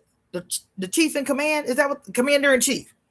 Your commander in chief, in your face, without mincing words, declared war on Black women. Yes, he did. But look at the year. Look at last year. The first thing he did after pardoning all these people who literally stormed the White House, the second thing he did was to openly and without flinching, without mincing words, declared war on Black women. He, as the antithesis to us, the old face of the patriarchal, now religiously devout, old white male billionaire hit the floor in his first declaration of his target, which we have been saying over and over, over and over, over and over, over and year after year, year after year. Believe black women, listen to black women, over and over, over and over, over for years and years and years and years and years and years and years and years and years. And as soon as he was inaugurated, he released how many? What, 1,600 January 6th so-called rioters? And his next order of business was to declare war on black women. That's what he did. And with his declaration of war on black women, none of you said a word. None of you, none of you, none of you, none of you, none of you. I got a whole gang, a whole host of Mexican friends and indigenous friends. By and large, even among the socially and actively progressive here in this city, not one solitary word of outrage or protest or opposition to it. Wasn't even coded, his declaration of war against who he in his mind represented the greatest threat to his campaign. He waged war on black women and you all remained silent, deadly silent, offensively, criminally silent. Every one of you, every one of you, every one of you, every one of you. I don't recall seeing a single video by a non-black person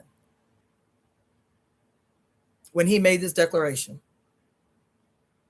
And the declaration that he made was swift, because every last one of these organizations who have the right to do what they want to do as organizations, weren't these corporations just several years ago given the same status as citizens, as an individual citizen? Didn't corporations acquire this status to allow them to manipulate the system to get tax breaks and financial and economic support and all that? Didn't they get that status? These same corporations with this power as tax-paying citizens said he done gave us the word to tell us we can fire every last black bitch we can come into contact with. That's what he did. Y'all didn't, not only did you not say a word, when black people in mass were saying boycott Target, if that's the only thing that you can do, just boycott. Black people weren't even asking the general public at large for no money. Just support what we are trying to do to stage this contest against these declarations of the destroying of, quote, DEI. And Target was the one that was most enthusiastic about making it known. He said, we ain't got to do this shit no more. We ain't got to have no African, what they call Black History Month set up no more. We ain't got to do nothing for, not only that, we can fire every black skinned person we see fit. Because they knew, like every other organization and corporation that complied, knew that even though he was saying, quote, DEI, and this meant everybody, that's the dog whistle, DEI. But when anybody says DEI, just like with affirmative action, when anybody says affirmative action, yeah, it might apply to anybody. We know the dog whistle. It means black people in general, and most enthusiastically, specifically black women. And that's not my imagination. It's not like I'm drawing a conclusion that does not have mathematical, statistical evidence. And we was just saying to people like, look, Target was the one that came out both feet first. Like, y'all say we can fire all the black people? Don't say less. But not only can we fire all the black people, we don't have to go through these little changes like we actually progressive when we put these big displays, you feel me? We find black artists to do their little black history, little sit up, and we ain't got to do none of that. Say less. Target was real enthusiastic, but it wasn't the only one. But y'all couldn't even do that. You heard what the man said and swiftly saw what the impact was. From the federal level all the way down, you saw Black women in positions of power with their briefcases under their arm in dismay, have by the thousands being fired from their positions in the White House, their positions in Washington D.C., their positions at all level of employment in this country. Y'all all saw it with your own eyes, and the Black people just came out and said, "Well, can everybody just stop shopping at Target while they doing this bullshit? Can y'all just stop shopping at Target?" Target didn't walk itself back, because even though they might have lost a little money, they might have got a little punch in the pocket from us being very disciplined in our not purchasing anything from Target. But guess what? The punch wasn't that hard, y'all, because the rest of y'all still went. Mexicans, natives, white people, yellow people, everybody still went. That's that Black people shit over there. They ain't got shit to do with us. I love Target. And so from February to July, in the year 2025, when he made this declaration in February, you heard reporters talk about it, and y'all weren't offended. Y'all didn't find it something worth rallying around. That in 2 months of making the declaration, the community hit most hard by the eradication of, quote, DEI, which shouldn't have to exist in the first place. Why you bitches mad, white people, about DEI when it shouldn't have to exist in the first place? That's the problem. But those of you who aren't white nationalists, white supremacists, outright like red pillars, y'all didn't say a word. Not only did you not say a word, you didn't curb your buying habits, 0%. Not only did you not curb your buying habits, 0%, you didn't take it upon yourself to say this particular community was most devastated. I said devastated. That in the first 2 months of the eradication of DEI, it was estimated that 350 Black women lost their jobs in 2 months, lost their ability to support themselves and their families in 2 months. Crickets. And because it's just a job, y'all do not see the way Black people have to live in this world, that to lose a job for a Black woman in this job is tantamount to murder. It's tantamount. I'm not being, what do you call it? I'm not being exaggerative. I'm not being, whatever the word is. That to lose your source of, especially if you are a single mother, to lose the only thing that you could count on as the certain stability that would allow you to be able to cover you and your babies.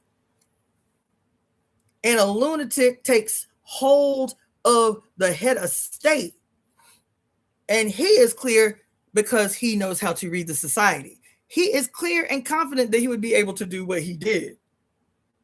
And not only to do what he did, to know exactly who would be the target. From that day to this, the most devastated community by the eradication of DEI was Black women. Within 2 months, 350,000 Black women had lost their jobs. Crickets. From February to the end of the year, a single year. Why are they tagging him, man? In a single year, 650,000 Black women lost their jobs. And to this day, none of you saw it as something that you should take up as a cause that is indicative of fascism and the Gestapo state. Not one of you. Not one of you made a declaration. How is it something that is possible that more than 250,000 women can lose their jobs in 2 months? This is indicative of something worse to come. Y'all didn't see that. But the first declaration that he made of his impending war was on Black women. And because you all hate Black women in the varying degrees that you do, because you do not see a reciprocal value in Black women in this country, because you don't see a reciprocal human value in Black women, these motherfuckers could they could mow us down in the street, and mums would be the word. Mums would be the word. 350,000 Black hard-working women lost their jobs in 2 months. And you did not see it as a sign of things to come. Especially since it happened right as he stepped into office. He made the declaration of the eradication of DEI the day after his inauguration. And even though he made the declaration, you could be like, okay, he can make the declaration, but is all these people going to fire their employees, really? And within a month, 300, more than 250,000 people lost their jobs. And you didn't see as the seeding event of deepening aggressions against other communities. See, the seeding event not only was a targeted attack against Black women, because he know y'all hate Black women. See, he can read the environment, he can read the economy, he can read the society just like we do. He know y'all hate Black women. He's like, look, let's start with something small first. Let's start with like ending DEI and see how the general population responds when we see what is inevitable. As soon as we, quote, remove, quote, the constraints of DEI, all these corporations going to be like, deuces, get your shit. Walmart removed all of its, quote, ethnic hair care supplies. You understand? 350,000 Black women lost their jobs in a month, and none of you said anything. You didn't perceive this as a genocidal assault on Black women. You didn't see it as that. You didn't see how much money that is brought into a community by 350,000 Black women who are working full-time jobs.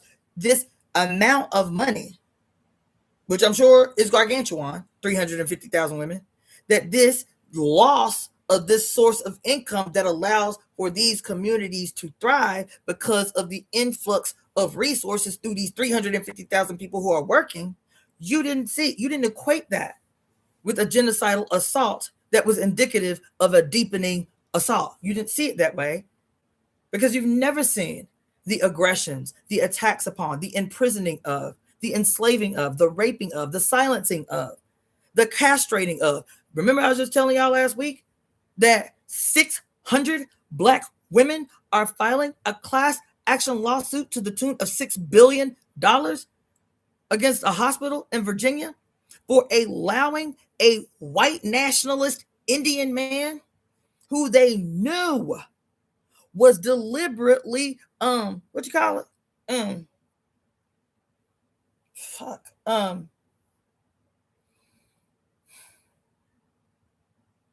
is wrong with my brain, man.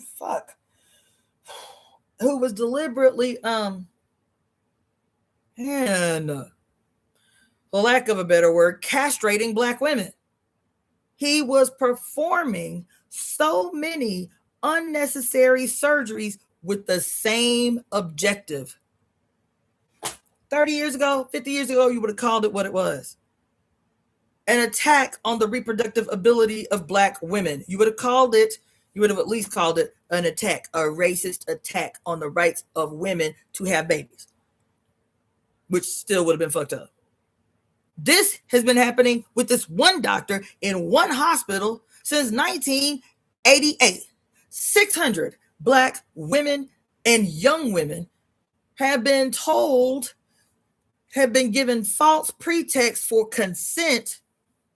And then even when he went in, supposedly to remove a tumor or supposedly to remove a cyst, was taking their uteruses, taking their ovaries, taking their reproductive organs without their knowledge or consent 600 black women. That wasn't 30 years ago. 50 eugenics. Yeah, that's one thing. That's one way. Yeah, eugenics. Thank you. But I was thinking about like a medical term for the process of forcefully making someone infertile, making a woman infertile. The medical term, but it's not. I'm not recalling it. But anyway, not only did the hospital know that he was performing unnecessary surgeries, they were protecting him when nurses and others were coming forward with concerns. Why? Because his forced sterilization. Thank you, God. That was going to drive me crazy.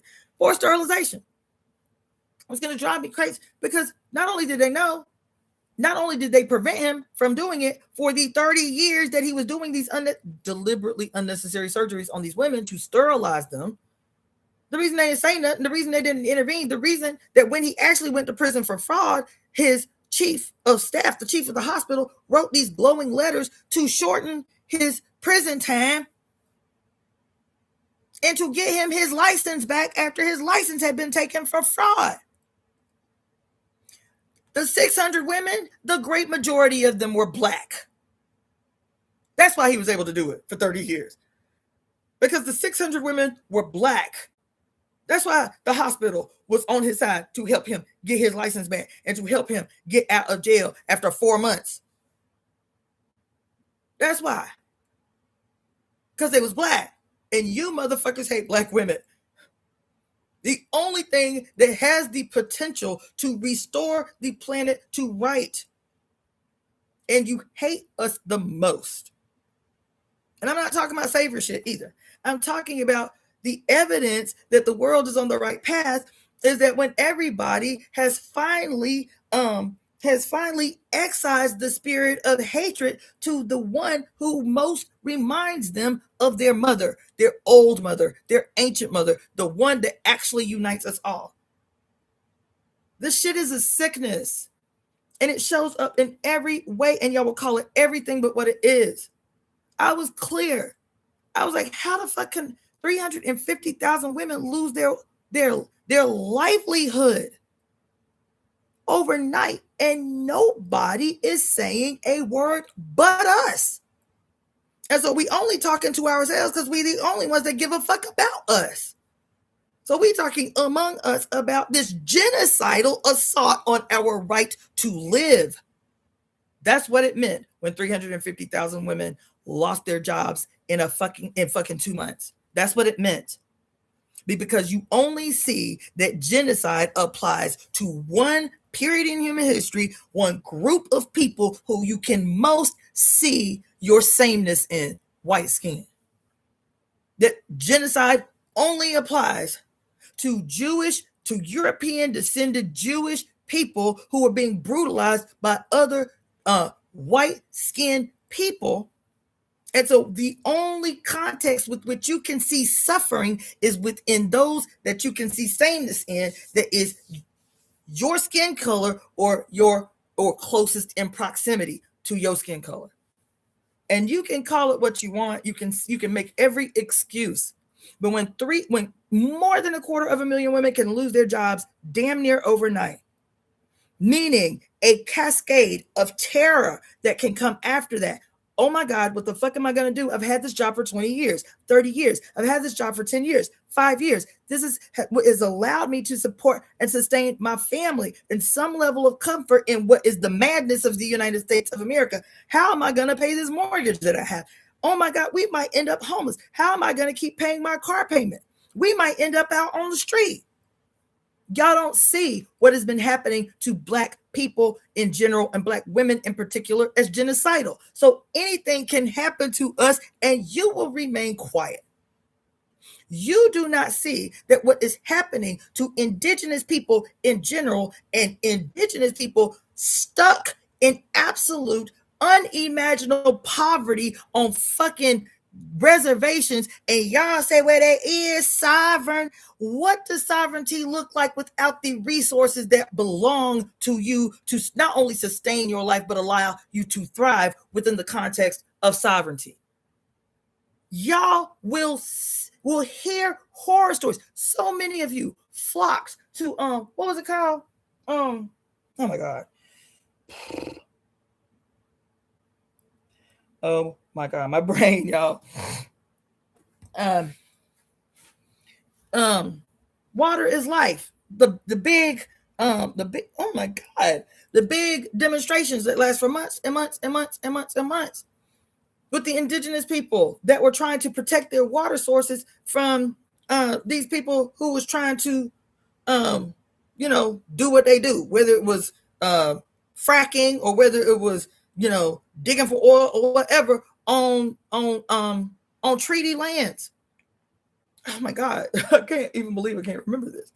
But anyway, y'all saw it was all over TV. And the only reason it got on TV was because a singular white person got hip to the demonstrations that was already happening for 2 months, because y'all don't give a fuck about indigenous people. It wasn't until a famous white person exposed what had already been happening for 2 months that now all the white people want to come, because now it's a real issue. If this famous guy is talking about it, must be really important. And meanwhile, all these white people that come, because they too want to support the movement of water is life. And all the indigenous people that I knew that had gone, that had been up there, that had been participating, was like, damn, man, this thing with whiteness is deep. It's deep. It's deep. It's deep. That even though they came and suffered with us in the cold, so many of them, that arrogance, that disrespect for the land, that disrespect for indigeneity. We are out there working together to try to feed hundreds of people every day, and we eat based on the customs of our land. And very well-intentioned white women are like, do you have anything else to eat? I'm vegan. While everybody is sleeping in tents in goddamn sub-zero degrees temperatures, trying to save the water source that sustains their goddamn life. And this is the shit you say. How it was, I knew people personally who were up there saying that everybody was taking roles. Everybody was switching roles and taking roles to make sure that we get rid of all of our rubbish, garbage disposal. Everybody had a role to play. And the people most difficult to rally and corral for long periods of time to participate were white liberals, were white progressives who wanted to be there for the moment and get their photo up and maybe suffer a little discomfort by camping in the snow. But they could not relinquish their whiteness for a split second to say, what we're doing here is attempting to prevent genocide. That's what that was. A statement being made about how water is life, and you have to communicate to the world that water is life. What we saying for real is if this shit happens and they are able to do this fracking on our land, treaty land, that this is going to contaminate the singular water supply that we have access to sustain our existence. But y'all cannot see genocide anywhere but Germany from 1933 to 1945. That's the only way. That's why y'all keep saying fascism. It's because you will cry crocodile tears right now at the mention or photos of what happened in Germany. And what happened in Germany was absolutely, emphatically, 10 million % a crime against the mother. You see how I did that? You see how I did that? But you will look, you will read books about, you will see movies about the suffering, unimaginable, of millions of human beings from their birth, after having been bred in slave breeding fucking grounds. Will literally see and read stories of men being forced into prison convict leasing, literally worked to death, so because it was more advantageous to work them to death than to sustain their life. To work them to death so you can go ahead and get the equity on acquiring some more. And the only period in human history that you can even imagine, even though you was not there, that is as bad as what is happening today, Is Nazi Germany. Is Hitler. Is the SS Army. Is the Gestapo. You could, because you are so attached to this illusion that is whiteness, because you are so attached to this illusion, you could not even comprehend that the first thing that happened at the beginning of this year, when he took office in his inauguration and he made an open mouth declaration against Black women. That is what he did. And you, even if I said it then and you like, you tripping, you being a little bit extra, you being a little bit defeatist and extremist in that statement. And then 2 months later, when 350,000 women lost their jobs damn near overnight, damn, she was right. Nobody said that. Damn, she was right. Nobody saw it as an alarm call, as a sign of things to come. None of you, not Mexicans, not Asians, not white people, not white feminist women, not socialists, not not anarchists.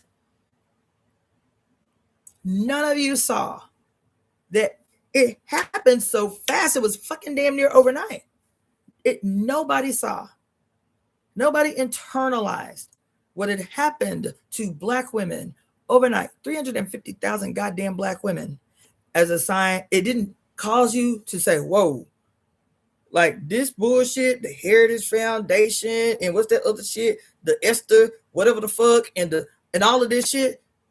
This might be a sign this nigga is real. He is about to do exactly what this bullshit say he was promising to do.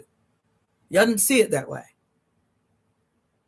Because the depth and the essence and the origin of the matter is that your hatred in your allegiance to whiteness as a construct, the only extreme enemy that you can perceive when blinded by the light, is just like your Bible. It's just like what your spiritual systems, you hippies who love yoga and all this shit so much, tells you. Oh, it's reiterated everywhere.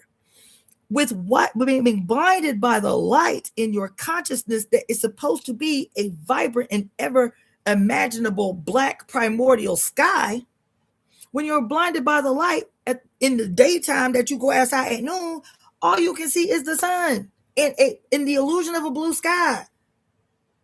There's no Black present at noon. Just like I be telling y'all with this yin and yang. At high noon, there is no Black present in the sky. There's no Black present.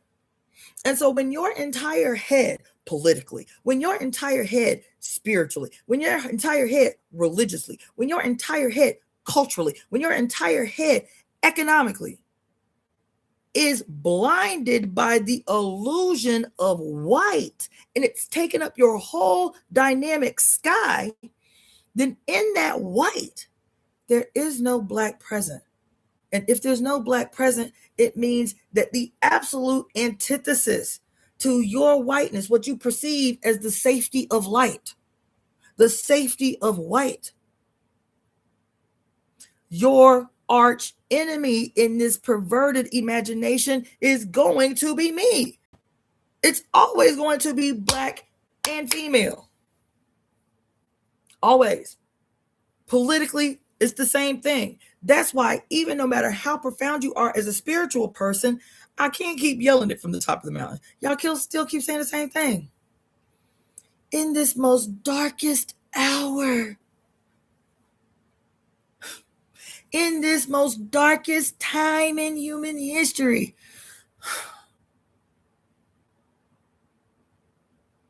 we must pray for the light. All we can do is pray for the victory of the light over all this darkness and shadows. I literally just heard an astrologer say those exact words yesterday. And you think that these are conclusions that you came to on your own, that this malignancy that exists in your head is your fault? It's not your fault, but it's still there. And no matter how spiritually profound you think you are, no matter how far you think you have gone in your enlightenment journey, no matter how much of a devout Christian you say that you are, all I have to hear to know who you are and what stage of your malignancy you are in, no matter how cute your little hippie dress is, no matter how dreaded your head is, all you have to do is say, I want you to close your eyes and take a deep breath and focus. I want you to imagine a brilliant white light descending from the heaven into the top of your head. And imagine that brilliant white light cascading down, covering and healing your third eye. And I already know you are sick. You are sick. I know that when you say that, you cannot make the correct political analysis about what is happening in the world because you believe that this white light descending upon your head is the healing light of the solar sun deity. Imagine a brilliant white light chasing away all the darkness in your spirit.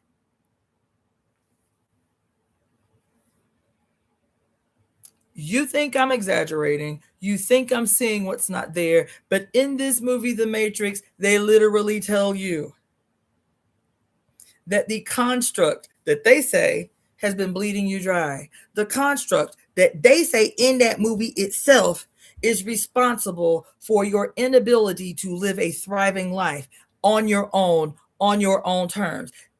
The construct which they say in this movie, that everybody you pass by in this optical illusion that you're walking through, they are in prison. By what? The construct. What is the construct? Pure white light that has created, what did Morpheus call it? The desert of the real. That's what he said. That's not what my black ass is telling you. That's what he said in the movie.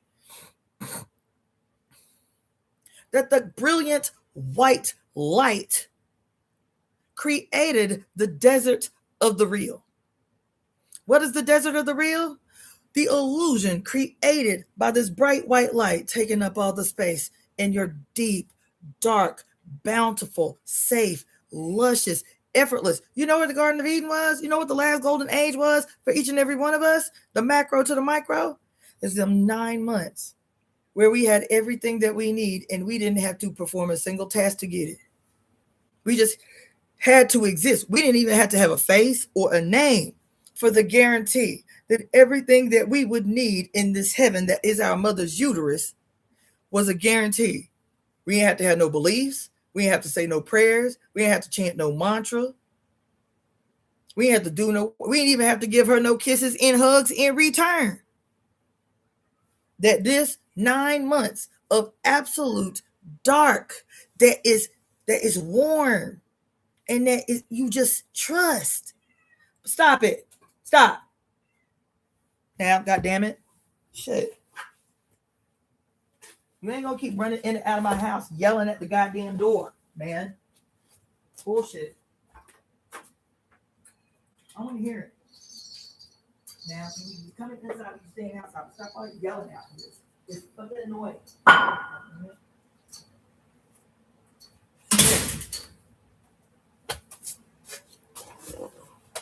Got everybody in the goddamn apartment complex thinking I'm abusing this nigga.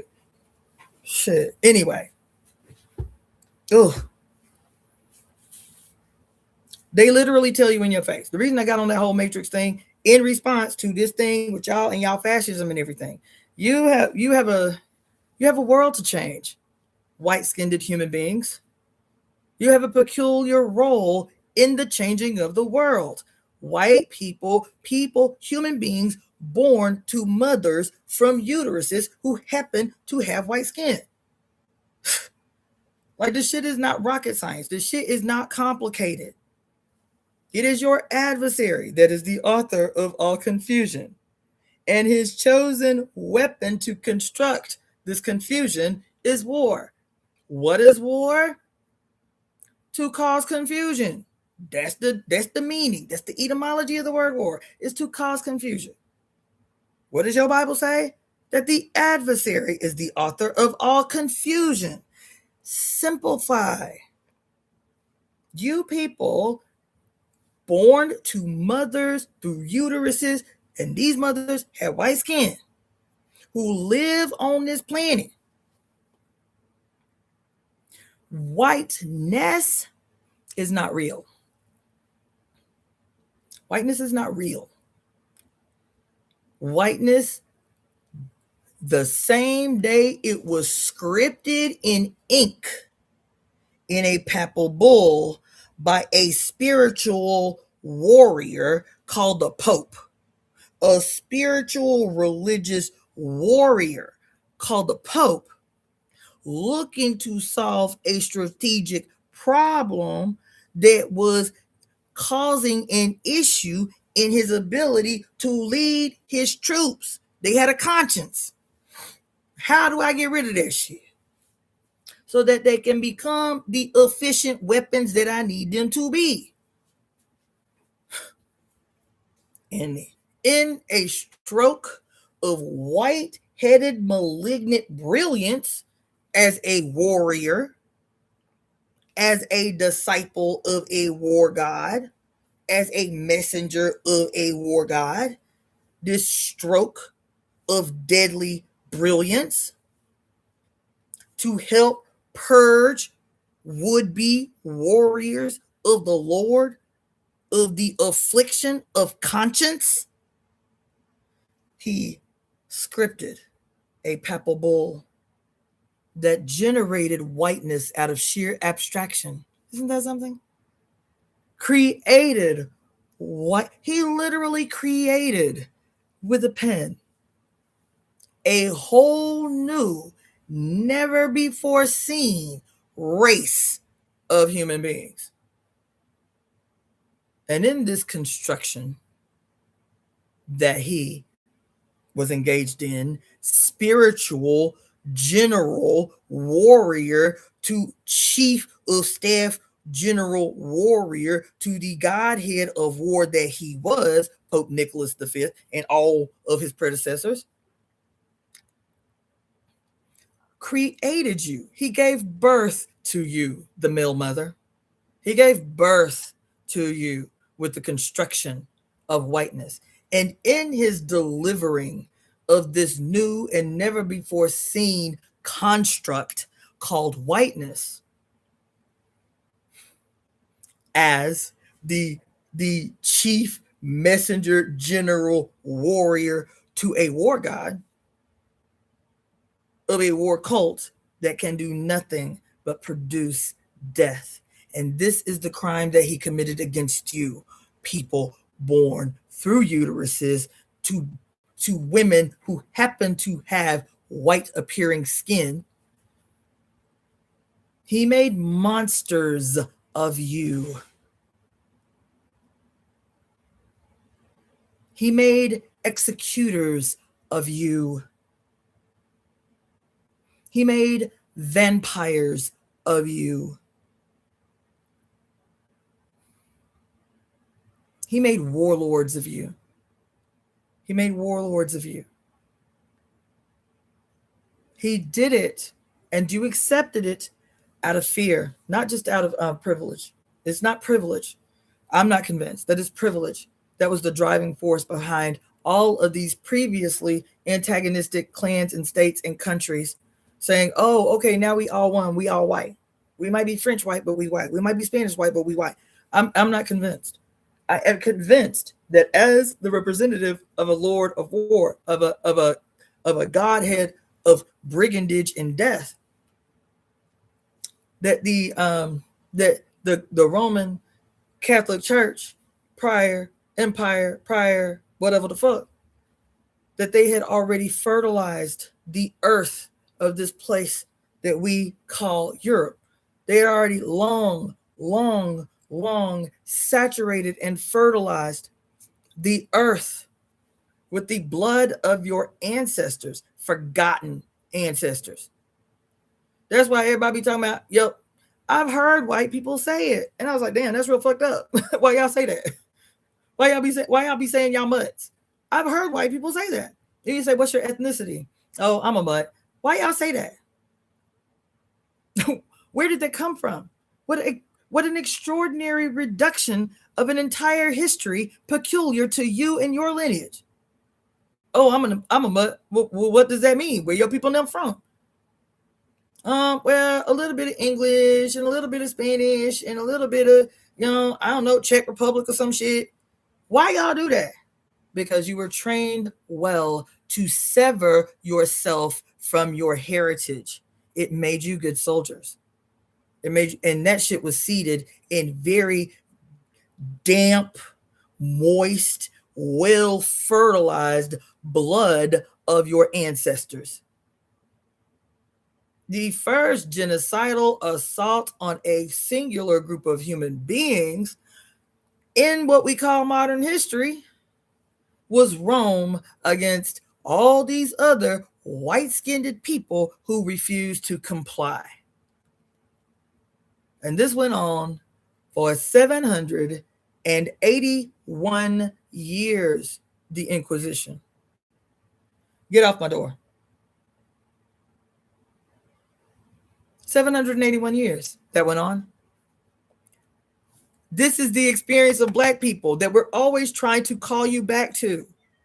That it's not some every now and again the police shoot some random Black person. This is our daily lived experience in this country. So when you talk about an America that is the land of the free and the home of the brave, and I'm sitting here writing a piece today about this organization called Rose South LA that was literally created to give faces and names to the 700 Black women that have been murdered in LA City.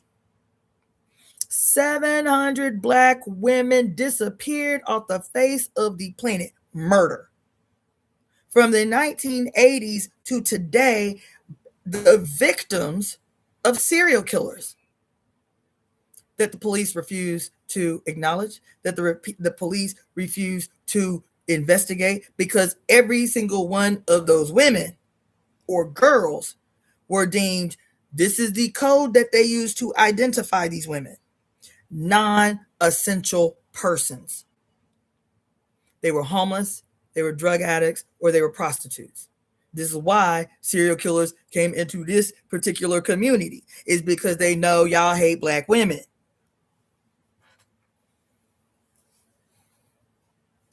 They know y'all hate Black women. And so in this city, this woman, this elder, is waging a campaign to make sure that these 700 plus Black women in this city from the 1980s to this day, who have been the victims of several serial killers who had a prosperous run because they knew no one would look for Black women. They knew nobody would put them in the same category as these famous white women who were the victims of serial killers. 700, man. 350,000 Black women lose their jobs in 2 months. Not even a whisper, unless it's from us to us. Here we are communicating to each other because we are the only ones that will empathize with the loss of a collective income of 350,000 Black women in 2 months. And because y'all didn't see it as an event that you must be interested in, as an event that is the sliver, because this is the starting point. He was at the starting line when he shot that fired that shot, talking about first thing got to go is DEI. He knew exactly who y'all were going to turn on. It wasn't masses and masses and masses and masses of Mexican people losing their job under DEI. I'm not saying that there weren't any, but it wasn't masses. It wasn't masses and masses and masses of Asian people losing their jobs under DEI, though they benefited from DEI. And I'm not saying there weren't some Asians that weren't fired. There weren't masses and masses and masses and masses and masses of white women who were the beneficiaries of DEI losing their jobs in droves, though I'm sure some did. But we know for a fact that in 2 months, 350,000 Black women lost their... Hold on.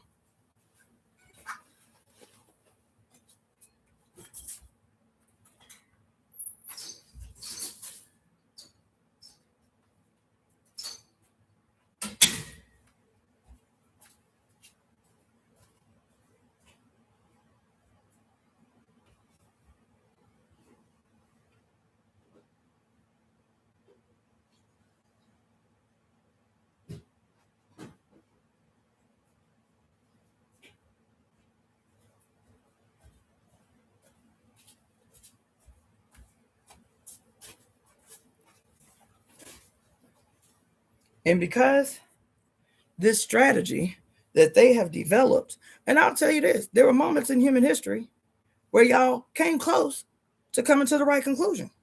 We see little movies every now and again of regular everyday white people who were poor white people during slavery, who were poor white people who might have been indentured servants, or just regular poor white people who was like, yeah, y'all escape. Let's like people, let's set this shit off. There were moments when large masses of you were close to coming to the right conclusion. But the greater your owners, your bosses was like, we got to deepen this separation. We got to make them feel more white. Because we too few out here.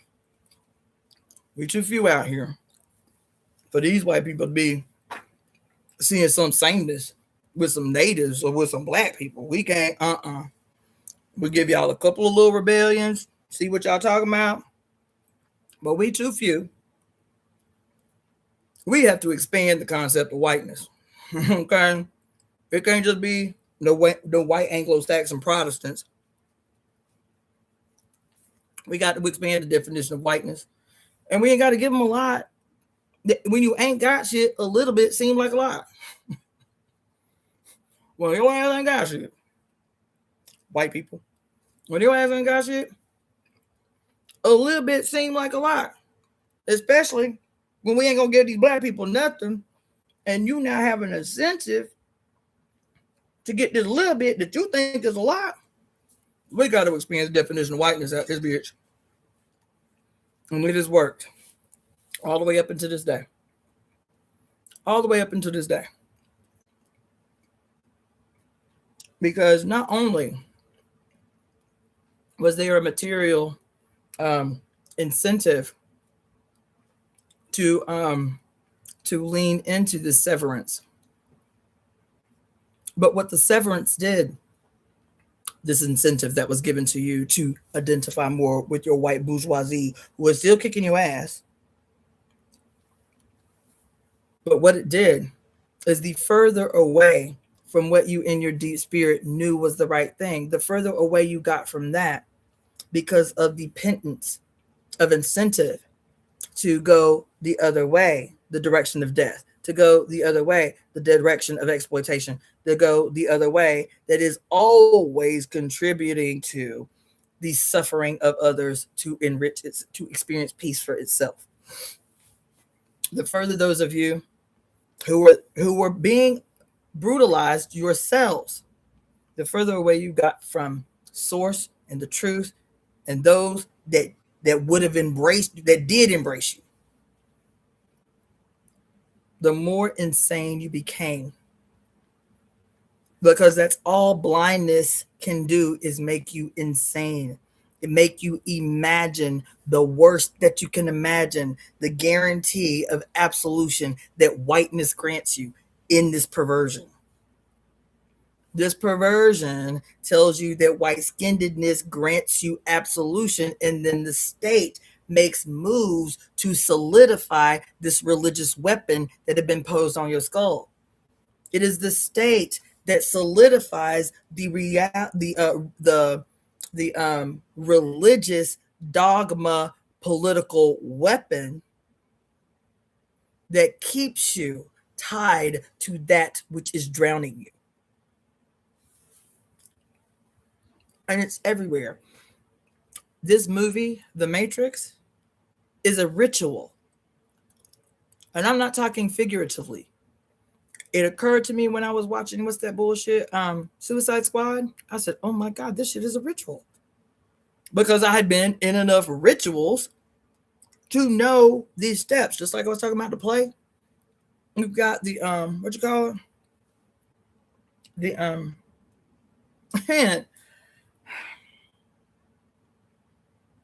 the the opener of ceremony, right? The yeah, whatever. The opener of the ceremony.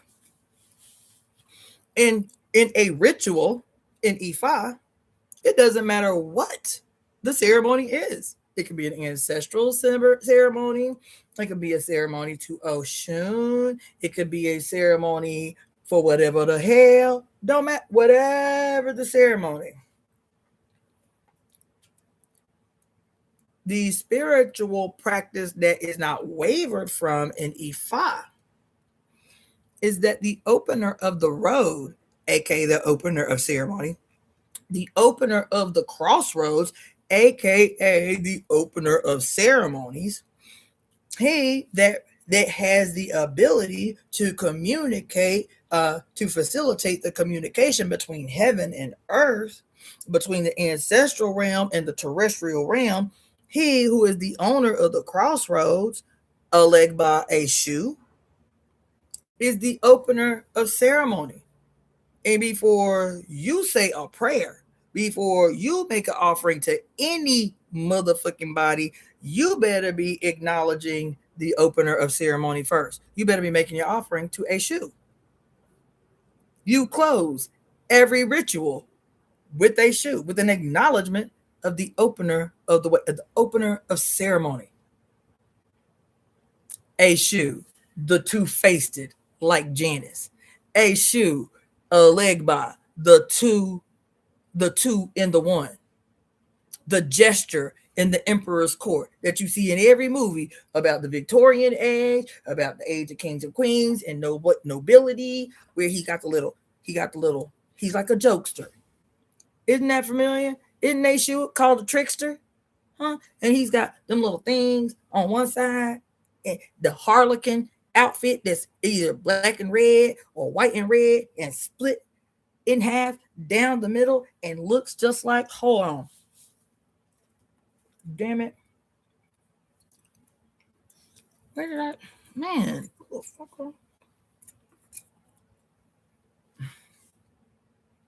Now, I just had some damn cards last night.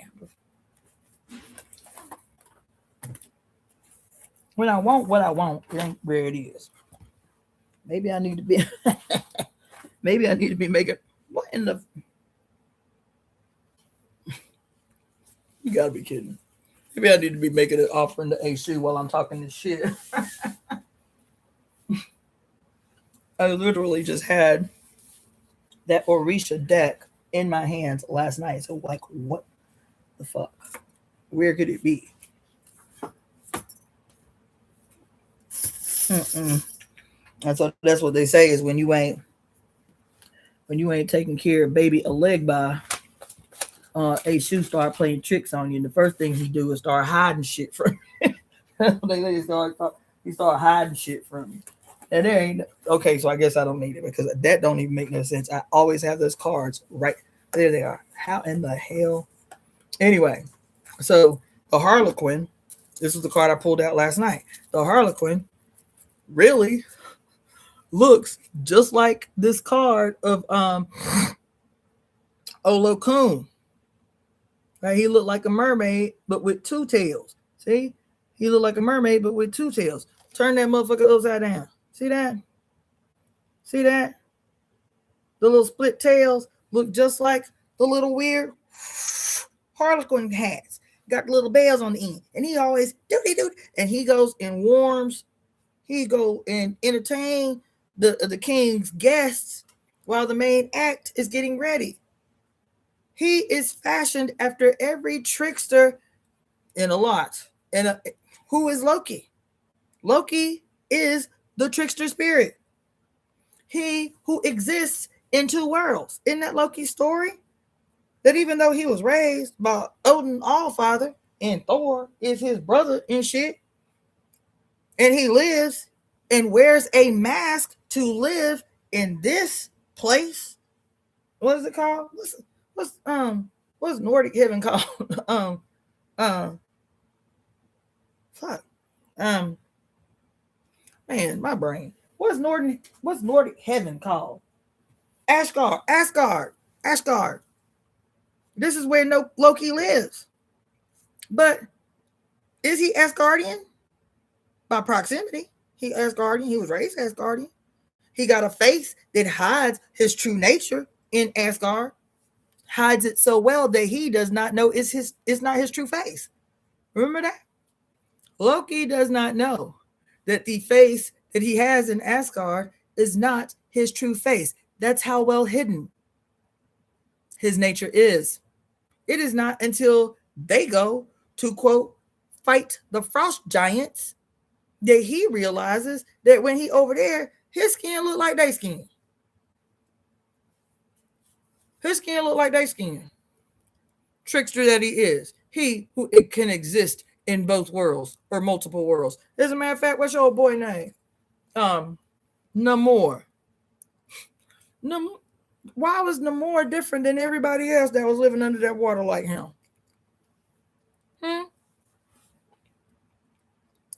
Why could he exist in all these different realms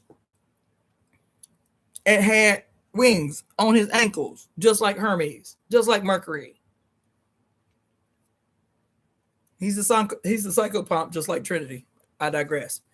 But the reason I mentioned him, Hermes, Eshu Olegba,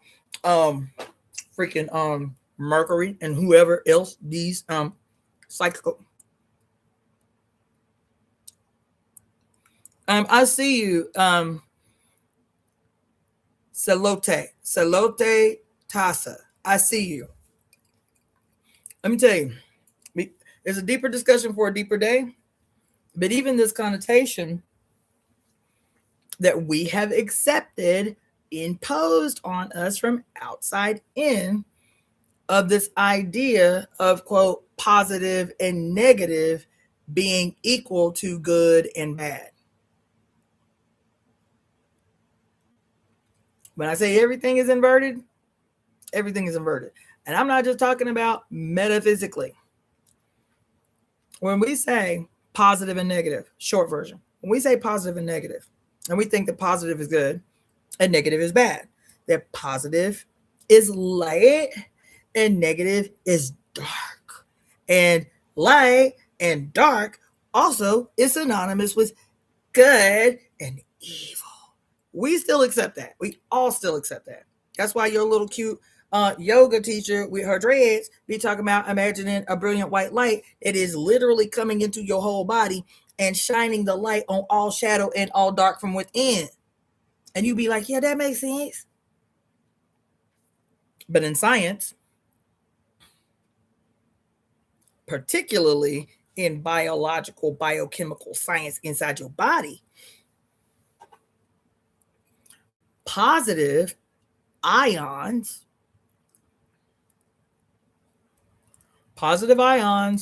are deadly. Positive ions are responsible. Positive ions are responsible for heart disease, cardiovascular disease, high blood pressure, cancer, radioactive oxidation, gout, a million diseases caused by unmatched positive ions. Unpaired positive ions. Every disease you can imagine. Positive, unpaired ions play a role. That is why, and you all know it because I'm assuming the great majority of you watching are into your health in some way or another. You have made some dietary adjustment or some lifestyle adjustment to be of optimal health. So even if you don't know the science of it, you all know or at least have heard. Well, that's why it's really good for you to live near oceans or bodies of moving water, because you live longer and you don't get sick as much when you live by the ocean because of negative ions. You actually say it, don't you? That's why you feel so good after you go to the Bahamas or Bermuda and lay on the beach every day from the sun come up to the sun go down. Is because you are breathing in these negative ions that have a healing effect on your body. And even if you do not know the chain of events of how the negative ions, quote, have a healing effect on your body, the negative ions that enter your body, whether you are living near bodies of moving water, or you live in very dense woods, or you live high in the mountains in dense woods. These are the primary, and waterfalls. Waterfalls, more than anything else, are generate an extreme amount of negative ions. And so when you live in an environment where there's negative ions all around, like near a waterfall, near a body of moving water, like a river or the ocean, or you live in dense forest, you live longer and feel better, is because no matter what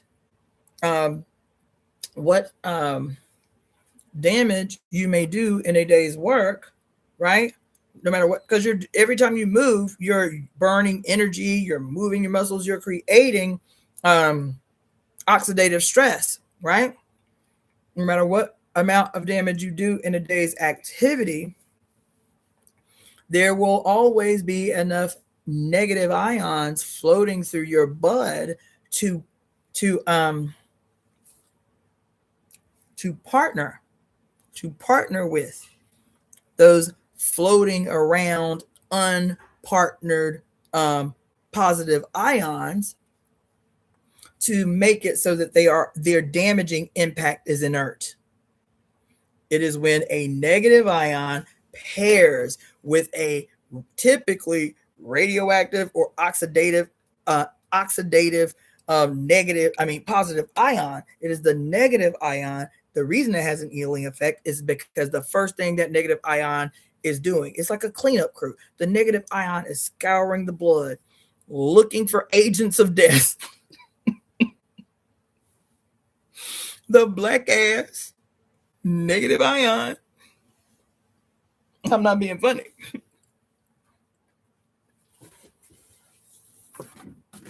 This is science, y'all. The black ass negative ion,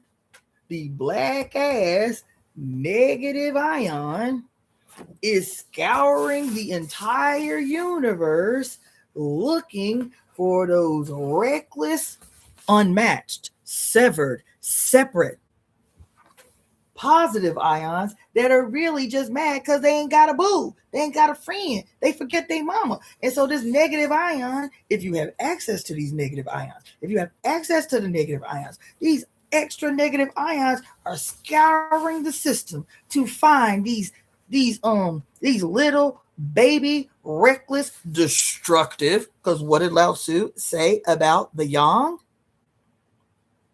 That the nature of yang is destructive. The nature of yang is destructive. Any personification of the yang, the nature of yang is destructive.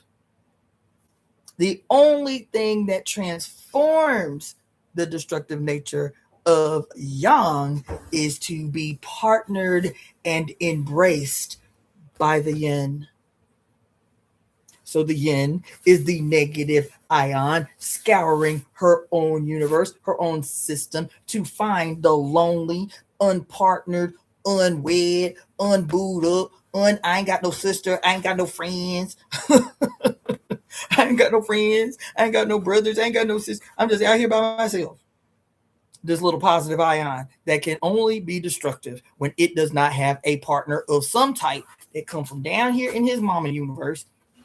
And she is all them negative ions just scouring this. Baby need a boo. Baby need a friend. Baby need a boo. baby need a friend. And as soon as baby get a friend, as soon as baby get a boo, as soon as baby gets some companionship, guess what?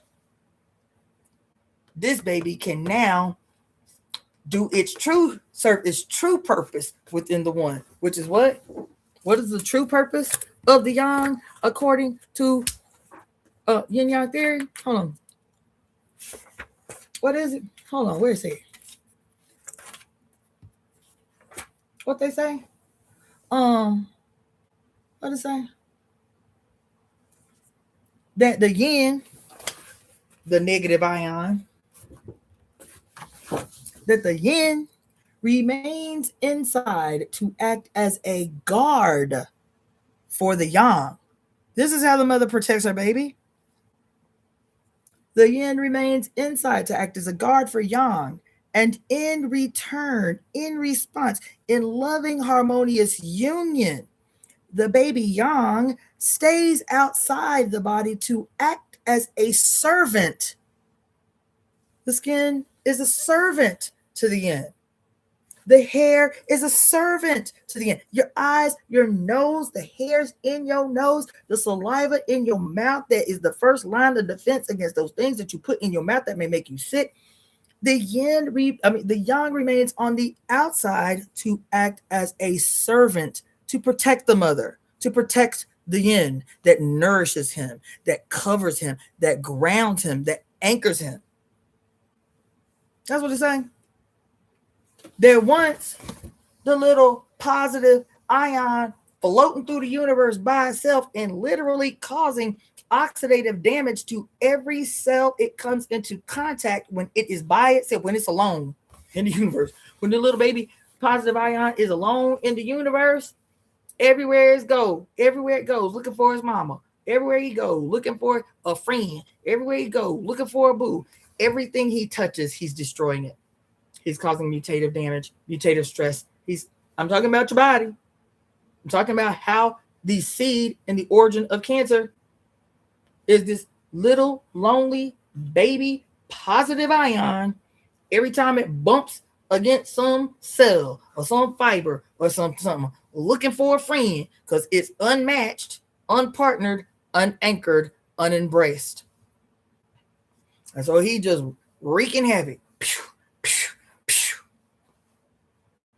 Until you go to the beach one day and you lay out there for 5 hours, you feel like a whole new human being. Wow, I feel so good just laying on the beach. It's because all these negative ions coming off the waves, and all these negative ions was like, man, this motherfucker was fucked up in the game. You had a hard life. There's a whole giant plethora of little baby positive ions wreaking havoc up in this bitch. We need to get these babies booze. And so all the little negative ions partner with the baby, and the baby is happy and no longer causing any damage anywhere, but is actually now benefiting the group, increasing the health, increasing the environment, the health of the environment. Just like I tell you, the sun is destructive.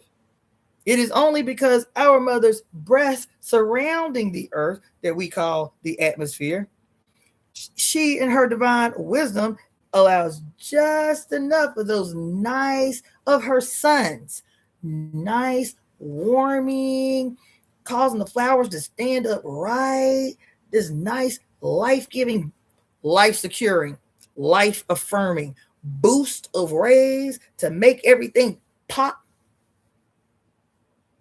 But if there was no atmosphere that only comes with the breath that is the water in the Krebs cycle, always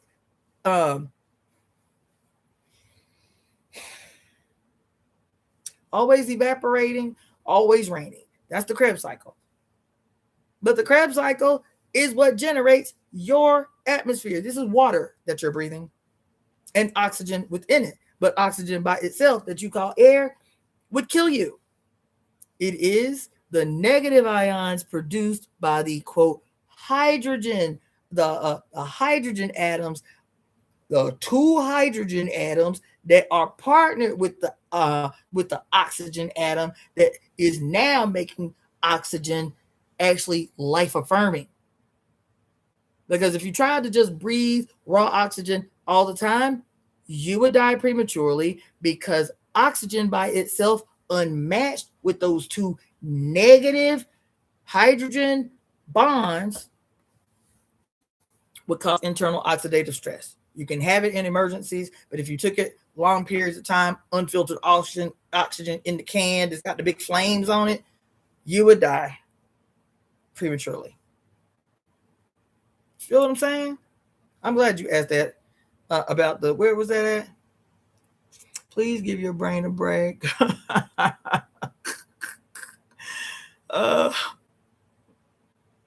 Yeah.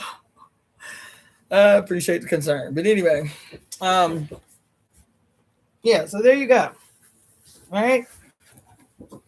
There you go. That was a nice little segue.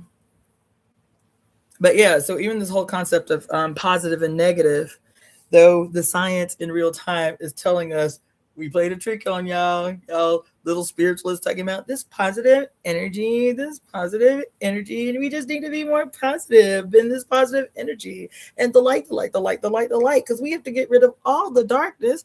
But what does unending direct light cause? The same thing that it causes inside your body. It causes deserts.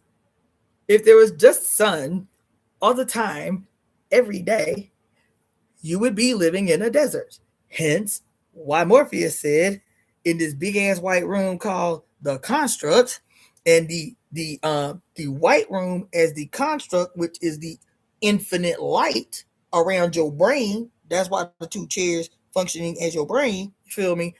This infinite light, this white with no crevices and evidence of, because there was even no, you couldn't even see like cracks. You feel me? No shade, no shadow cast, no edges. This infinite white in this room where your brain is malignant in it.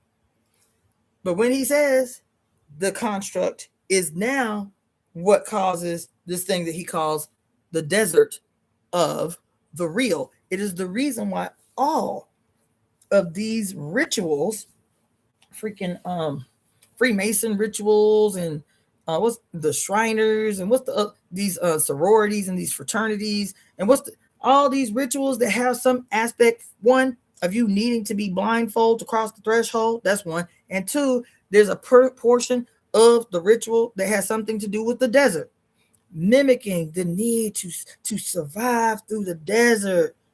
Why? Because of the age that we are in. We are in the age of utmost yang, which can do nothing but destroy. The desert is not a naturally occurring phenomenon. It is the evidence of something wrong in the matrix, causing an inability, an environment where nothing can thrive, nothing can flourish, nothing can grow. And the evidence of that, and that's not just about the absence of water, because the evidence of that is even scientifically, when people talk about like tundras, when people talk about like the North and South Pole, even though it's ice, they still call these environments deserts. They still call these environments deserts. And guess what the common denominator is? Even though it's cold and it's full of ice, they're both white. Whether it's the white sky of the burning sun in the desert causing desertification, or whether it is the surrounding everlasting white ice that cannot sustain life. These are the extremes. It's the same. Anyway.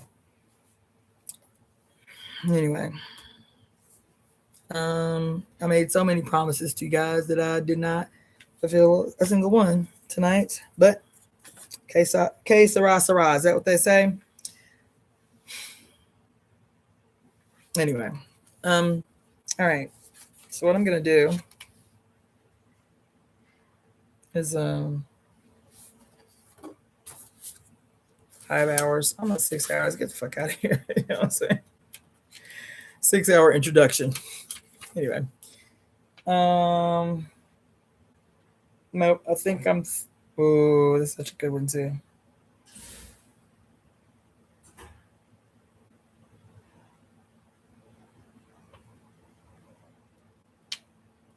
Yeah, I think I'm done.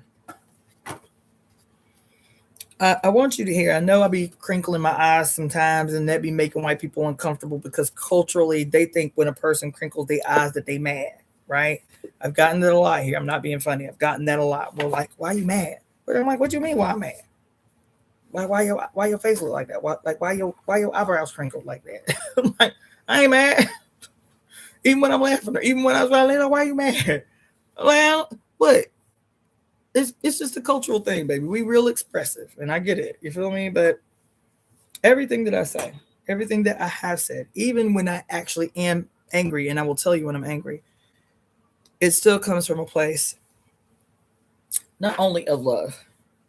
It comes from a place of a love that is fortified by a certainty that we are not at a point of no return, that we are not at a place in human history where we cannot restore what is, that we cannot create a world where it is not some kind of fiction or make believe or something like that, that we can create a world that is prosperous and thriving. You ain't gonna have me believe it. You ain't gonna walk me back. You ain't gonna walk me down. I'm convinced, and everything that happens every single day deepens that conviction, deepens it. And me telling, I know it probably may be difficult for you to understand how everything that I've said tonight is the evidence of the deepening of that conviction. I have to tell you, when they're performing ritualistic ceremony in your face under the auspice of entertainment, because when you can see that we have literally been living in a it's like, you know how you got on your radio, you can repeat the whole album, or you can quote hit it twice and you can repeat a single song. We have been in a replay of a singular ritual with many, many faces displayed in every single solitary space in society. Trinity is the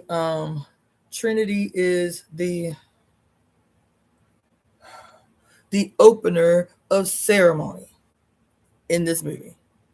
If you don't believe me when I said that Eshu is the opener of the way, that you must acknowledge him as the opener, meaning giving him an offering before doing any ritual, and you must also make an acknowledgement, an offering at the closing of the ritual for the ritual to be complete. And this is in so many rituals, so many spiritualities,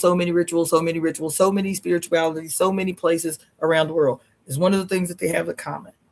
He or she who you must acknowledge before ceremony actually begins, and to make sure that you don't leave anything open and some shit come in from where it ain't got no business, to be just as precise about closing the ceremony, acknowledging the same opener.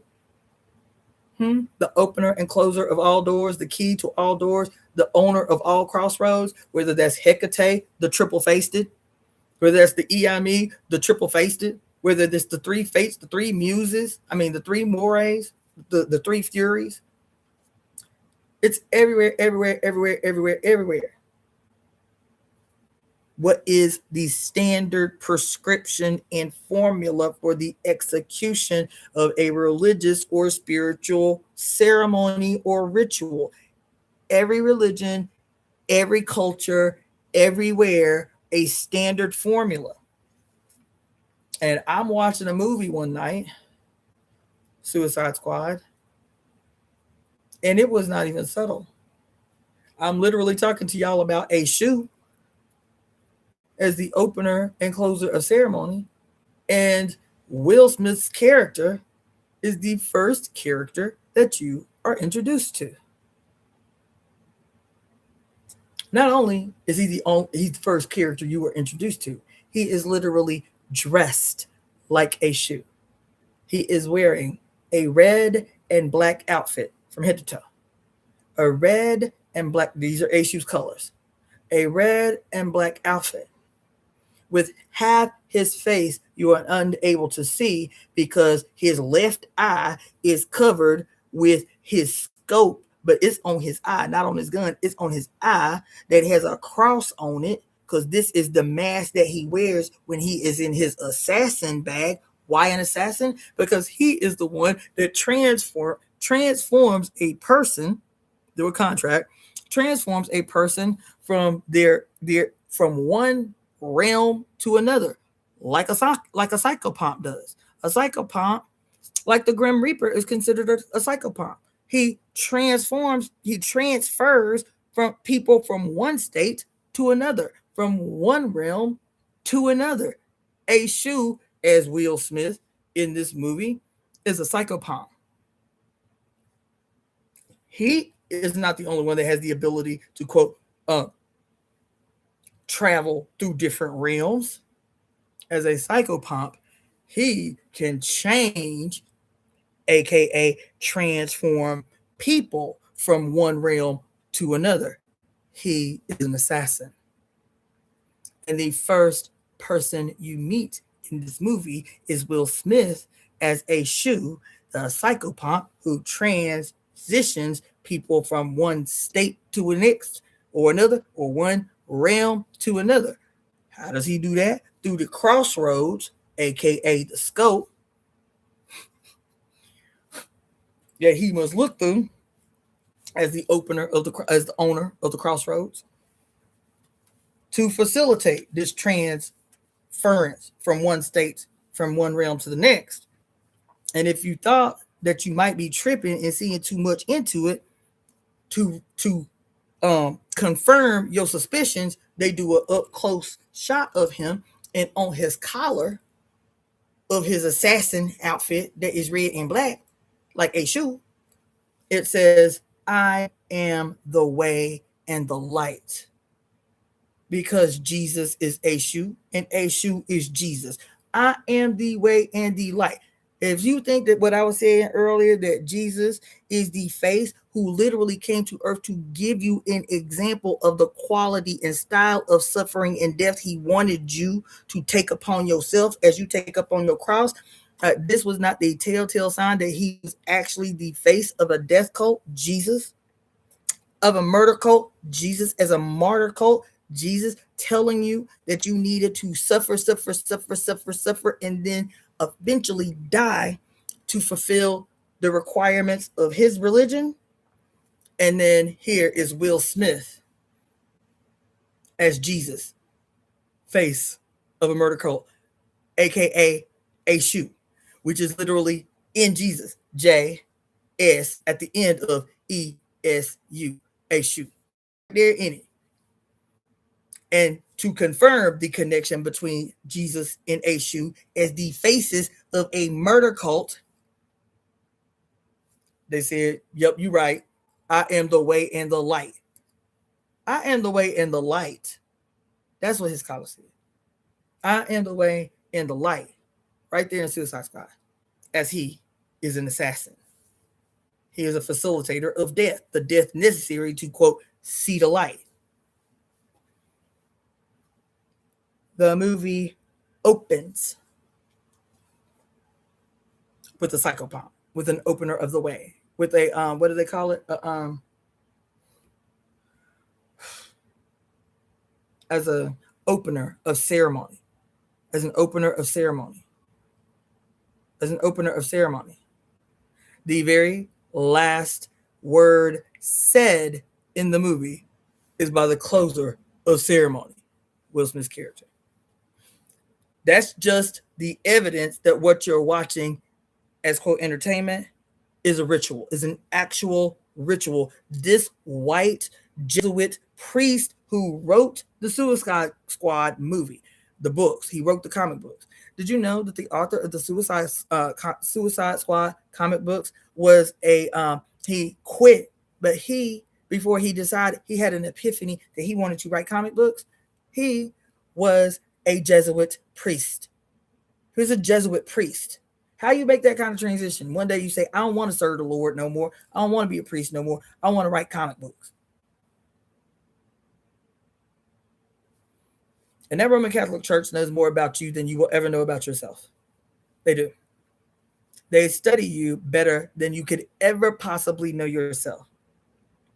This man is a Jesuit priest writing a comic book that becomes a movie that is an active ritual because he has studied Ifa tradition like every priest in the tradition. He has studied Egyptology like every priest in the Roman Catholic Church.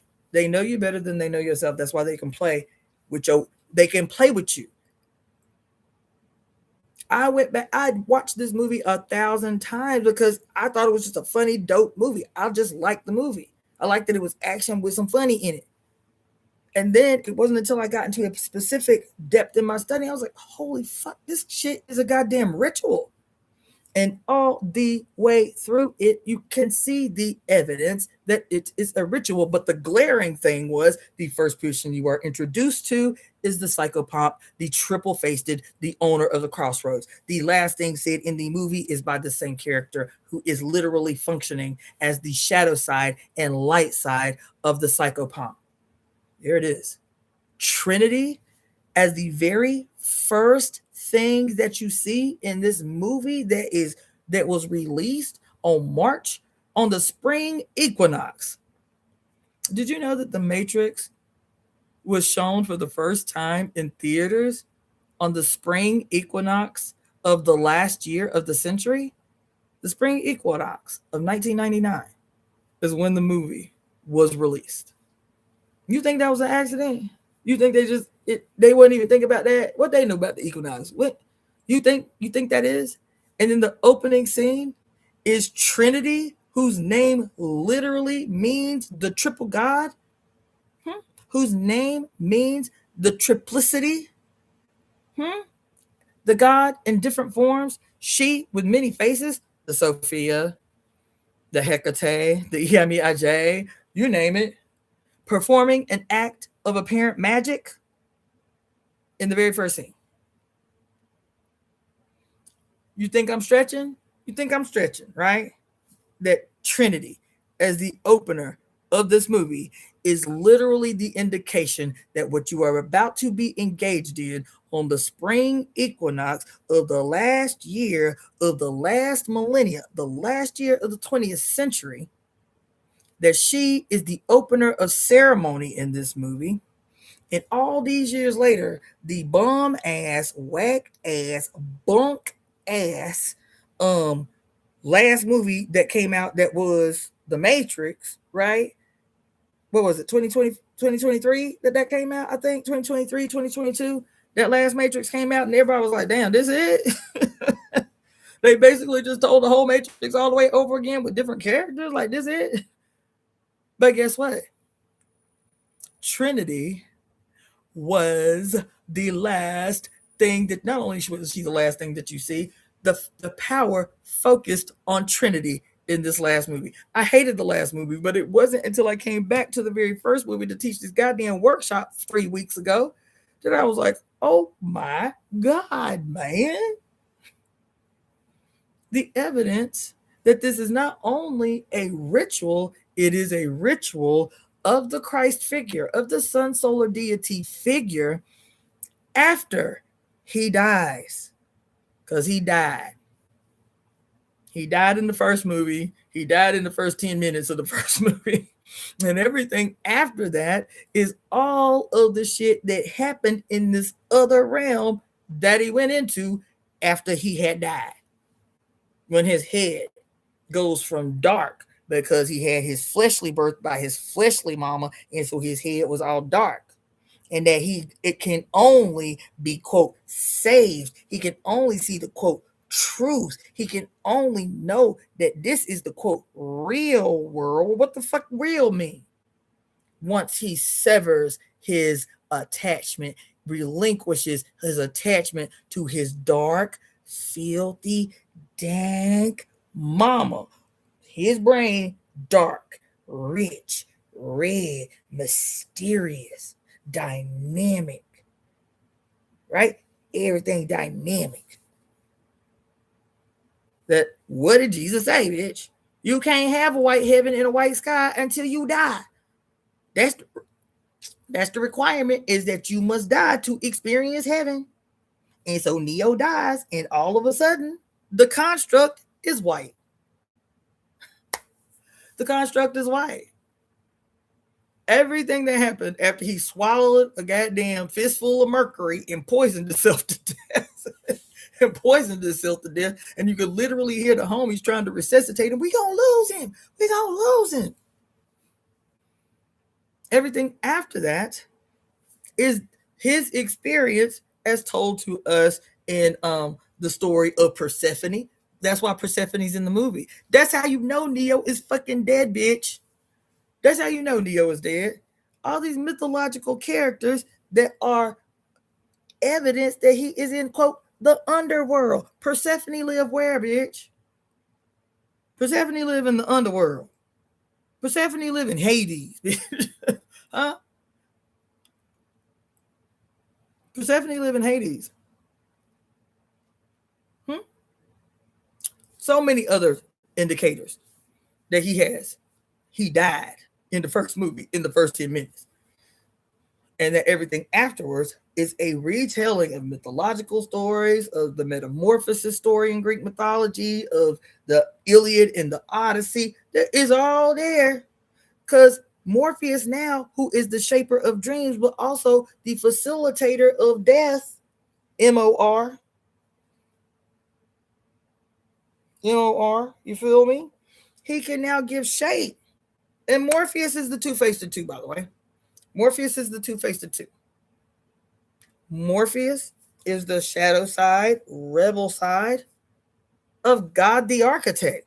If Morpheus in this Trinity is God the Father, and Neo is the one, aka Jesus, and Trinity is the soul of the earth, the anima mundi, the Sophia, the psychopomp. Because she the one that facilitated this transition from one state to the other as the soul of the earth. The sound of the Sophia calling the hero to begin his hero's journey. If you read the hero's journey, go and look at a graph of the hero's journey. If you read the hero's journey, you will see that I'm not bullshitting. The call to the hero, the meeting of the magical, the magical intercessor. The magical intercessor. It literally says that in here. Who's facilitating the call? A person of seeming magic. What is the first thing Trinity doing that shit?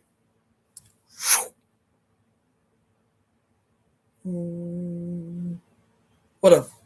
Magic. She's the one that facilitates the call, right? Then, after she facilitates the call, the magical person, then he meets the what you call it? The mentor, the magical Negro. Y'all get mad about the trope, but the magical Negro trope is deeper than what you think it is. Because Morpheus is the magical Negro. He is the mentor that presents himself to the would-be young hero to teach him what he needs to know about this new experience that is coming. The next thing, the next plot in the hero's journey is the crossing of the threshold and the descent into the underworld. Neo died, bitch. And it's right there in the hero's journey. Neo died. Neo died. He is the hero. Nero, hero. He's the hero. And he died. And now he has to traverse through stages of the underworld. He has to have a revelation. Some tragedy has to happen in order for him to come to this revelation, where then he emerges victorious from the threshold, from the underworld, as something new and different. Baby, when I tell y'all they play in y'all face. Now go back. Think about every psychopomp. If you don't know what a psychopomp is, Google it. Then ask for a list of famous psychopomps. Okay? I've told you a few. Hermes, Mercury, Eshu Alegba, the Grim Reaper. There's gang of just Google all the list of known psychopomps. And now think about those psychopomps in every single solitary movie you have ever watched, and then count to see exactly how many meet the standard execution of ritual. The call is the opening of ceremony. Joseph Campbell was a bitch. I'm sitting here thinking about how he made this thing about some psychological shit. Nope, he was literally studying ritual so that he could help the film industry, propagandistic, malignant bitch that it is, perpetually every day execute the murder cult will by using what is most familiar to you, most ancient to you, ritual, ceremony, spirituality, and play out rituals on your subconscious every day. The Matrix was a ritual. It is actually, what's her name? Trinity, that is most powerful in this very last whack Matrix, who saves Neo in the end. She is the opener and closer of a very long ass ritual. The Matrix turned 26 this year, that started as a as a baptismal ritual that was released on the spring equinox of 1999. That was a baptismal ritual. And then if I Googled all the movies that came out in 1999, I was like, I know I am not tripping. I couldn't believe some of the movies that were released on the eve of our exit from the 20th century. And it still, even then, didn't occur to me until just the last 3 months that the Matrix was a ritual, an actual, in your face, point by point by point ritual. That Suicide Squad was a ritual, was the point of ritual. What has always been the point of ritual? It is to appeal to something greater than yourself, hoping for a desired outcome. A ritual is a conspiracy, bitch. A ceremony is a conspiracy. What do we say conspiracy is? The speaking aloud, the speaking together, the speaking together aloud, a sacred oath to ensure a desired and certain as an absolute, certain outcome. The breathing together aloud, a sacred oath to ensure a desired and certain outcome. That's what every ritual is about. Who are you appealing to? Who are you speaking aloud together the sacred oath to ensure a definitive and certain outcome? Especially if you are the holders of the instruments of ideas, film, music, this and that, and this and that, and you worship at the feet of a Lord of War. These are rituals.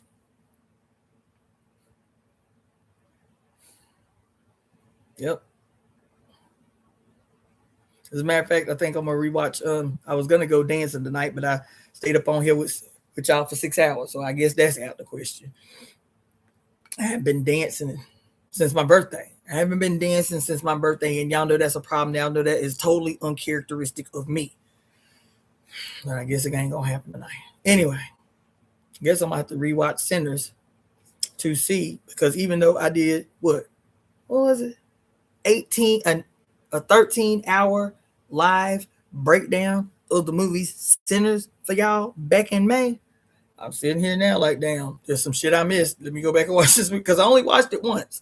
I did a 13-hour live breakdown on Sinners for y'all, and I went to the beach to see it from that day to this. I've only seen it one time and still couldn't finish all of my notes from that movie in the 13-hour goddamn breakdown that everyone's sitting here seeing right now. But Sinners was obviously a ritual, but now I have to go back to the beginning and see if I can confirm the opener of ceremonies, because the end was most emphatically the evidence that this motherfucker right here was a ritual.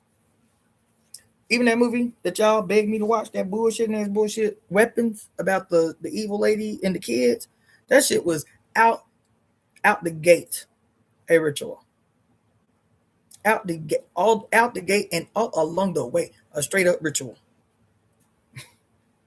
I'm like, why they do that? Why they do that? Why did they put Will Smith as Jesus aka Eshu, as a hitman at the opening of this movie that was layered with crucifixion. Who was crucified in Suicide Squad?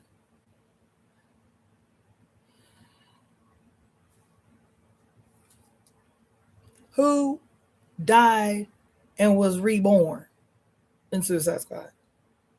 What's her name? Oh my God. What's this girl name? What's the clown? You in here? What's the clown girl name?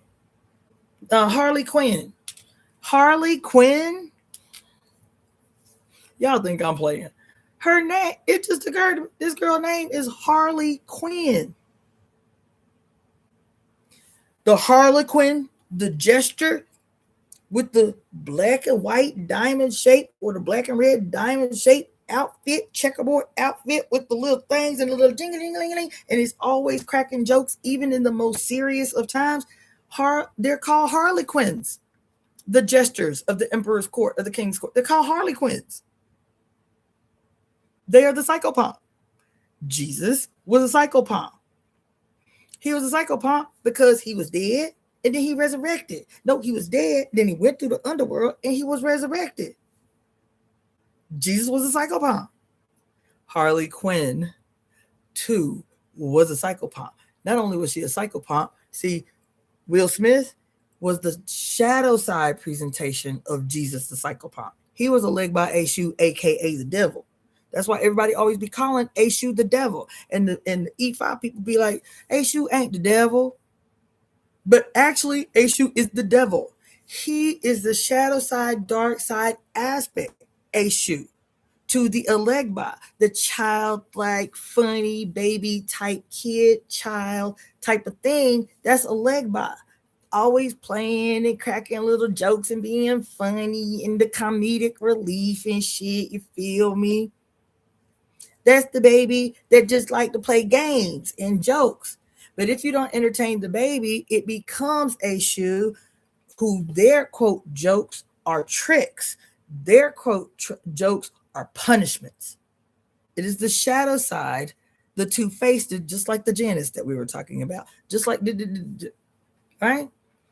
So even though Will Smith is Jesus in the beginning as the psychopomp, the communicator between heaven and earth, and Jesus say so, I am the way and the light. No man entereth into heaven, or no man cometh to my Father but through me. Right? So Will Smith is Jesus the executor, Jesus the punisher, Jesus the executor, the devil as Jesus's shadow side. Harley Quinn, who suffers the crucifixion. It's not the punisher that suffered the crucifixion. It is the playful, the innocent, the borderline effeminate. You remember what I was telling you, how Jesus had to be kind of almost feminine. You know what I'm saying? He had to have long hair. He had to be talking about love and healing people. He had to be kind of almost feminine. Jesus. This is Harley Quinn. Harley Quinn is the playful, almost childlike, loving side of Jesus. She is the one. She is the personification that must become the martyr for the cause. And so what does she do? As her studious, good-looking self with her long flowing bob hair, who has the glasses because she is a psychiatrist, she is a doctor, and they are standing on top of this platform over these green vats of toxic waste. And what's his name? Jared Leto's character, the Joker.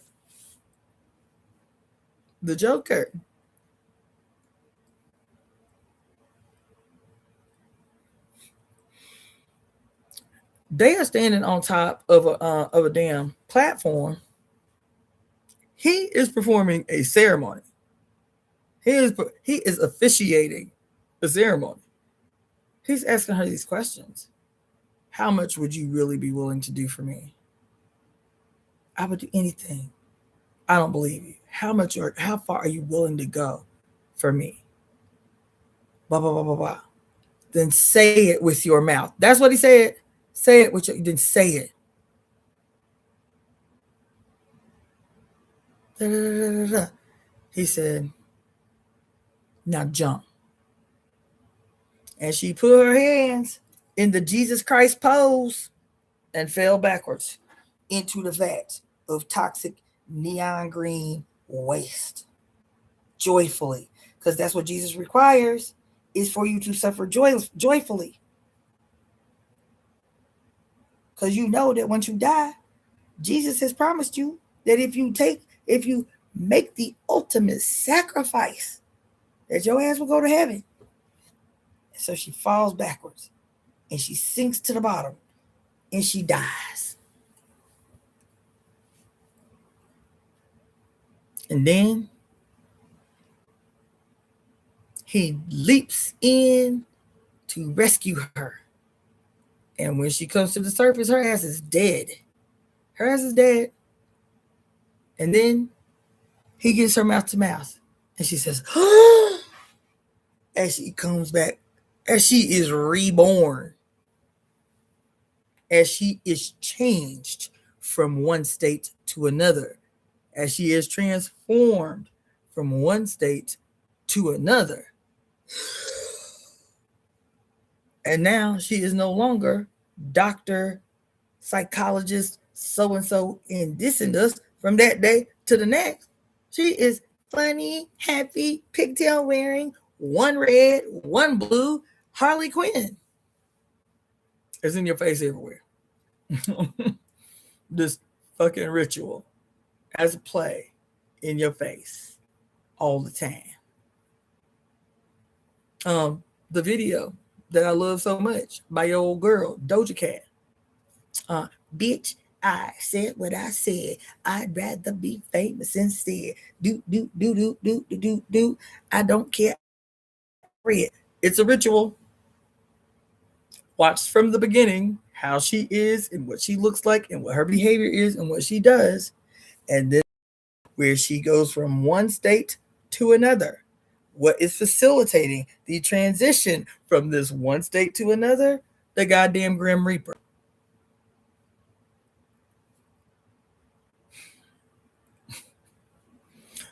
Did she know that when they asked her if they could make her video for her song? She's like, "Oh, this is fire, and I know it's gonna make everybody mad because they already say I'm a devil worshiper. I don't know what none of this shit mean, but go ahead."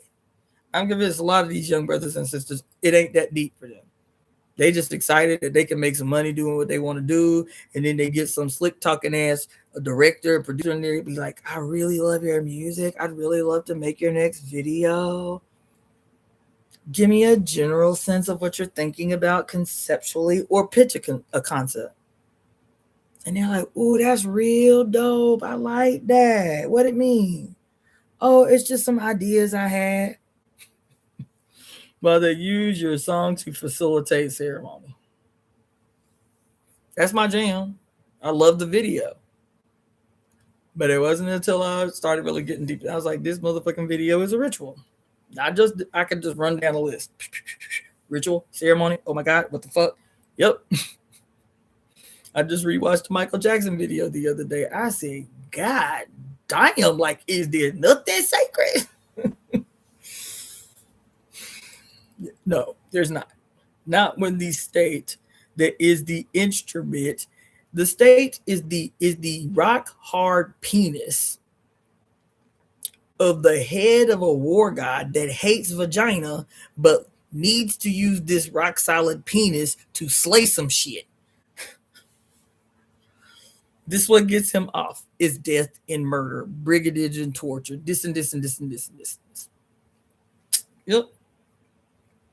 And since he has seized possession of everything that we would create that could rebel against him, he gets slick talking ass motherfuckers with the skills to be like, black woman, black young man, I really like your music, and I'm a director and a producer, and I'd really like to produce your next video, and it'll be real fire, you know what I'm saying? We'll have some snakes thrown up in there, and this and that and this and that. Like, wet ass pussy is a fucking ritual. I just watched it yesterday, sitting up in here, mind blown.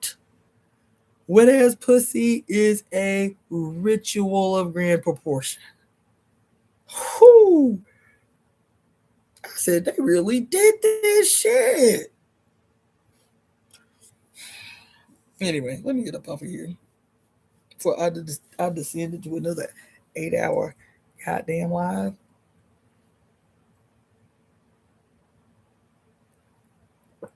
I've been thinking. I've been saying it for so long and not wavering that y'all are so used to pomp and circumstance.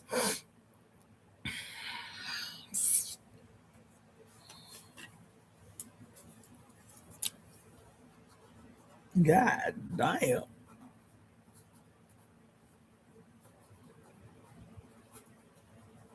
Holy shit.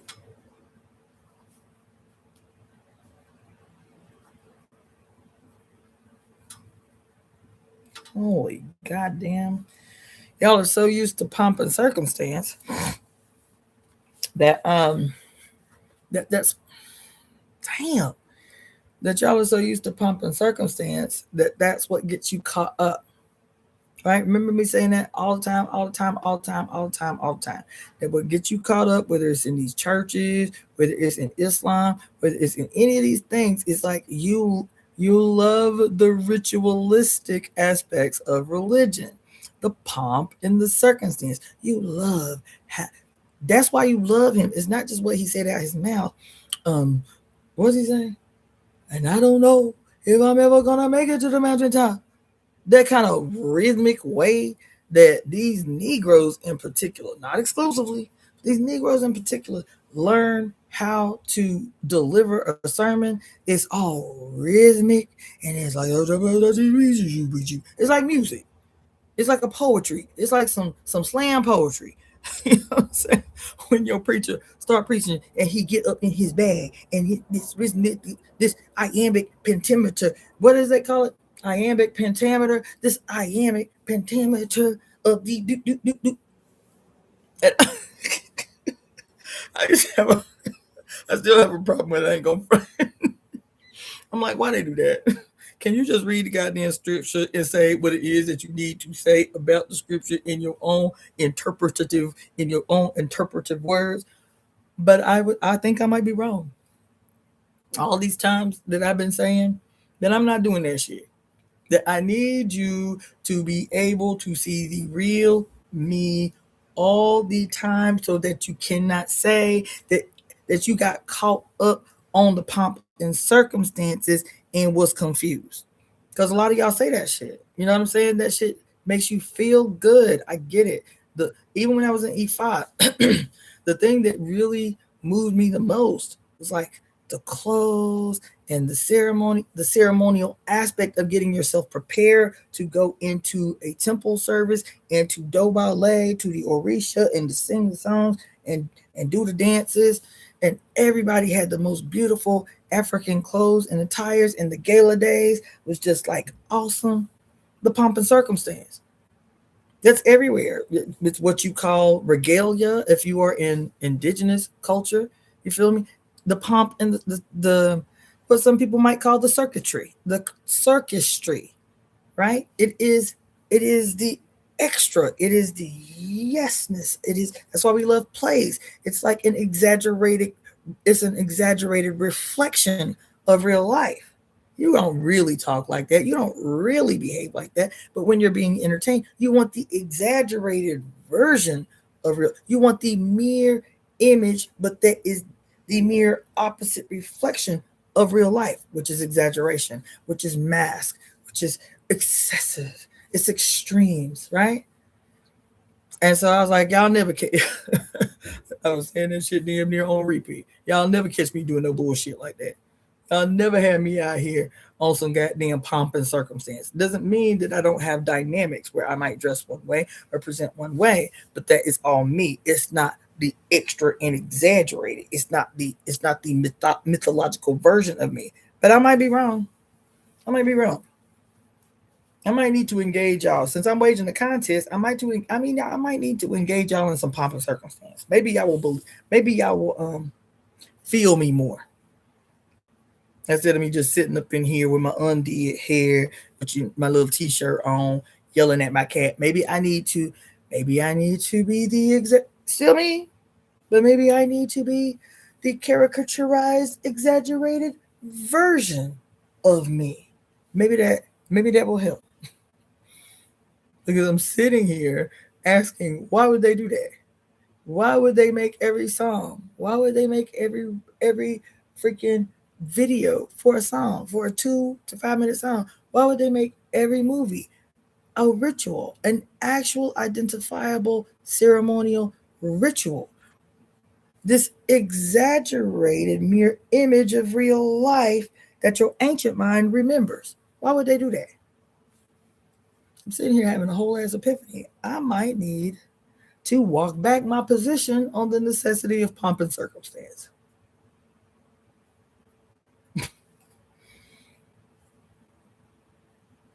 That's why y'all love Trinity when she did her little whoop.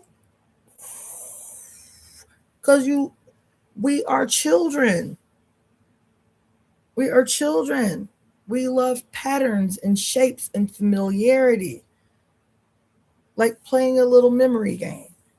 We're children. And that's what they are appealing to when they're speaking to our subconscious mind, when they're speaking to our limbic system, when they are directing images that we cannot detect with our plain eyes. They are directing those images directly to our first eye to tap into the child in us, the playful in us, the us that still believes in fairies and magic and mystical things, devils and goblins and champions and shit. I might have to reconsider my position. I don't know if I got the energy to be doing pomp and circumstance, but I might need to reconsider my whole angle. I'm gonna go. So many questions and comments and thoughts. I know I haven't been reading out loud a lot of your comments, but y'all know how I get when I'm on one. When something comes through that must be said that has absolutely nothing to do with what I came up on here to say in the first place.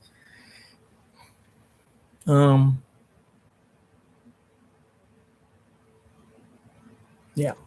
All right, I'm gonna go. I'm gonna say good night, but thank you all for hearing me out and let me work this shit out in my brain in the process of organizing my thoughts. And what's today? Today is Wednesday. I will see you guys tomorrow and make an honest and valiant attempt to actually get up on here and say what I have been wanting to say now for 4 days. That's why I pulled this book out.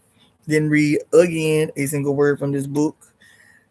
Tomorrow, I am going to make a humongous, valiant effort to stay on point, to only read from this book, because what I want to read from this book is of utmost importance, I promise. And once I read it, and y'all know that I've been trying to read it for 4 days, y'all be like, damn, why you waiting so long to read us this shit? Is that important? Is that significant? But also what happened tonight was really important. It helped me work some things out too in my own thinking in this whole process that started on December 21st, the winter solstice. And Mama Saturn has been handing my ass to me every day since. Okay, so yeah, I'm gonna say good night. I'm gonna see y'all tomorrow, probably in the morning. I'm gonna try to do a morning ritual ceremony live. I'll see y'all then.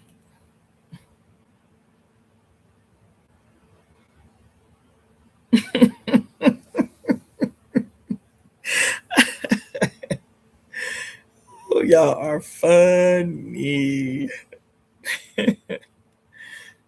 There was something QB said right at the onset. What did she say? I was like, damn, she came right in the gates with this shit. Oh yeah, she was talking about she was talking about Handmaid's Tale. And if this is the picture they put in the feminine's mind, Anything spoken with this in the mind can only be destructive. Not only destructive, created out of that destruction. Yes, it's straight mental trauma for women. Yes. And we spoke it into existence. This motherfucking shit came out what? 10 years ago? The Handmaid's Tale, 10 years ago.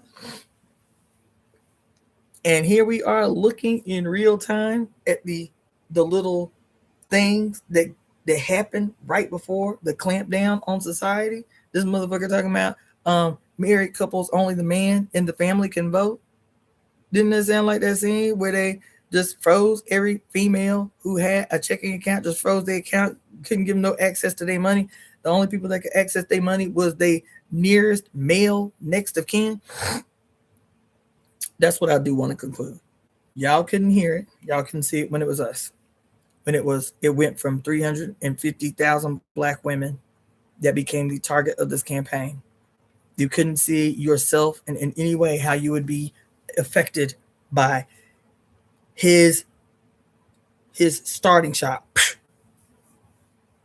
Attack black women because we know they the most vulnerable. We know they the ones don't know what the fuck about to listen to.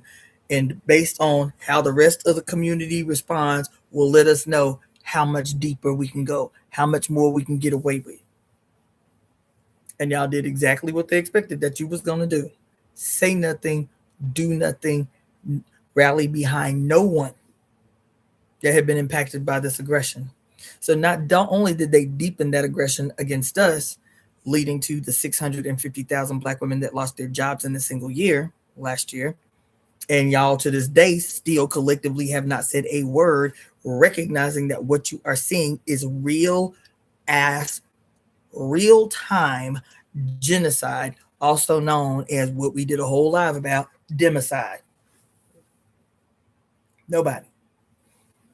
And so once they saw, after 350,000 black women lost their jobs in 2 months, they was like, nobody's saying nothing. Yeah, these black bitches, of course, they gonna be on here ranting and raving, but I ain't seen no black men going off about why you just robbed the black community of all of this collective black wealth, the incomes of 350,000 black women, because it was black women. There wasn't no black men that I remember saying anything about the 350,000 black women that lost their damn jobs. I remember a lot of sisters talking about it. And that's all they needed to know. They was like, damn, about one white person is going to be coming out and talking about this. And now this is a real-time, in-your-face, genocidal assault on the most vulnerable next to Native people in this country. And that this is going to have a major impact for years to come on their lives. That this is genocide what we're looking at. The theft of these jobs and resources of these black women. We got to do something, because if they can have the audacity to do something like this, of this magnitude, right out the gate, it means they planning worse. That ain't the conclusion y'all came to. Even as we were saying, damn, like we ain't even ask y'all to come and buy from us. Like, can y'all just stop shopping at Target so we can make a real impact? I was like, hell no. But just like I said then, I said, just wait. I said it. That was in February. I said, just wait. I said, this is about to get deeper more quickly. Not 2 months. Let's see, that was February. And over 2 months, 350 black women lost their jobs. Mum's the word. No white people, no brown people, no red people, no yellow people boycotting Target. It's only us. Like, we in this by ourselves. So everybody black is boycotting Target. Okay? Then there's a bunch of other shit that happened. But the biggest thing is the evidence that what happened in February to black women was it was just the gun at the starting of the race for this nigga. You feel me? The evidence to what I'm saying is the case is because just a few months later, when Pride was happening, when the week before Pride, as a matter of fact, I started hearing all of these Mexicans, in particular, not just Mexicans. The first few that I saw were Mexicans, but it was gay people in general, LGBTQIA plus people. But the first few that I saw were Mexican from that community. It was a woman, as a matter of fact, was the first video that I saw. And she was saying, she said, I can't believe what I am seeing here. She was at Target. This is in June. This is a week before Pride. She was at Target, where she goes every year to get her Pride products in preparation for Pride Week.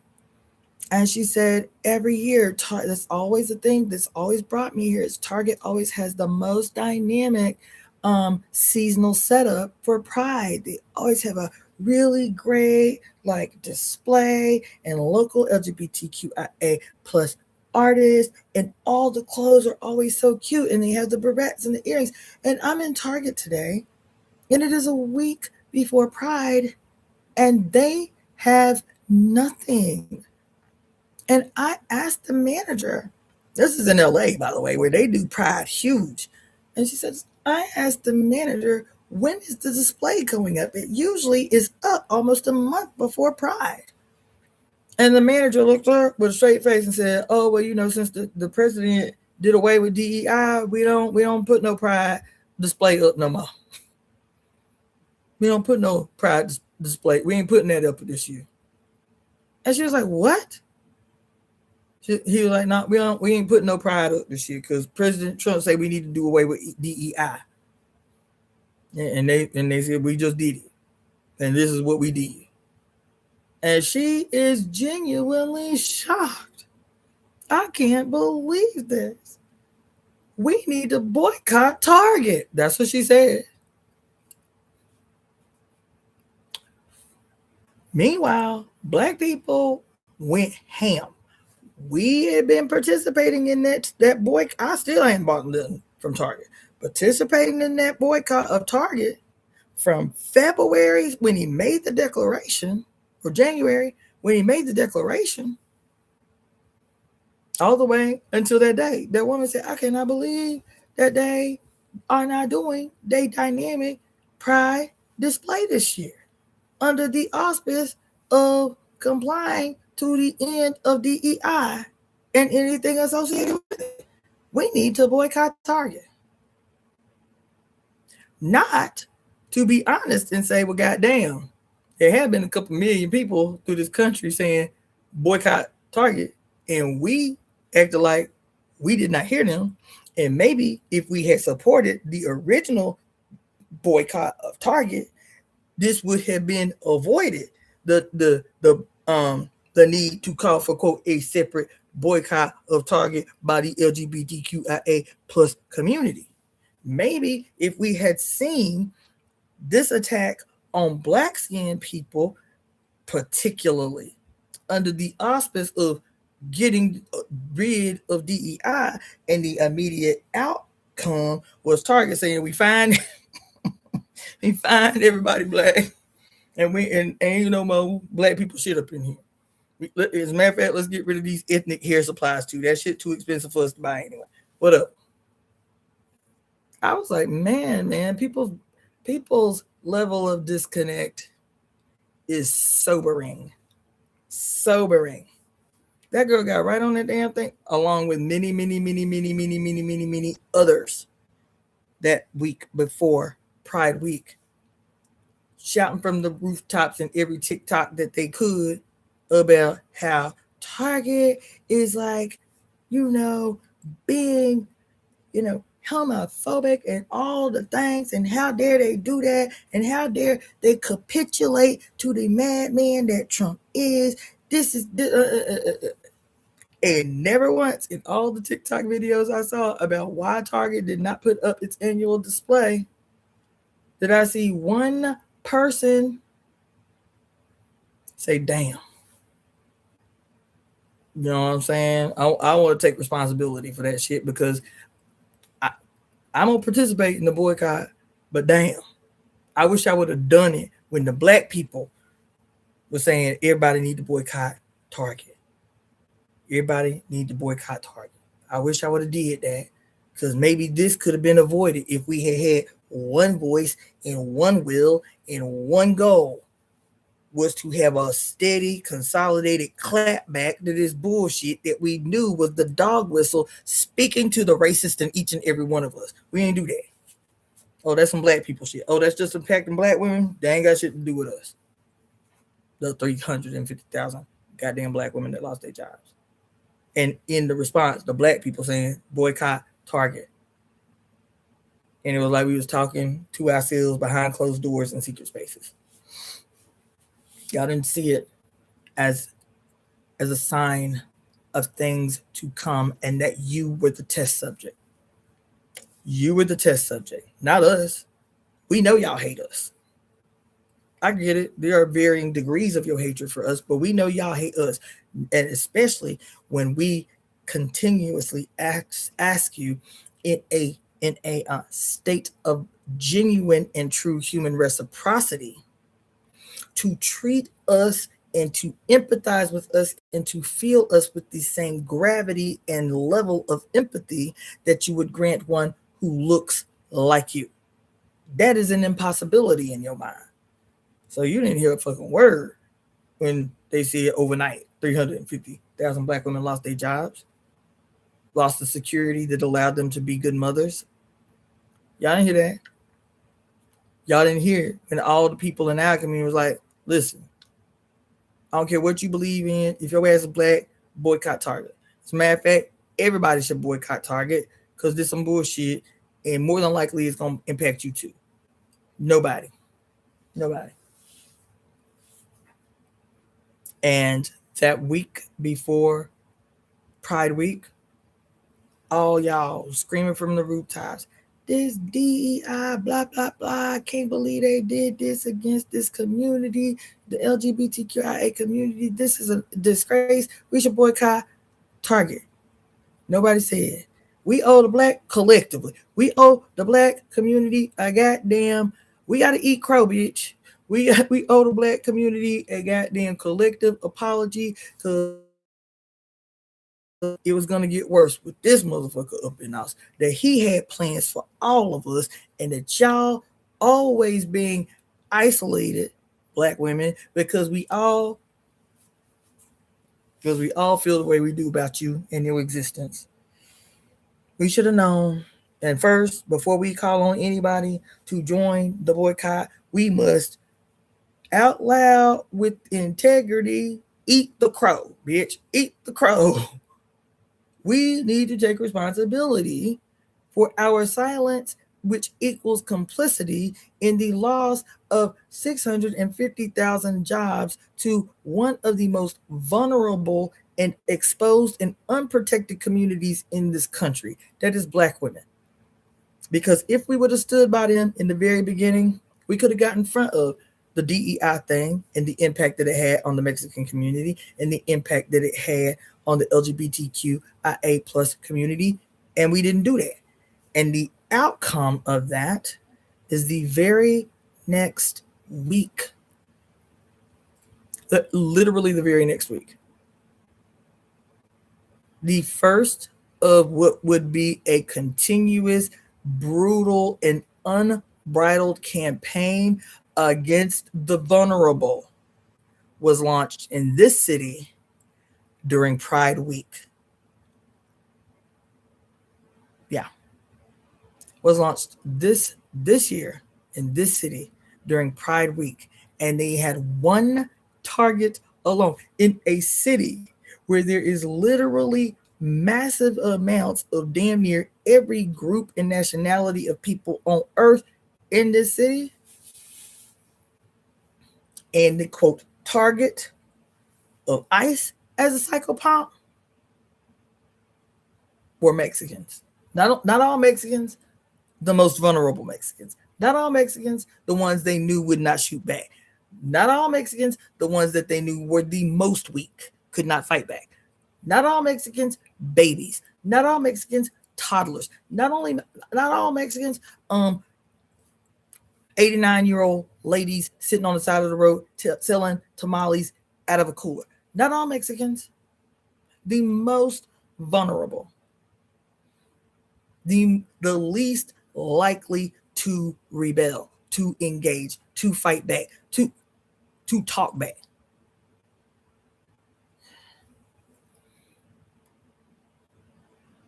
And so that happened. Less than 6 months after 350,000 Black women lost their jobs. Not only that, ICE has been around for a long time. The densest, most populated ICE detention facility is in York, Pennsylvania. Ask me how I know. Because my ex-husband was in jail in York City, Pennsylvania jail, and on the other side is its immigration detention facility. And every day, this man was telling me, keep enough money on your phone. There's so many Black people. He said, ain't nobody in this detention facility but Black skinned people. That's what he said. He said, if you want to know where any Black skinned person is in York, Pennsylvania, go to the county jail. That's where they at. Because when I first got there, I was like, damn, all the Black people in York, Pennsylvania light skinned? Like, why all the Black people in York, Pennsylvania light skinned? Like, well, I don't see no brown skin. I'm not being funny. I'm being deadly serious. I was like, where are the Black people at? What you mean, Black people? Because even his own family, as dark skinned as my ex-husband was, everybody in his family said his mama is very light skinned. And so you walking through the city and you don't see no chocolatey, melanated, dark, rich skinned Black people. I was like, where are the dark skinned people at? He was like, they're in the jail. I said, that's not funny. He said, I wasn't being funny. He said, when you go to York County Jail, go to York County Jail. He said, everybody Black skin, everybody brown skin that you ask them about where they at, they are over there in that goddamn jail. And when he went to the jail awaiting arraignment, he was like, I can't believe this shit, girl. He said the immigration center on the other side of the building, because we do come together for lunch, for mess hall or whatever. He said it ain't nothing but Black people. There are, quote, no others in that detention. Everybody is Black. Everybody is Black. Same way with the detention center that's in Miami. Everybody is Black. I got divorced in 2013, 2014. So this ain't no shit I'm talking about just yesterday. But again, y'all think that the worst that it has ever been is these last 2 weeks. Is this last year. I'm sitting here 2-3 times a week facilitating 3-way calls on my dime because there's brothers and sisters a lot. The men and the women and the young teenagers in this detention facilitated this facility together. No writ to habeas corpus.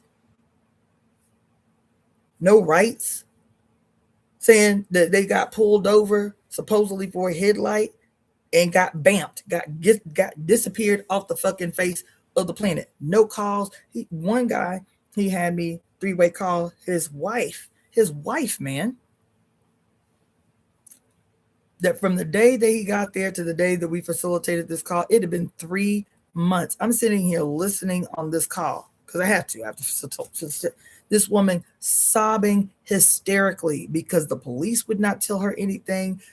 The car was left right where it was. We had to come and pick it up, but there was no sign of my husband, no evidence of where he could have been. Did somebody take him? Is he dead? 3 months. They would not let this man make a single phone call to his wife that lived in the same city where he was being held hostage in the detention center.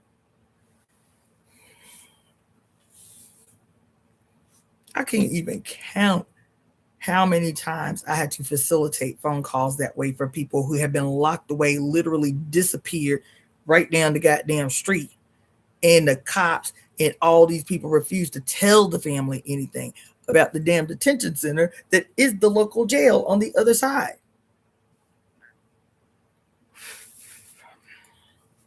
People crying they ain't heard from their people in months. Can't get no answers. Going to hospitals, seeing if they looking for John and Jane Does. It's that fucking serious. And it's always been that serious. And the state relies on white complicity more than anything else.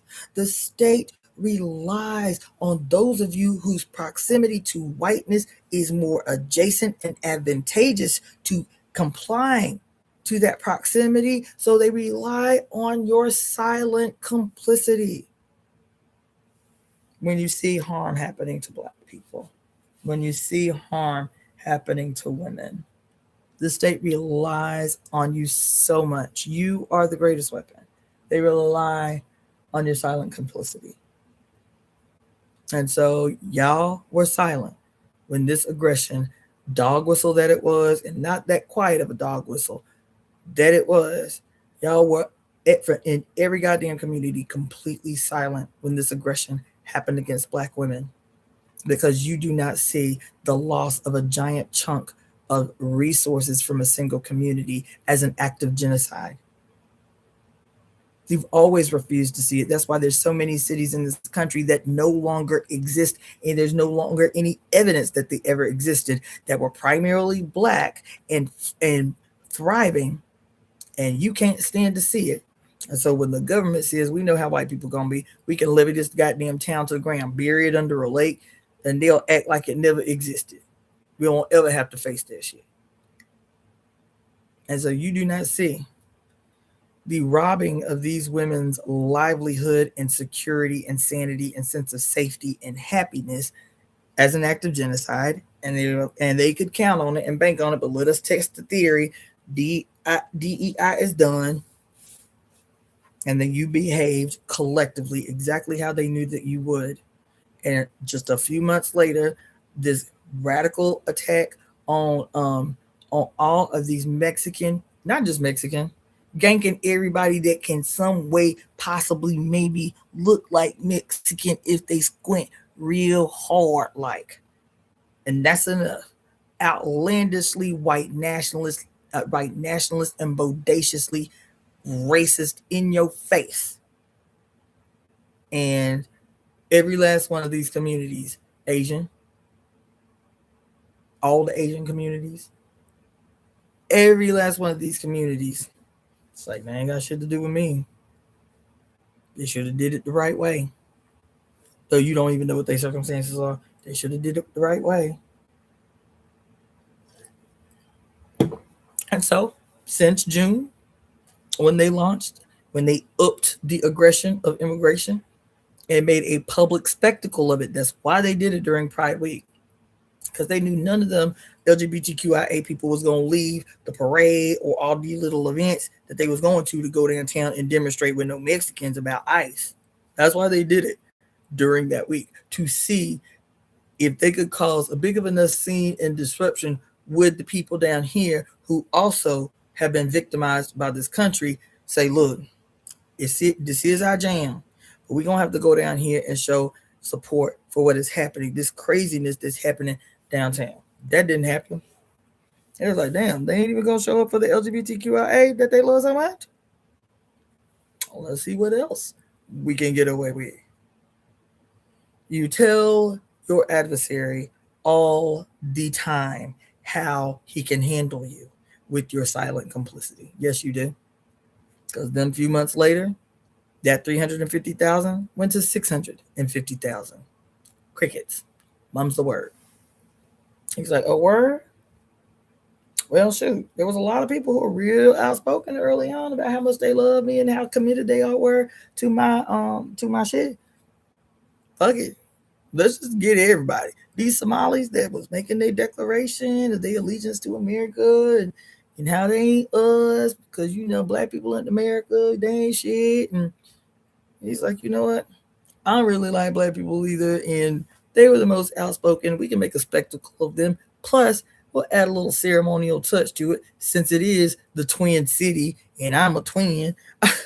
You can't make it up. I said twin cities. I said, come on, man. Really? Oh, Minneapolis, the twin cities. I said, son of a bitch. But y'all don't think this shit is a ceremony. Y'all don't think this shit is a ritual. Okay? All this devastation, all these people to the streets because of these crimes committed against these two young white people, upstanding citizens. to this moment. Not a word about the more than 500,000 human beings whose lives have been devastated through the loss of income by this monster as something evidentiary of a deepening and a sharpening of the genocidally maniacal campaign that Trump has become the spearhead to wage. He's just the spearhead of an instrument that was waiting for this moment, that was prepping us for this moment, if we care to see. And I'm telling you from this day forward that your hatred, your disdain for, your inability to see through the madness that is the blinding light in your head, your inability to do the right thing as if it were your life on the line. That's what the white boy Che Guevara said. Solidarity is not a matter of simple well-wishing. It is in the sharing of the fate of the oppressed, whether in victory or in death. That's what he said, word for word. And I love the man, but really ain't about what he was talking about. Like sharing in the fate of the oppressed, whether in victory or death. I'll wear a Chase t-shirt when I go to a demonstration. But that other shit, that sounds like a lie. That's too much. That's too much. Solidarity is not a matter of simple well-wishing, but in the sharing of the fate of the oppressed, whether in victory or in death. And unfortunately, the young man who just lost his life at the hands of ICE, who is not distinguishable from Minneapolis PD. Unfortunately, the man that just lost his life was attempting to do the right thing in his show of solidarity for the woman who was literally being beat up by ICE officers. He lost his life attempting minimally to do just to shield the woman from the fist being wailed down on her. And how he paid was to be shot 10 times after his gun was removed from the back of his pants. That was his crime for, quote, doing the right thing. But you can only see it because it was him. Nobody else. Not Sean Bell on the eve of what was supposed to be his wedding night. Couldn't see it. George Floyd. Couldn't see it. These 600 black women who have been permanently sterilized against their knowledge or will. That's why. So I'm done, but I had to say that. I had to say that. Yeah. All right. Good night. I'm getting some ice cream. Taking my ass to bed. I'll see you at the bar. Peace.